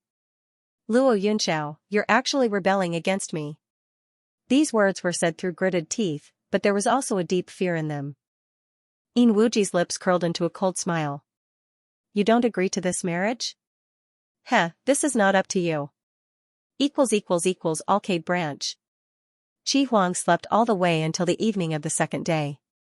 Mayan is worried about whether or not there's anything wrong with his body. The corner of Muyan's mouth twitches. "What dragon fire pill? I've never heard of it." Qi Huang's skin is translucent, so pale that it's almost transparent. When he tries to get up from the ground, his hands and feet are still a little weak. But when he looks up at Muyan, his expression is very annoying. "Ben Zun said that you're ignorant." "Forget it, Ben Zun won't lower himself to your level. This is the Dan recipe for the dragon fire pill, hurry and refine it for Ben Zun." With that, he turns his hand over, and there's a piece of paper in his slender fingertips. Muyan takes the paper. She hasn't read it yet, but she really wants to slap him on the forehead with it. This brat, he just came back from the gates of hell, and his skin is itching again, but before she can slap him, Qi Huang's body shakes, as if he can't support himself, and he falls to the ground again. "Qi Huang!" Muyan jumps in fright, and quickly steps forward to support him. "I'll continue to play the zither for you." "No, no need." Qi Huang gasps, "I told you to refine the dragon fire pill for Ben Zun. To be able to refine medicine for Ben Zun, it's your honor." Muyan rolls her eyes. Yes, Honorable Lord Qi Huang, to be able to refine pills for you, this little one is really flattered." "Then can you tell me now, what's the matter with you? Why are you suddenly in so much pain, and so weak?" Qi Huang frowns slightly, his eyes are perplexed, deep, and there's a trace of imperceptible fear. When he raises his head to meet Muyan's worried gaze, that fear disperses, turning into wisps of warmth. Such warmth makes his heart sour and sweet, as if he's soaked in a sweet and sour juice. He hasn't felt that kind of feeling in 10,000 years. It's like, suddenly, he no longer feels lonely, cold, crazy, and desperate. "Qi Huang?" Hearing Muyan's question again, he shakes his head. "I don't know, maybe." Qi Huang pauses, slightly lowering his eyes. His voice is low, almost silent. "Maybe, there's not much time left." "What, not much time left?" Qi Huang jerks his head up, and fiercely glares at Muyan. "It's all because you're useless, you still can't repair the Tian Mo Qin. Forget it, I am a magnanimous person, I will not bicker with you. Quickly go and refine the dragon fire pill for me." Mayan gives him a push and directly throws him to the ground. Without hesitation, he turned around and left the space. Mother****, this brat, whoever cares about him is AF asterisk king idiot. The next day, Mu Yan said goodbye to the people of the Xiaoyao school and entered the Danyang mountain range. Qi Huang's gloomy voice could be heard from time to time. What kind of damned academy is this? What kind of damned bazaar is this? I can't even buy such vulgar and common spiritual herbs. Jun Mayan, you can't even gather these elixirs, how can you be so poor? Hearing this, Mu Yan simply wants to laugh. The inner core of the fire cloud unicorn, the fire essence vine, the leaf fire spirit flower, these spirit herbs that were worth tens of thousands of crystals were priceless, but in Lord Seven Brilliance's eyes, they were only vulgar and ordinary playthings. Furthermore, the spirit medicines that were required for the fire dragon pellet, even if they could be bought from the market or the academy, the price would be exorbitantly high. Mayan had to spend almost all of her current net worth to barely scrape it together. This guy actually dares to despise her for being poor. Qi Xiaohuang, why don't you go to heaven and stand shoulder to shoulder with the sun? The sound of the zither reverberates through the mountains and forests. The flowers and trees on the mountain sway gently, as if they've all come alive in an instant. Myriad plants resonating. As the sound of the zither spreads, the vegetation awakens. All the information about the spirit plants within 100 miles is transmitted into Mayan's mind. It's as if a map is formed in her mind, and the location of all the spirit herbs is marked. Mayan slowly opens her eyes and gently touches a spirit plant that's gently swaying beside her, even rubbing against her palm. She smiles, gets up and walks in one direction. Because of the feedback from the myriad plants resonating on the distribution of spirit herbs, Mayan quickly finds a lot of spirit herbs. But a large part of the spirit herbs are maidens or blood of spirit beasts, which can't be easily found by relying on the myriad plants resonating. Suddenly, the roar of a vicious beast reaches her ears. Even the earth seems to tremble. A powerful and ruthless pressure spreads out. The strength of this vicious beast is actually comparable to that of a gold core stage. A few wild rabbits and pheasants in the bushes were so frightened that they all fled, panic-stricken and uneasy. The roar is getting closer and closer. Ordinary people might have already fled in panic, but Mayan's eyes are bright, and her face is filled with joy. She strides towards the direction of the sound. If she's not mistaken, this should be the sound and breath of the fire cloud unicorn. She was worried about not being able to get the fire cloud unicorn's Niden. This is really wearing out iron shoes in fruitless search, only to find it by chance. Mayan rushes for a moment, and soon sees the huge fire cloud unicorn with flames all over its body. However, to her surprise, there's a teenager running wildly in front of the fire cloud unicorn. The teenager looks up and meets Mayan's gaze. He stares blankly for a moment, then seems to think of something. He abruptly changes direction and continues to run desperately. Mayan raises her eyebrows. This doesn't want to implicate me? Perhaps it's because the speed slows down when it changes direction, so the fire cloud unicorn finally catches up with the teenager. The teenager looks flustered, tripping over his feet and falling to the ground. His face is pale, and his eyes are filled with panic as he helplessly watches the fire cloud unicorn's huge palm strike down. He can only close his eyes in despair. However, the expected pain doesn't come. The teenager only hears a loud bang, and grass and dust fly all over him. His body shivered, and he opened his eyes with trembling eyes. The flaming cloud unicorn, which had been baring its fangs and brandishing its claws just a moment ago, had already fallen to the ground, barely breathing. On the back of the gigantic beast stood a slender young girl. The sunlight shone on the girl's white dress. But no matter how white her dress was, it couldn't be whiter than her sparkling, translucent, porcelain-like skin. Her peach blossom-shaped eyes narrowed slightly, and the shimmering light within them was faintly discernible, causing her peerlessly beautiful features to seem even more captivating. The young man's pupils constricted, his heart thumping non-stop. Suddenly, he felt his breathing quicken, and his body softly fell to the ground. Mu Yan killed the fire cloud unicorn and was about to take its Niden. The young man who was being chased by the flaming cloud unicorn suddenly fell to the ground, his face pale and his body twitching. It can't be, the palm just now didn't hit him. Mu Yan quickly helps him up and clasps his wrist to feel his pulse. Qi Huang's mocking voice came from the space. Where did this kid come from? He couldn't have been scared to death, right? The spirit body delicately checked his pulse, and the young man's physical condition was clearly transmitted into his mind. What a strange illness. The youth's heart is very weak, and there are signs of blockage. So much so that his lips and fingernails are slightly purple. But if it's just an ordinary heart problem, Mu Yan wouldn't say it's strange.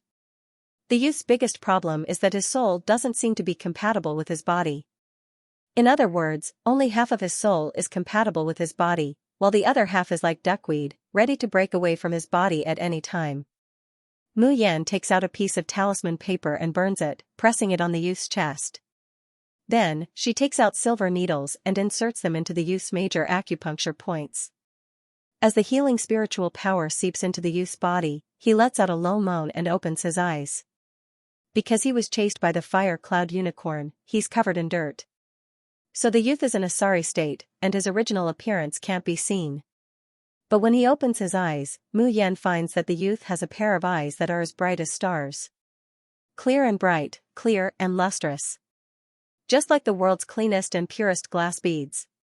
His thick and long eyelashes tremble, and his line of sight focuses on Mu Yan's face. The youth's eyes suddenly brighten. Little sister, did you just kill the fire cloud unicorn? That's a rank 7 spirit beast, and you actually killed it in an instant. You're too amazing. Mu Yan smiles, but doesn't respond. Instead, she asks, how do you feel now? The youth stares blankly, as if only now remembering to feel his heart. Then, his eyes widen in shock. So comfortable, I've never felt so comfortable. Little sister, did you cure me? Mu Yan shakes her head, it's just a temporary reprieve. I'm not sure if I can cure your illness. The youth's illness is very complicated, and a heart problem is not easy to treat. In addition, his soul and body are not compatible, causing his body to be very weak. Ordinary treatment methods could cost him his life if he was not careful. But I've looked for many doctors, and none of them can make me feel as comfortable as little sister. The youth blinks, looking at Mu Yan with eyes full of worship. Little sister, are you a doctor? You can say that. Mu Yan replied casually as she returned to the side of the fire cloud unicorn and took out the Niden inside. Seeing this, the young man hurriedly ran over and took out a translucent vessel from his storage device. He cut open the fire cloud unicorn's heart and filled the entire bottle with its still hot blood. Mayan doesn't stop him. Although she was the one who killed the fire cloud unicorn, it was the young man who lured it here. There was nothing wrong with him wanting to take something and leave. Who would have thought that after the youngster finished packing the beast blood, he would immediately jolt his buttocks and run over to Mu Yan. Little sister, this is for you. The fire cloud unicorn's heart blood was the best medicine when it was still warm, and it could be sold for a lot of crystals. This vessel can ensure that your blood won't turn cold for 3 months. Take it. Give it to me? Mu Yan was really surprised this time. Why give it to me? The fire cloud unicorn was killed by little sister, and my life was also saved by little sister. Of course, I have to give this to little sister. The youth had a matter-of-fact expression on his face. Regardless of whether Mu Yan was willing or not, he directly stuffed it into her hands. Mu Yan hesitated for a moment, but in the end, she still put the bottle away. Thank you. The youth immediately smiles incomparably brightly. Your body is clearly so weak, why did you come to the depths of Danyang mountain range? Isn't this courting death? The youth blushes, lowering his head in embarrassment. After a while, he takes out a small white tiger from his chankuan bag. The furry little tiger is especially cute, soft and small, only the size of 2 palms. When it was carried out, it used its claws to rub its eyes, letting out small whimpering sounds. Even if Mayan isn't a furry lover, nor is she a soft-hearted little girl, she can't help but feel a bit of fondness for this little tiger. I accidentally picked up this snow spirit tiger at the foot of Dan Yang Mountain. The youth strokes the little tiger's head, his voice gentle. It seems to have been separated from its mother, wandering alone at the foot of the mountain, and was almost shot to death. So pitiful. I know that the snow spirit tiger's nest is deep in the Danyang mountain range, so I wanted to bring it back and reunite with its mother. In order to reunite the little tiger with its mother, he doesn't even care about his own life. Mayan simply wants to sigh at this youth's stupidity. She thought that in the Xiozhen continent, the strong are used to the weak being prey to the strong and deceiving each other. Even her family Xiaoqi, who looks cute on the outside, is extremely black-bellied on the inside. Whoever wants to bully Luo Yu will definitely be skinned alive. She didn't expect that there would be such a naive and sweet youth in this world. The youth hurriedly explains, in fact, it was the little tiger that saved my life at the beginning. If it hadn't appeared, I would have accidentally stepped into the trap. So in order to repay the favor of saving my life, I have to send it back. Saying that, he looks at Mayan with some embarrassment and expectation. Big sister, can I follow you until we find the snow spirit tiger's nest? I promise I won't give you any trouble. Mayan frowns slightly. The youth immediately says, Big sister, are you looking for elixirs in the Danyang mountain range? Since childhood, my body is special, I can sense the location of many elixirs. Big sister, I'll help you find elixirs, okay?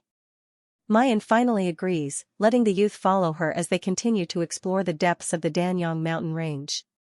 With the youth's guidance, Mayan's speed in finding elixirs has indeed increased a lot. In just half a day, she has actually collected more than 90% of the materials for the Dragon Fire Dan.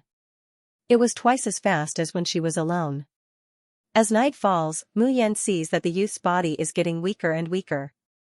His face is pale and his forehead is sweating profusely. He found a lakeside, set up a tent, lit a bonfire, and rested temporarily. Little sister, look, this is the spiritual fruit I picked for you. Do you like it? The youth's voice came from behind her. Mu Yan turned around, but couldn't help but stare blankly. The dirt on the young man's face had been washed away, and his clothes had been changed. The moonlight fell on the young man's face, illuminating his delicate and pretty face with a hint of flirtatious charm. The young man's eyebrows were slightly long and narrow, with a high nose bridge and a tear-shaped mole under his left eye. She gave off a cold and aloof feeling, with a hint of evil charm. The youngster's appearance gives Mayan a somewhat similar feeling to Qi Huang. Although she wasn't as gorgeous and dazzling as Qi Huang, she had the same charm. The only difference was his eyes. The youth's eyes were so clear that the demonic charm on his body was suppressed. When the youth sees Mayan looking at him like this, his face turns slightly red, embarrassed and blushing. There was also a hint of joy on his face. He handed over some of the spirit fruits in his hand and eagerly looked at Mu Yan. Big sister, do you want some? Mu Yan took the spirit fruit and took a bite. It was sweet, juicy, and rich in spiritual energy. She couldn't help but praise it. The young man immediately looked as if he had obtained some incredible treasure, and his eyebrows and eyes curved into crescents. The mole under her left eye was also faintly discernible. Mu Yan sees that he's wholeheartedly holding the spirit fruits for her to eat, but she herself hasn't eaten a single one. She can't help but ask, why aren't you eating? Hearing this, the young man's face showed a trace of sadness. Then, he smiled lightly and took out a fasting pill from his bosom. I'll just eat this. Mu Yan suddenly understands. Because the young man's body wasn't good, there were many spirit foods that he couldn't eat. He could only eat relatively pure fasting pills without any impurities. Mu Yan takes the pills of fasting from his hand and takes out a few from the space to give them to him. The youth doesn't even think about it, and stuffs the fasting pill that Mu Yan gave him into his mouth. They were clearly both pills, but his fasting pill only had a bitter taste and a feeling of fullness that made one unable to feel happy. But when Mayan puts the elixir into her mouth, a strange taste explodes on the tip of her tongue. The feeling of his taste buds and stomach being filled together made the young man smile. Then, he suddenly opened his eyes wide. It's so delicious. I've never eaten such a delicious fasting pill before. Mu Yan couldn't help but push his forehead. You're so careless, how did you survive until now? You didn't even check to see if there was any poison in the pill given to you by others and just ate it so casually? But this was given to me by little Missy. The youth's eyes curved into a beautiful smile. Of course Missy wouldn't harm me. As he spoke, he carefully put away the pill. On the third day, Mu Yan finally gathered all the spirit herbs required for the Dragon Fire Dan. The snow spirit tiger was also sent back to its mother. She also wanted to bid farewell to the youth. The youth's face, which had been in high spirits yesterday, was now only left with loneliness and reluctance. He grabbed the corner of Mu Yan's clothes and looked straight at her. Little sister, Can I know your name? When he said this, the young man's tone was very perturbed and full of anticipation. It was like a pitiful little beast that was about to be abandoned by someone.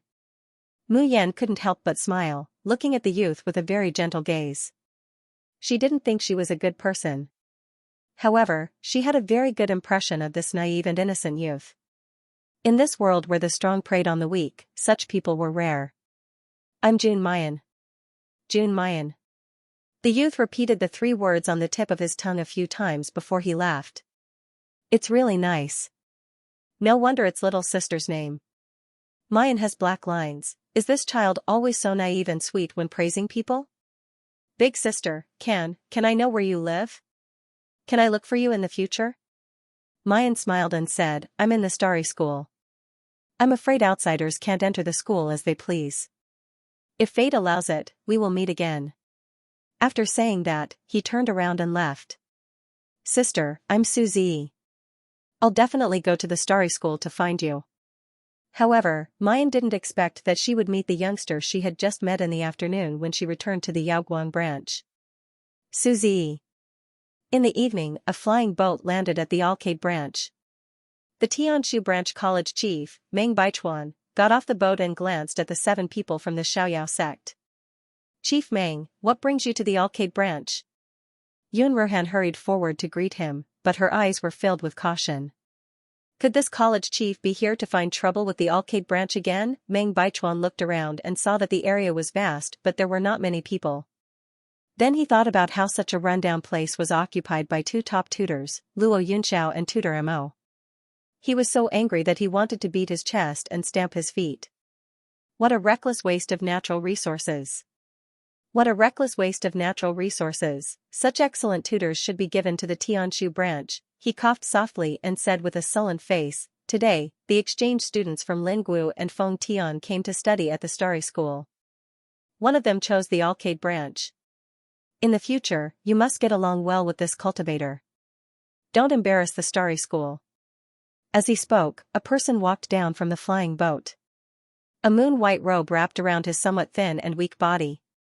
His handsome and pale face immediately blossomed into a brilliant smile upon seeing Mu Yan. Little big sister, I finally see you again. He ran in front of Mu Yan with large strides, as if he wanted to reach out and grab her clothes, but he was afraid of profaning them. He was at a loss as to what to do, but he couldn't hide his smile. Suzy? Mu Yan looked at the young man in front of her in surprise. Why are you here? Suzy smiled embarrassedly. Sister, I didn't expect such a coincidence. I'm an exchange student from the Fengtian school. I heard that you're in the Arcade branch, so I came over. I didn't tell you in the Danyang mountain range because I wanted to give you a surprise. Sister, you won't blame me, right? Meng Baichuan snorted, waved his sleeves, and left on the flying boat. Who knew what was wrong with these people? They didn't want to stay in the Tianshu branch and came to the Arcade branch, a place where even birds wouldn't poop. After Meng Baichuan left, Yun Ruhan and the others immediately surrounded him. Junior sister, do you know this kid? Leng Yuma pulled Mu Yan to her side and glared at Suzy with an unfriendly expression. Brat, who are you? Why are you pestering my junior sister? You even came to the Arcade branch. Tell me, what do you want? Luo Yu hugged Mu Yan's hand and stared at Suzy warily. Why are you calling me little sister so intimately? This is my 6th senior sister, not yours. Mayan laughs in spite of herself and pokes Luo Yu's forehead. Suzy didn't even bat an eyelid at their questions. Instead, he revealed a clear and bashful smile. Senior brothers and senior sisters, my name is Suzy, and I'm from the Phoenix Sky Academy. A few days ago, I was being pursued by the Fire Cloud Unicorn in the Pilyang mountain range. Fortunately, Little Big Sister saved me. Little Big Sister is my savior. You are Little Big Sister's senior brothers and junior brothers, which means you are my senior brothers and senior sisters. Please take care of me in the future. Ling Yuma was about to say, who wants to take care of you? Suzy took out a Qiankuan bag from his waist, opened it, and began to pour things onto the ground. There are low-grade crystals inside, but most of them are middle-grade crystals. The people of the Xiaoyao school are stunned. Suzy smiles even more kindly and warmly. These are my show of filial piety to senior brothers and sisters. I hope you don't mind. We don't mind, we don't mind. Luo Yu pounces on the crystal hill, so excited that she wants to roll around inside. We're rich, sixth sister, we're rich again. Ling Yuma tries her best to keep a straight face. Don't think that using crystals to bribe us. Suzy takes out another Qianquan bag. This time, all of them are 6th rank and above spirit tools, including Ling Yuma's favorite long blade. Even the painting tools that Chu Moli is interested in, he has prepared a set of extremely luxurious ones. This time even Ling Yuma can't keep her cold face, holding the long blade with great interest. Mu Yan disapprovingly looks at Suzy. Why are you giving so many things? Suzy doesn't care, but they are all little sister's important brothers and sisters. I want to leave a good impression on little sister's family. Moreover, I have to stay in the Yaoguang branch, which is already very bothersome. If giving something can make everyone happy, wouldn't that be great? Mu Yan looks at his simple and innocent smile, and can't help but shake her head. This kid is really too naive and sweet. Back in the room, Mu Yan immediately starts to refine the dragon fire pill. Although the dragon fire pill's recipe is very complicated, and the required spirit herbs are very rare. But the method of refining is very simple. Mu Yan only spent an hour to refine 3 of them.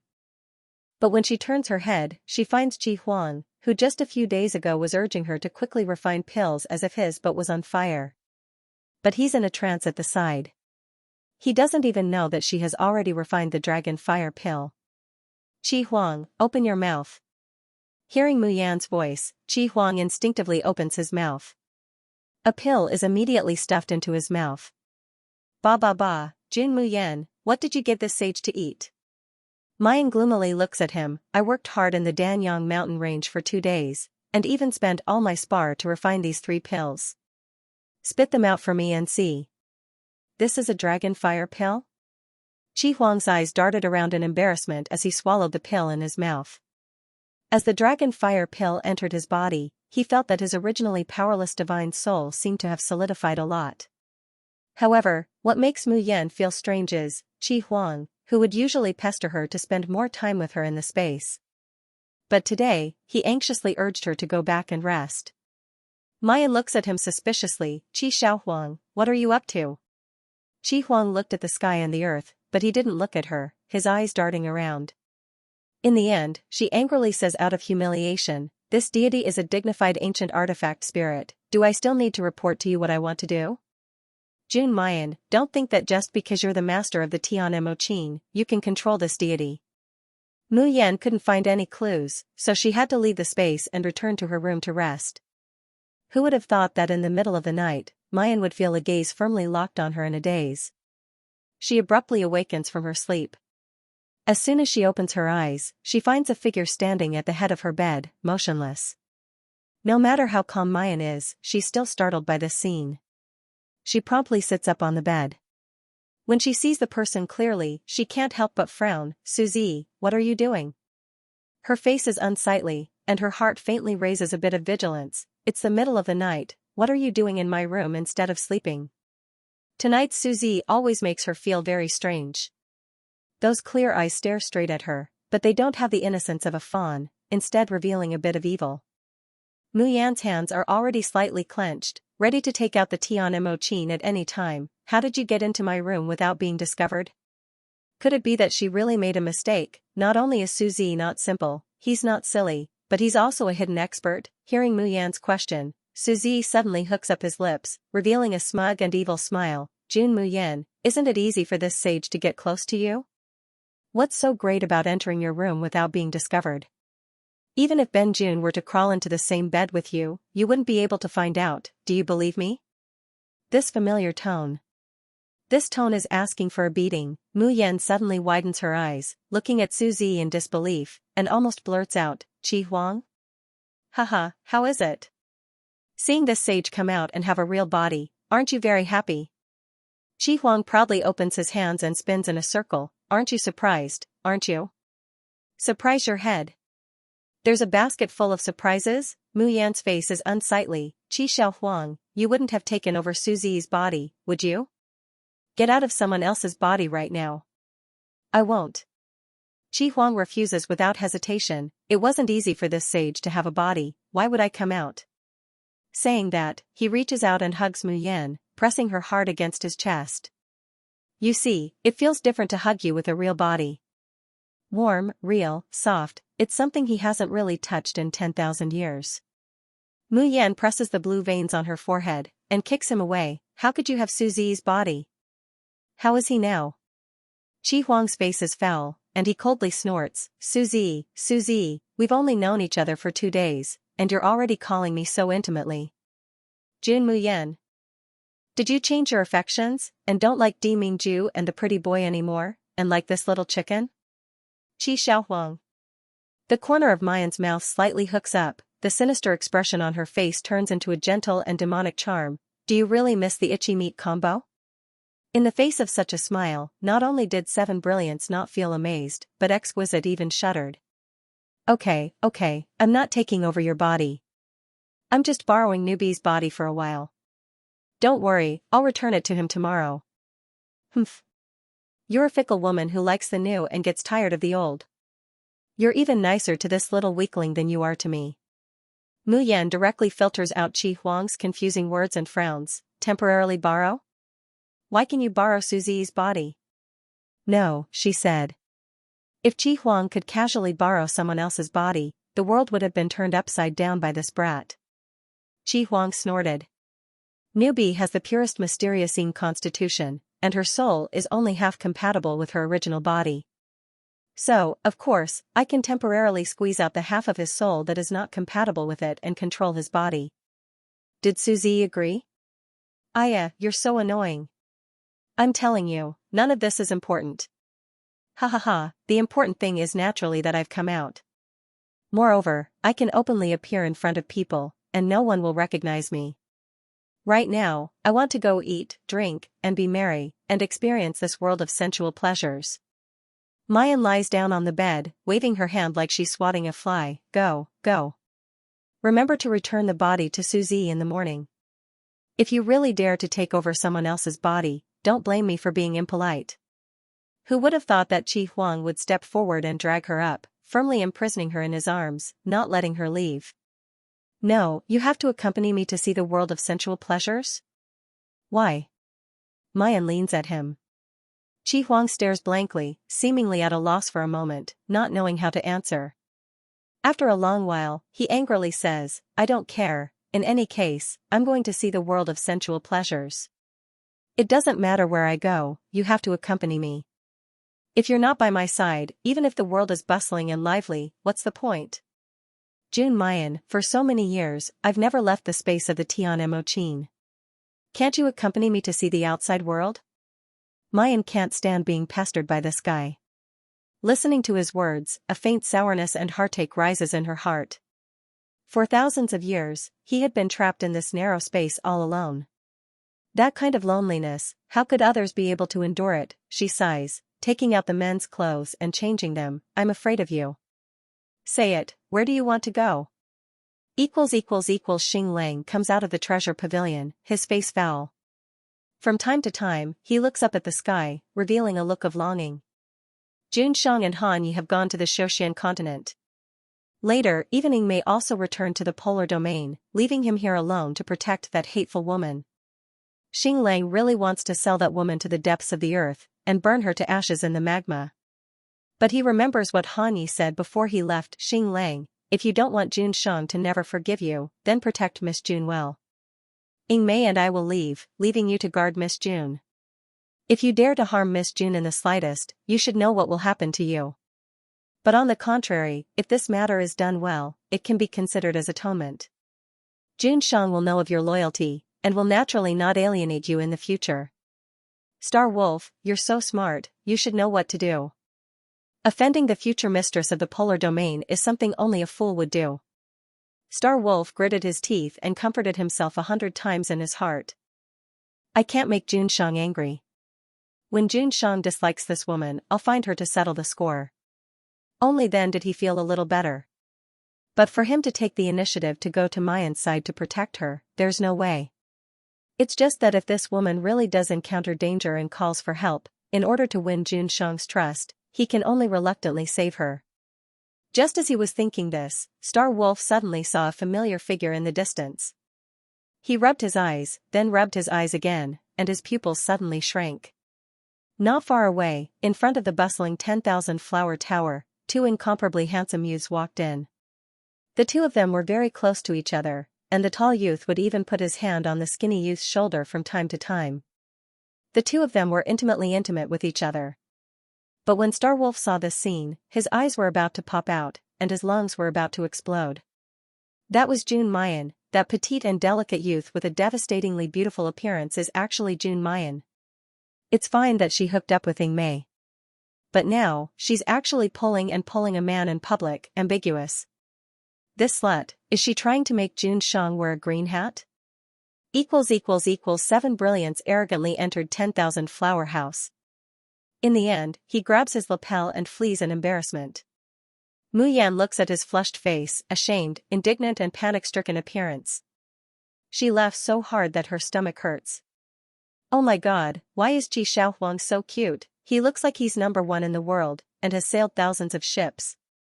In the end, she just takes him to a brothel. At first, he's still arrogant and casual. When the girls of Wanhua Lucy Qi Huang and Mu Yan's elegant and handsome appearance, they naturally rush over like flies seeing blood. As a result, Qi Huang, who was still an experienced playboy a moment ago, is scared out of his wits. Like seeing a ghost, he grabs Mu Yan's hand and runs away. From time to time, the girls' dispiriting curses can be heard from behind. TSK, two gay men coming to visit a brothel, wasting this old lady's feelings. Mu Yan laughs for a long time without stopping. Qi Huang finally can't bear it anymore and glares at her. Jun Mu Yan, if you laugh again, believe it or not, this sage will tear your mouth apart. Saying that, he makes a gesture to pinch Mu Yan's face. Mu Yan laughs and easily dodges. Respected Lord Qi Huang, didn't you say that you've lived for 10,000 years, and there's nothing you haven't seen? The girls were so enthusiastic just now, why don't you enjoy it?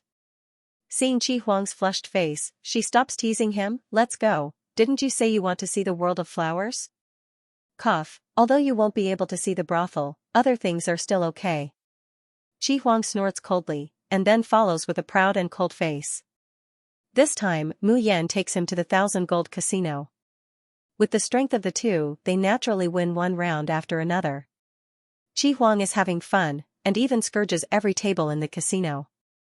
In the end, even the boss and the thugs of the casino are alarmed. They are directly thrown out. Qi Huang wants to get angry. However, the owner of the casino kept bowing to them and begging for mercy. Immortals, our casino only serves mortals. It's a small business and we really can't afford cultivators like you. Please be magnanimous and spare my store.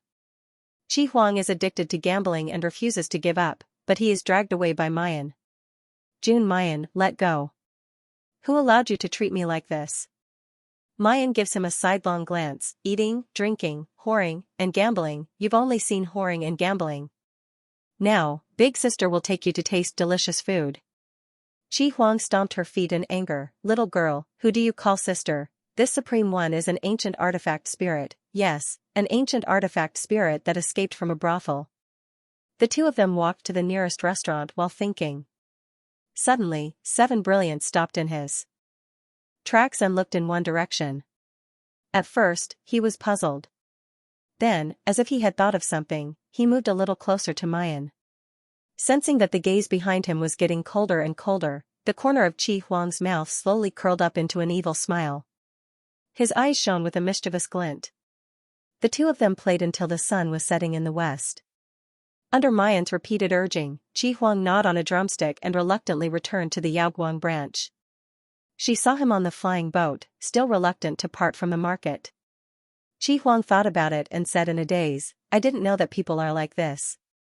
They were lively, full of bitterness and sweetness, selfish and greedy, but also colorful. In the past, he had always thought that being human was an original sin.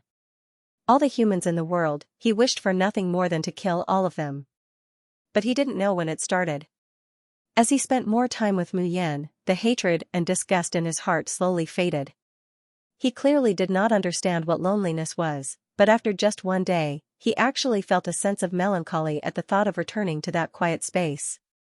Qi Huang's expression stiffened, and a faint trace of fear and confusion flashed across his eyes. In the next moment, his face suddenly turned pale. His body swayed, and he fell straight down. Qi Huang. Mu Yan rushes over and supports him. Qi Huang, what's wrong? However, the face of the youth in her arms was deathly pale. His long eyelashes drooped, and he had completely fainted. Mu Yan's heart clenches tightly. Suddenly, he heard Qi Huang's flustered and exasperated voice, why is this kid's body so weak? It's only been a few hours and you can't hold on anymore. Weakling, weakling, weakling. Mayan stares blankly for a moment before immediately reacting. She grasped Suzi's wrist. Sure enough, he found that Suzi's body had become much weaker, and his heart and lungs had relapsed. His lips and nails were cyanotic. Mu Yan had no time to reprimand Qi Huang for not caring about Suzi's life and death. She quickly took out her silver needles and pierced them into the acupoints around the heart meridian one by one. Then, he takes out the Tian Mo Qin and plucks the strings. Different from the previous zither sounds, the zither sounds this time were deep and solemn, compassionate and holy. It was like the sound of Sanskrit. However, Seven Brilliance's expression changed. Because Mu Yan was using the Shin musicians, benevolence of the saints. The so-called benevolence of a saint was to transfer the qi of heaven and earth and one's own qi to a dying person. After Mu Yan mastered this skill, she had only used it twice. The first time was when he pulled the dying Bai Yichen back from the gates of hell. The second time was when he used the heavenly body tear to save the heavily injured Yan Haoyin. This was because the benevolence technique of the saint consumed too much of her body. Moreover, if they were not careful, they might cause irreparable damage. But at this moment, Mu Yan actually used the saint's benevolence technique, for the sake of this kid she met by chance. Jun Mayan, are you a fool? It's fine if it's for Bai Yichen and Yan Haoyin, but who is this kid? Is he worthy of you using the benevolent saint technique? Mayan doesn't answer. Instead, she plays the Tian Mo Qin with an expressionless face. As the life force continued to flow into Suzi's body, his pale face gradually turned red. On the other hand, Mayan's complexion turns pale little by little, fine beads of sweat seeping out of her forehead. She slowly stopped playing and wiped the sweat off her forehead. Qi Huang, I don't care how much you hate humans, or how much you don't care about the lives and deaths of humans, but you can't do anything to me. But I hope that your hands will not be stained with any lives or blood. Only then will I be able to release you from that narrow cage one day and let you walk openly under the sun. Qi Huang, do you believe that I can do it? Qi Huang stares blankly, his eyes suddenly widening. There's a roar in his ears, as if there's only one sentence left. Qi Huang, do you believe that I can do it? Qi Huang blankly sits on the grass in the space. Suddenly, he turns over and buries his whole face in the fragrance of the grass. Faintly, his muffled but joyful and shy voice can be heard. Jun Mayan, idiot. Why are you so stupid? He's obviously just a tool spirit that hates humans, an evildoer in the eyes of others. Why is this woman afraid of his hands being stained with blood? Why is she so obsessed with letting him walk under the sun? Mayan plays the echo sound, again to replenish the spiritual power in her body. Then she seriously warns Qi Huang, Suzi's heart and lungs are weak, he can't withstand two souls and you messing around. So before I cure his heart disease, you're not allowed to have sex with him, do you hear me? Still burying his face in the grass, Qi Huang makes a muffled sound. After a long time, he raises his head. A few strands of his smooth black hair are slightly curled up, and there are a few pieces of grass on them, making him look less evil, but more adorable and cute. He purses his lips, takes the spirit-peering chess, and carefully begins to play. Even though the space was still quiet, he no longer had the melancholy and desolation from before. Mayan pulls out all the silver needles from Suzi's body and feeds him an elixir. Suzi's eyelashes tremble, and he slowly awakens. Sister? Seeing Mu Yan, he first smiled, as if he was very happy. I actually dreamed of little big sister, what a beautiful dream. When he realizes that it's not a dream, he is still on the flying boat. He can't help but show a confused and surprised expression. What's going on? I was clearly sleeping in the room. Sister, why am I here? Mayan feels guilty, and quickly helps him up, saying softly, how do you feel? Do you feel uncomfortable anywhere? Suzy presses his chest, and then immediately shows a surprised expression. My hands and feet are a little sore and weak, but my heart feels very comfortable, even more comfortable than when you treated me last time. Sister, what's wrong? Did I sleepwalk and wander outside in a daze? Did you save me again? Suzy's eyes were sparkling, and his face was filled with gratitude and trust towards Mu Yan. Facing such clear and bright eyes, Mu Yan suddenly has a headache. If she could, she really wanted to follow Suzy's words. This way, there would naturally be less trouble and hidden worries. However, after a moment of silence, she said, Z, I want to apologize to you. Apologize? Suzy blinked in confusion. Why would Missy apologize to me? But no matter what you did, I won't blame you. Mu Yan couldn't help but smile. The reason you're here is not because you're sleepwalking, but because the soul of one of my spirit pets has taken over your body and used your body to play outside for a day. Chi Huang's flustered and exasperated voice came from the space. What kind of spirit pet are you? I'm an artifact spirit, an ancient artifact spirit. Mu Yan ignored him and stared straight into Suzy's eyes, unflinching. Although she had only known Suzy for a short time. However, she had a good impression of this young man with clear eyes and did not want to deceive him. In fact, any normal person would feel fear and loathing when they hear that their body has been occupied by someone else. Suzy is a little dazed, seemingly unable to come back to his senses. But not long after, he can't help but raise the corner of his lips, revealing an adorable smile. Big sister, do you have a spiritual pet? What does it look like? Is it cute or majestic? Or is it as beautiful as you, big sister? Mu Yan's expression stiffens for a moment, then she says somewhat weakly.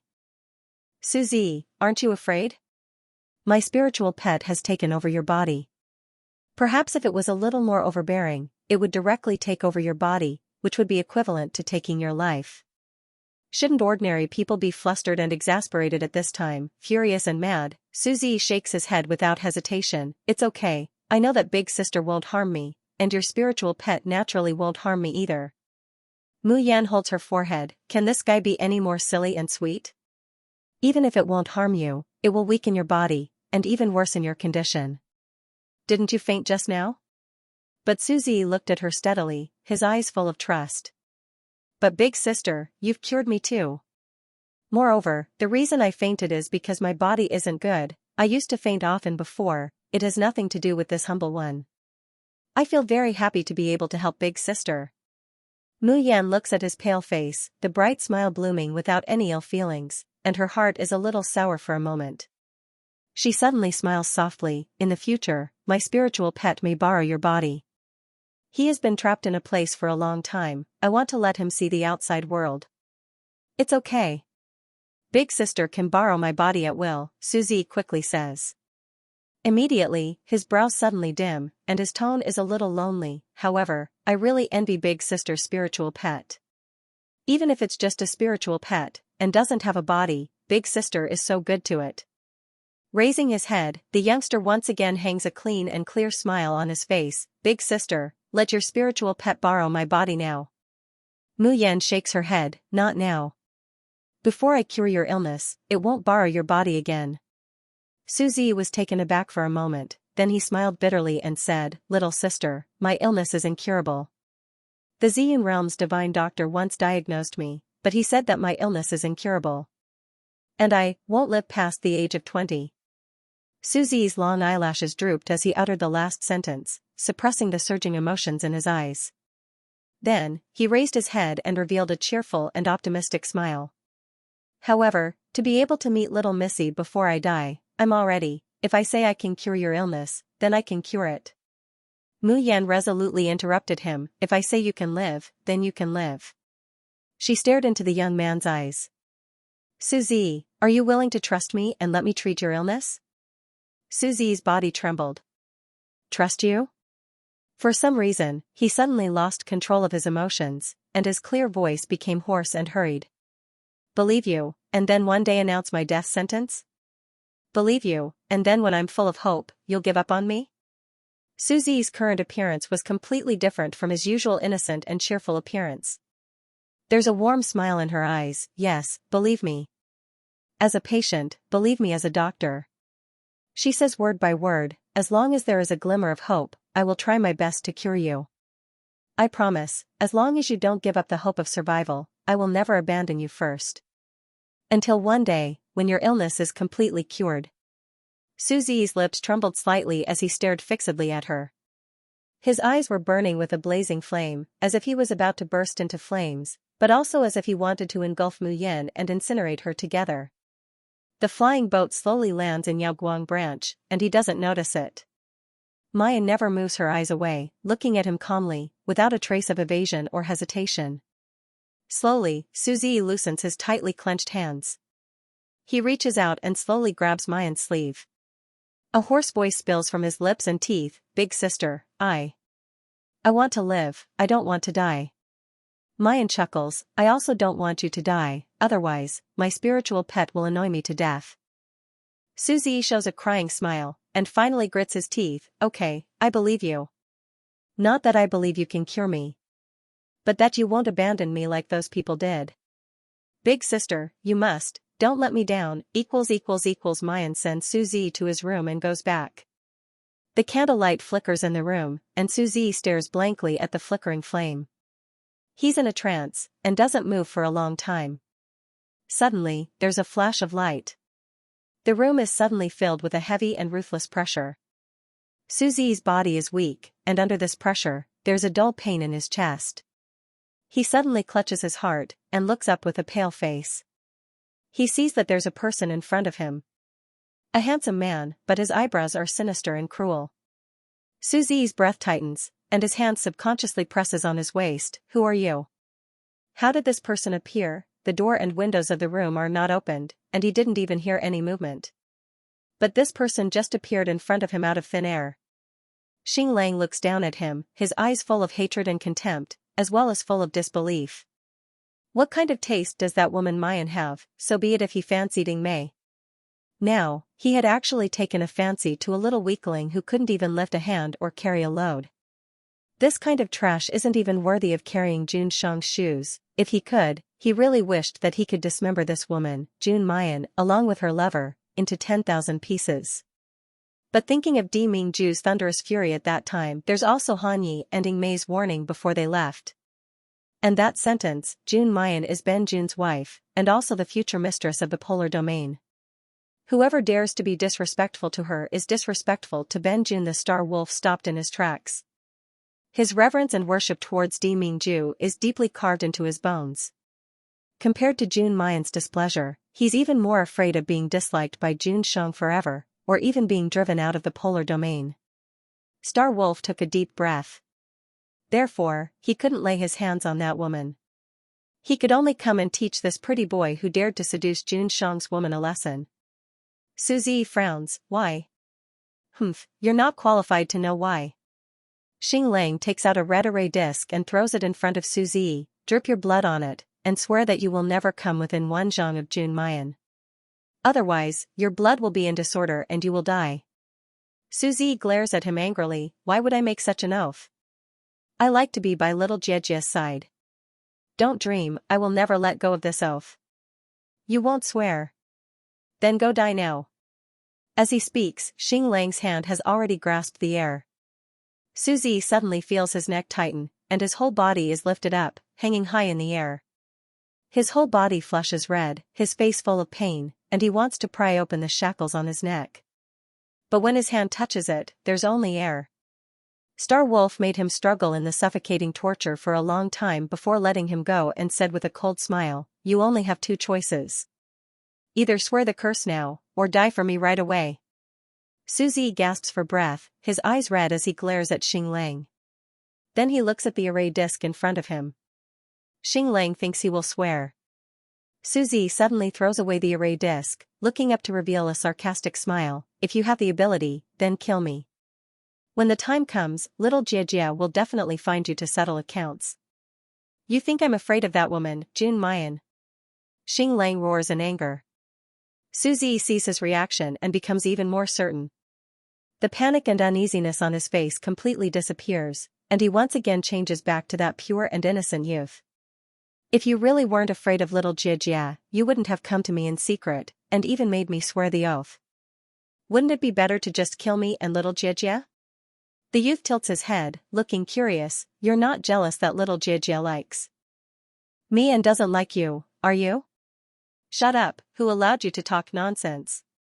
Xing Lang almost instinctively roars, Jun Mayan is our Jun Shang's woman. Who allowed him to hook up outside and be fickle? Suzy stares blankly, his expression somewhat inexplicable. Then he can't help but laugh. So, in fact, you don't dare to kill me. Because you're afraid that if you really killed me, you would anger little Xianxia and offend your Jun Shang, right? Star Wolf was instantly speechless. He had never thought that he would be outmaneuvered by a weak and useless mortal. He took another deep breath and laughed sinisterly. I really won't kill you. But there are thousands of ways to torture you. Since you're not willing to swear the curse, then just wait for Jun Mayan to dislike you. Having said that, he raised his hand and a powerful wave of spiritual energy surged out. Just as Suzy was about to resist, he felt dizzy and immediately fainted. Inside the space. Inside the tower, Mayan is circling around the towering bookshelves. Qi Huang said in disdain, you've already spun around for a long time. This exalted one's eyes are getting dizzy from your spinning. Mayan snappily glances at him, isn't it because you're useless? You're clearly the Tian Mo Qin's device spirit, the master of this space. Why is it that the fat rabbit can help me find the prescriptions for drafts, can help me find the perfect method for forging the body and fasting, but you can't find anything? What do I need you for? Oh? I can find it.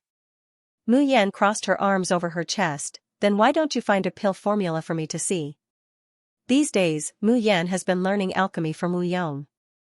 However, Wu Yong's alchemist level was not considered high, so even if he taught Mu Yan without hiding anything, what he taught was still limited. The pill recipes he could take out were the most ordinary ones, and there were very few of them. But Mu Yan is still very grateful to Wu Yong. Because of his careful guidance, Mayan has truly laid down a solid foundation, and has also grasped the difference between alchemy in the Shozhen continent and the Yanwu continent. However, this couldn't go on. Whether it was her own research on elixirs or her desire to cure Suzy's injury, she needed the help of elixirs. That's why Mayan is in a hurry to find a Dan recipe that's similar to the classic of supreme drafts from the bookshelves in this tower. However, Qi Huang, who was still in high spirits just a moment ago, hears Mu Yan's request for him to find the pill formula. However, his eyes wandered and avoided her gaze. He even wanted to change the topic. Mu Yan smiled and said, I say, Qi Xiao Huang, if you really can't find it, I won't laugh at you. Why bother boasting? As expected, Qi Huang was immediately goaded into action. His face contorted for a moment before he finally gritted his teeth and said, I'll find it for you then. This sage will let you know who is the #1 king in this Tian Mo Qin space. Who was the fat rabbit? How could it compare to him, a dignified ancient artifact spirit? Mu Yan stares unblinkingly at Qi Huang, waiting to see how he will display his remarkable abilities and find the pill recipe he wants from the bookshelf. However, after waiting for a long time, 7 Brilliants still did not move. Just as Mu Yan is getting impatient from waiting, there seems to be a poochie sound in the air. Then, the red-clothed, black-haired, bewitching young man disappeared. Instead, it was replaced by a chubby, fair, and tender little doll that was only the size of 2 palms. Mayan's expression freezes in a split second. The little doll was extremely adorable. It was wearing a red doo-doo, and half of its perky, white, and tender buttocks were exposed. It really made people want to hug him and give him 2 kisses. But such a cute little doll revealed an extremely ferocious and twisted expression. He glares unwaveringly at Mayan, gnashing his teeth as he says in a crisp, childish voice, Jun Mayan, you dare to laugh. If you dare to laugh, I will destroy the entire book tower. Cough. Cough, cough, cough. Mu Yan coughed a few times before holding back her laughter. She tried her best to speak in a calm voice, Lord Qi Huang, will you be able to find the book like this? 7 Brilliants snorted coldly and suddenly leaped onto one of the shelves. Then, with another leap, it rose more than 10 bars on the internet. Mu Yan raised her head and watched as the little figure soared higher and higher until it finally disappeared at the end of the tower. After making sure that Qi Huang can't see or hear, Mu Yan couldn't hold back anymore. She clutches her stomach and convulses with laughter. Damn, why was Qi Xiaohuang so cute? Not long after, there was movement above the book tower, and a small figure jumped down. Mayan promptly stops laughing and wipes the tears from the corners of her eyes. She tries her best to make it so that no one can tell that she has laughed. But when she saw Qi Huang, she almost couldn't help but burst out laughing again. The little doll was holding 2 books. But those 2 books were as big as him.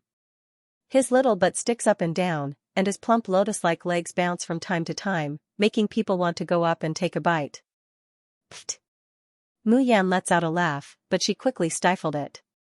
At this time, Qi Huang has already leapt in front of her. He throws away the book in his hand, and fiercely glares at Mu Yan. Did you just laugh? No? Mu Yan has an innocent look. I've been anxiously waiting for you to find the book for me. As she says that, she promptly picks up the ancient books on the ground. As soon as she sees the cover, she immediately smiles. These 2 ancient books are titled The Encyclopedia of Elementary Alchemy and The Perfect Gold Pill. They just happen to be what she needs the most right now. Qi Huang, thank you. Mu Yan holds the books, her brow smiling. This time, it's sincere gratitude. These 2 ancient books are too important to me. Qi Huang proudly raises his chubby little face, and humps, now do you admit that this sage is more powerful than that fat rabbit? Amazing, amazing. Our Lord Qi Huang is the most powerful. Mu Yan flatters him, but she can't help but size up this chubby baby in front of her. Suddenly, she seems to have thought of something. Qi Huang, now that the ancient books have been found, why haven't you changed back? Do you think this sage doesn't want to? Hearing this, Qi Huang immediately flies into a rage. Isn't it all because you're useless, unable to mend the Tian Mo Qin, causing this sage to be unable to fly to the sky or burrow into the earth? I can't use 99% of my strength, and can only turn back into this ghastly appearance to get the books for you. Once I turn into this appearance, I can't change back for 6 hours. Mu Yan finally can't help but laugh out loud. Under Qi Huang's murderous gaze, she fearlessly picks him up, and lovingly pinches his little face, then pinches his lotus-like limbs. Oh, I think this looks pretty good. It's much cuter than your usual self. I think it's better to keep it like this from now on. Jun Mu Yan. Believe it or not, this sage will kill you. Don't pinch my butt. Scoundrel, wait until this sage recovers. This sage will definitely kill you. Mu Yan is playing with Qi Huang, when she suddenly hears Qiuqiu's anxious voice. Beautiful sister, something happened to that brother surnamed Su. Hurry up and save him. Mayan is startled. She no longer plays around with Qi Huang, and quickly looks at Qiuqiu. Suzy? What happened to him? Because Suzy's body was weak. Moreover, heart attacks were often fatal in an instant. Therefore, in order to ensure Suzy's safety, she asked Little Phoenix to leave a wisp of his soul in Suzy's body. Little Phoenix spins around in front of Mayan while chattering. It's that annoying fierce-looking uncle by the Emperor's side. Qiuqiu sensed his aura. He took Brother Su away. Qiuqiu was the same as Little Treasure. Whenever he saw someone he liked, he would call them big brothers and sisters. If he saw someone he hated, he would call them uncles and aunts. Hearing her description, Mu Yan immediately knows who it is. Star Wolf. This fellow really didn't learn to be obedient. Qiuqiu, can you sense where they went? Little Phoenix nodded repeatedly. Beautiful sister, Qiuqiu will show you the way. Mayan leaves the space in a flash, quickly steps onto the flying boat and soars into the sky. Suddenly, its gaze turns, and it sees the bright red and tender little doll in the corner. Its round bird eyes brighten. So cute. Pretty sister, when did such a cute and beautiful little doll appear in the space? As it speaks, the little phoenix swoops down, accurately pouncing on Qi Huang's body, pressing it under its body all of a sudden. The little phoenix's face is full of happiness and love. Its fiery red feathers pick up the little doll, and it keeps rubbing it against its face. Bastard. This deity will kill you. This deity will dismember all of you into pieces. The little phoenix unconsciously trembles. Then it tilts its head in confusion. Hey, why do I seem to hear the voice of the great demon king? Pretty sister, where's Lord Qi Huang? How come I didn't see him today? Qi Huang, who is being held by the little phoenix, immediately goes silent, his delicate and beautiful little face distorting. Even if he dies, he will never let the little phoenix know that the little doll is him, Qi Huang. Wait until he recovers, he must peel off the little phoenix's skin and turn him into a roasted bird. Mayan coughs lightly, holding back her laughter with great difficulty. Qiu, don't make trouble, first show me the way. Oh, okay, pretty sister.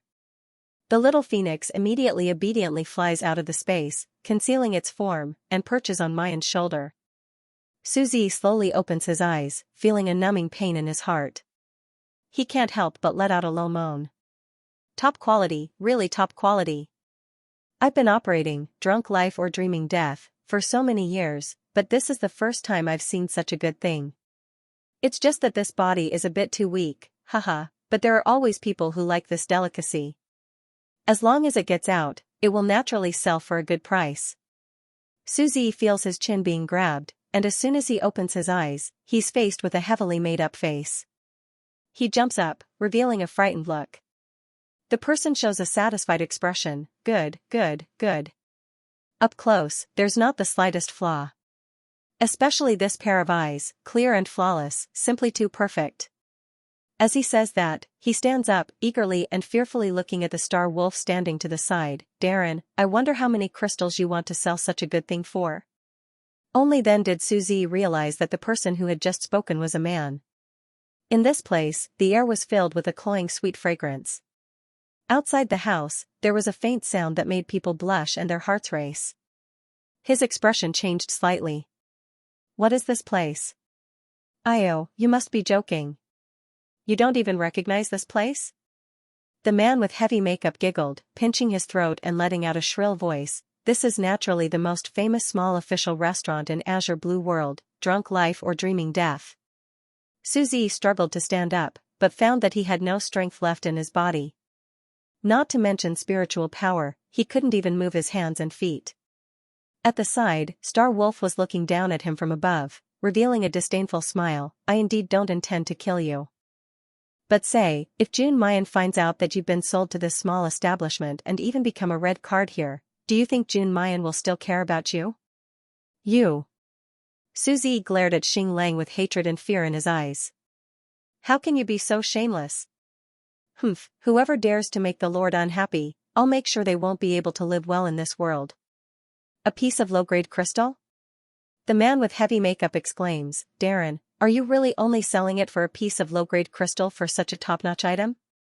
Xing Lang sneers. For such a lowly thing, a piece of low-grade crystal is already considered high. Taking the low-grade crystal from the man with heavy makeup, Xing Lang turns around to leave.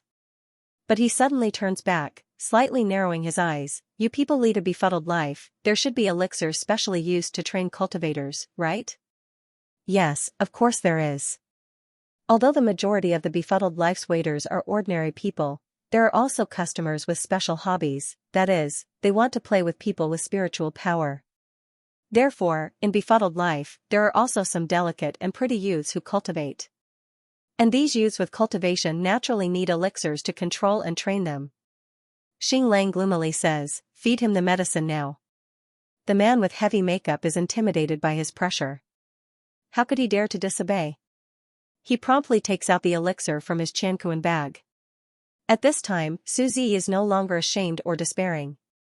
His eyes unwaveringly stare at Xing Lang and the man with heavy makeup. Those clear and bright eyes reveal a thick, cold-killing intent. His gaze is unblinking, as if he wants to carve their appearance into his soul even if he dies. But at this time, the man with heavy makeup suddenly shows a pained expression. His body shakes, and he falls to the ground with a thud. There's a hole in the roof of the room at some point, and a figure, like an immortal, gracefully falls to the ground. Seeing the falling figure, Suzy suddenly widens his eyes.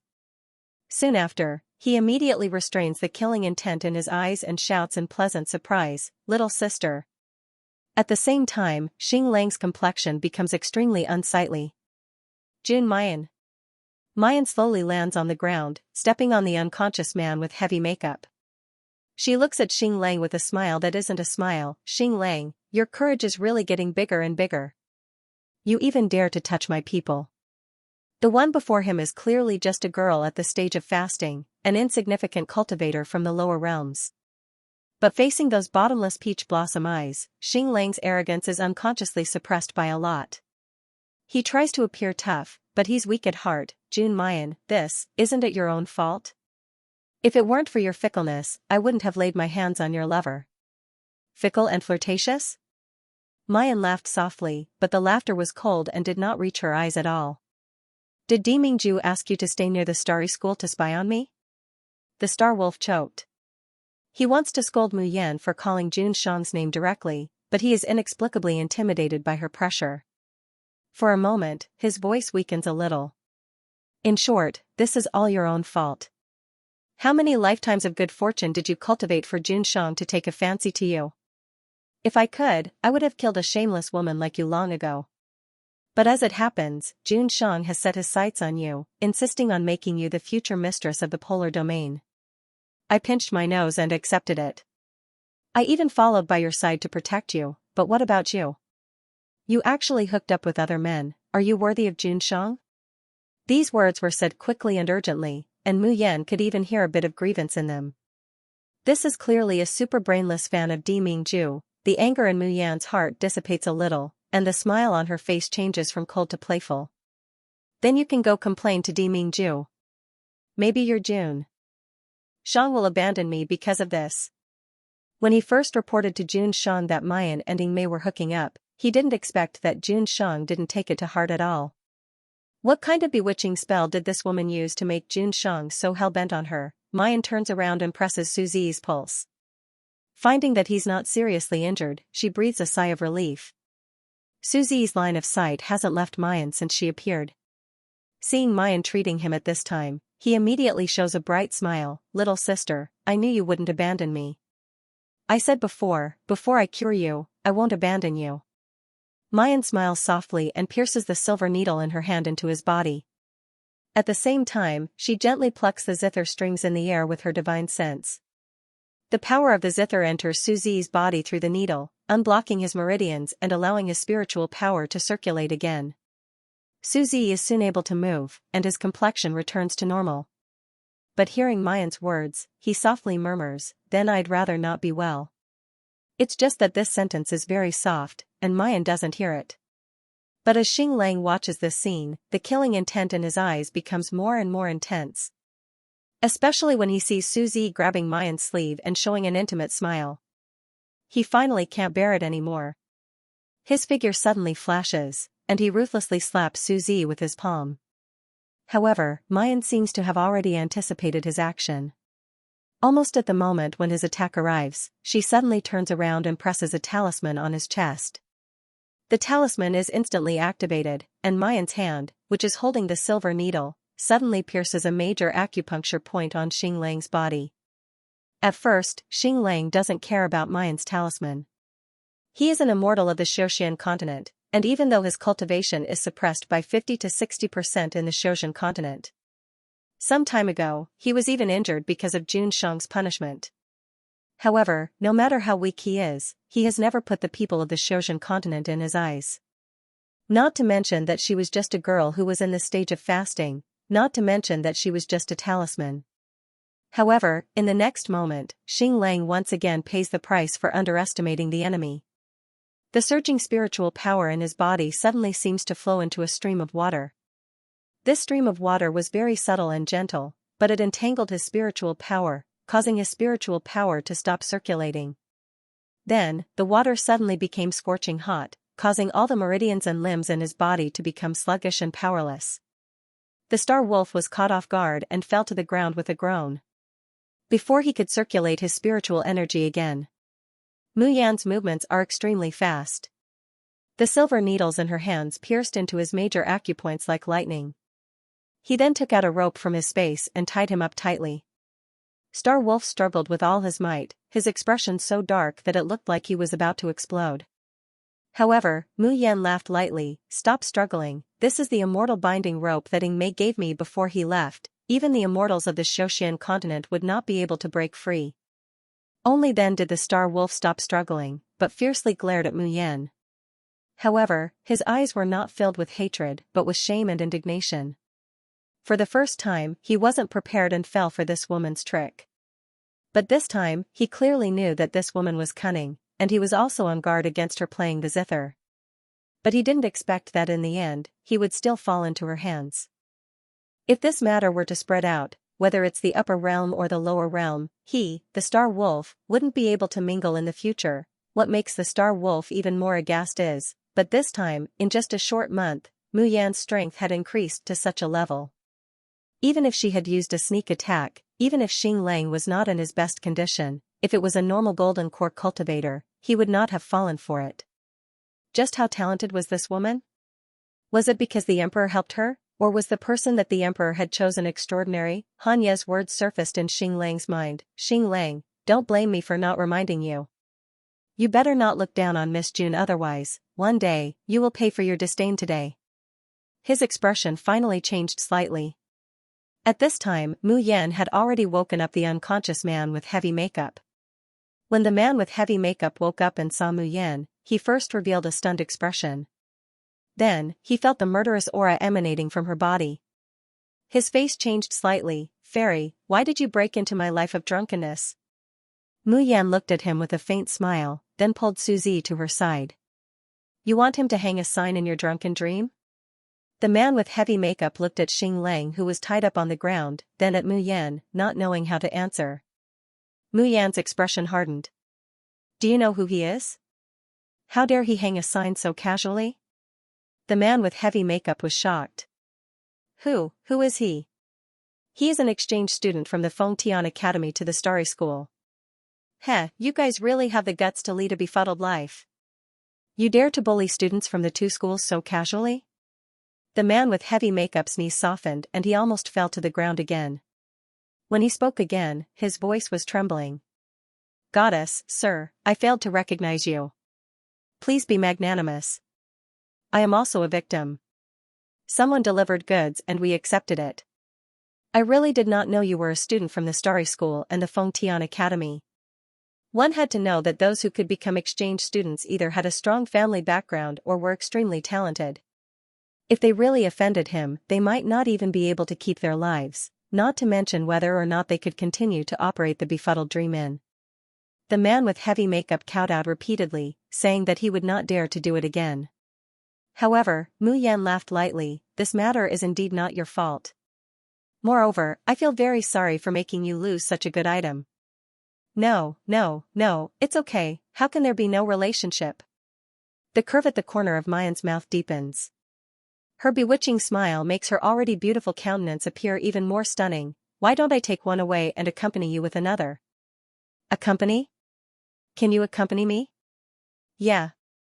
As Mu Yan spoke, he took out a painting scroll from his bosom and handed it to the man with heavy makeup. What do you think of this? Isn't it perfect? The man with heavy makeup took the scroll and unfolded it. His eyes widened and were filled with amazement. Beautiful, it's too beautiful. Beautiful and enchanting with a hint of valiance. This is the best, the real best. A moment later, he suddenly revealed a doubtful expression. He looked at the painting and then at the Star Wolf. Then, the doubt and shock in his eyes grew stronger and stronger. No way, this lord looked cruel, cold, and aloof. Who would have thought that he would have such a taste? The painting was vivid and lifelike. It was obvious that it was drawn on a real object. Originally, he was scared to death when he saw Xing Lang, but since he originally had this kind of hobby. Then, if such a top-quality item were to be displayed, wouldn't their drunk life dreaming death be flooded with guests? Thinking of this, the man with heavy makeup can't help but drool at Xing Lang. This wretched expression and eyes give Xing Lang a bad premonition. At this time, Suzy also can't help but lean over to take a look at the picture scroll. Then he exclaims in surprise, "Oh, it's him. So it's because you like these that you kidnapped me here." As he spoke, he even covered his mouth, looking like he was shocked. Xing Lang finally can't bear it anymore, bellowing, June Mayan, what did you do? Mayan straightens her hair, unhurriedly saying, it's nothing, just wanted to recommend an even better item to the boss. It seems that the boss is also very satisfied with my recommendation. Saying that, she leisurely takes the picture scroll and unfolds it for Xing Lang to see. Look, isn't the little moer beautiful? It's much more beautiful than your current appearance. If it were to be displayed, it would certainly cause a clamor. Xing Lang, when the time comes, you'll be famous. Starwolf's expression was petrified as he looked at the beauty in the painting, who was wearing a half-covered gauze and had his hair combed in women's clothing, but was clearly a man. Suzy covers his mouth on the side, shaking his shoulders as he laughs incessantly. June Mayan, you dare. Xing Lang lets out an earth-shattering roar. Mayan picks her ears, why wouldn't I dare? She slowly walks over to Xing Lang and crouches down, chuckling, do you know what I stabbed in your chest last time for Mingju to let you go? Xing Lang's complexion stiffens, immediately remembering the question that has been troubling him for a long time. If it weren't for the message that Mayan left on his chest, he would have been driven back by Jun Shang, and even expelled from the polar domain. But at that time everyone saw the message that Mayan left, only he himself didn't see it. What did you leave? Mayan reaches out to remove the silver needles from his body, faintly saying, I said, I want to personally punish this person, make sure that Mingju doesn't make him disappear for me. Otherwise, without a partner to play with, wouldn't it be boring? The fury on Star Wolf's face instantly turned into a stiff expression of shock. He stares fixedly at Mu Yan, as if he's looking at a terrifying demoness. However, Mu Yan laughed once again, her smile was like that of an innocent young girl. I was originally busy and forgot about you, but I didn't expect that you would actually bump into me. TSK, TSK, TSK. Of course, I can't waste the chance to play. At this very moment, Xing Lang finally understands Hanya's words, don't ever look down on Mayan, otherwise you'll inevitably pay a heavy price. Mu Yan pats the Star Wolf's face, smiling sweetly, I wish you a happy life in, drunk life or dreaming death. Also, I'll say it one last time. If you dare to have any devious thoughts or make a move against the people by my side, then don't blame me for being merciless next time. Let's go. Little missy. The man with heavy makeup hurriedly stopped Mu Yan, Fairy, what is the price of that item? Mayan waves her hand, it's not worth much, I'll give it to you. The complexion of the man with heavy makeup stiffens, somewhat inexplicably distorted. But that one just sold a piece of low-grade crystal. This one might as well not even ask for a piece of crystal. Suzy chuckles, his mood indescribably carefree. Looking at Mu Yan, his gaze becomes more infatuated and worshipful. Mu Yan jumps up to the hole in the roof and takes out the flying boat again. But before leaving, she takes back the immortal binding rope on Xing Lang. She only wants to teach Xing Lang a lesson, but she doesn't really want to force him into a desperate situation. But even without the immortal binding rope, Xing Lang won't be able to move for a short time. She believes that this night, for Xingwolf Darren, will be colorful and unforgettable. Looking at Mu Yan's figure completely disappearing into the sky, Xing Lang looks at the immortal binding rope disappearing from his body, his expression indescribably complicated. That woman wouldn't be unaware that without the immortal binding rope, he would soon be able to break free. But she still took away the immortal binding rope. So, she doesn't really want to consign him to eternal damnation, whether it was the last time he was able to stay, or this time, Xing Lang blankly thinks, then suddenly realizes what he's thinking. His face immediately becomes distorted. This woman is obviously fickle and shameless, but also cunning and insidious. How can he be deceived by her appearance? Early the next morning, Mu Yan has just woken up and sees Suzy excitedly reporting the news of Drunk Dreaming Life to her. He heard that yesterday, Drunk Dreaming Life was listed with a superb beauty. As soon as the painting of that beauty was hung up, the threshold of Drunk Dreaming Life was broken by the customers. Unfortunately, when the beauty's first night was put up for auction, she suddenly violently injured people, turning Drunk Dreaming Life upside down. But that painting of that beauty was stolen by someone during the chaos. No matter how the beauty looked, she couldn't find it. Mu Yan very unkindly laughs out loud. From then on, whenever Xing Lang thinks of Drunk Dreaming Life, thinking of his cross-dressing painting being played with in other people's hands, he will definitely vomit 3 liters of blood. Suzy also laughs, then looks at Mu Yan with sparkling eyes. Little sister, thank you for coming to save me. After a pause, he suddenly asks, little sister, who is the Jun Shang in that person's mouth? Mu Yan smiles, not evading the topic at all. My fiancé. Ah. Suzy exclaimed softly. The light in his eyes dimmed for a moment, then brightened up again. Someone who's worthy of little Missy must be very outstanding and powerful, right? Just as Mu Yan was about to reply, she suddenly saw Luo Yu rushing over. Sixth senior sister, sixth senior sister. Mu Yan turns around, what's wrong? You look so flustered. Sixth senior sister, junior martial uncle is back? Mayan stares blankly, young martial uncle is back, how come I didn't know at all? Not only did she not know, she did not even feel the presence of anyone approaching the Alcade institution. When did little martial uncle come back? Luo Yu's face showed signs of anxiety. I only discovered it when I passed by little martial uncle's room. And I seem to have seen young martial uncle injured. I don't dare to go in and disturb him. Sixth senior sister, can you go and take a look? Youngest martial uncle is injured? This time, Mayan was really shocked. Who could hurt youngest martial uncle? As she spoke, she hurried towards Luo Yunxia's room. Senior Xiaoqi, Suzy couldn't help but ask Luo Yu, who is Xiao Shishu? Is he very important to little sister? Is he very powerful? Luo Yu turned to look at him and saw that he didn't hide his emotions. She couldn't help but put her hand on his shoulder and shook her head. I advise you not to compare yourself with the 2 teachers in our branch. Otherwise, don't blame me for not warning you if your self-esteem is hurt. Those 2 are like gods, we ordinary people can only look up to them. Suzy revealed an expression of curiosity and respect at the same time. But in his heart, there was a faint sense of comparison. He didn't think he was much worse than the others. Little sister was so perfect that no one in the world could match up to her. Mu Yan walked to Luo Yunxiao's door. She didn't knock, but pushed the door open and walked in. There were no candles in the room, and all the windows were closed. Only the northern window was slightly open, so it was very dark. But even if the light was so dim, everyone who entered the room would unconsciously be attracted to the man sitting in the room. The moment Suzy saw Luo Yunxiao, he felt a buzz in his head and his blood seemed to freeze. There was only one sentence echoing in his mind. How could there be such a good-looking man in the world? There is a bandit gentleman, like cutting and learning, like carving and grinding. There is jade in the pile of stones, and green in the pine trees. His beauty is unique, unparalleled in the world. This dark room and oppressive atmosphere didn't diminish his beauty, but instead made him the only outstanding light in the darkness, dazzling people's eyes and stealing their souls. Luo Yunxiao slowly raised his head and looked expressionlessly at the people who came in. Finally, his eyes fell on Mu Yan. You're becoming more and more presumptuous. The pressure from the youth made Luo Yu quiet out of fear.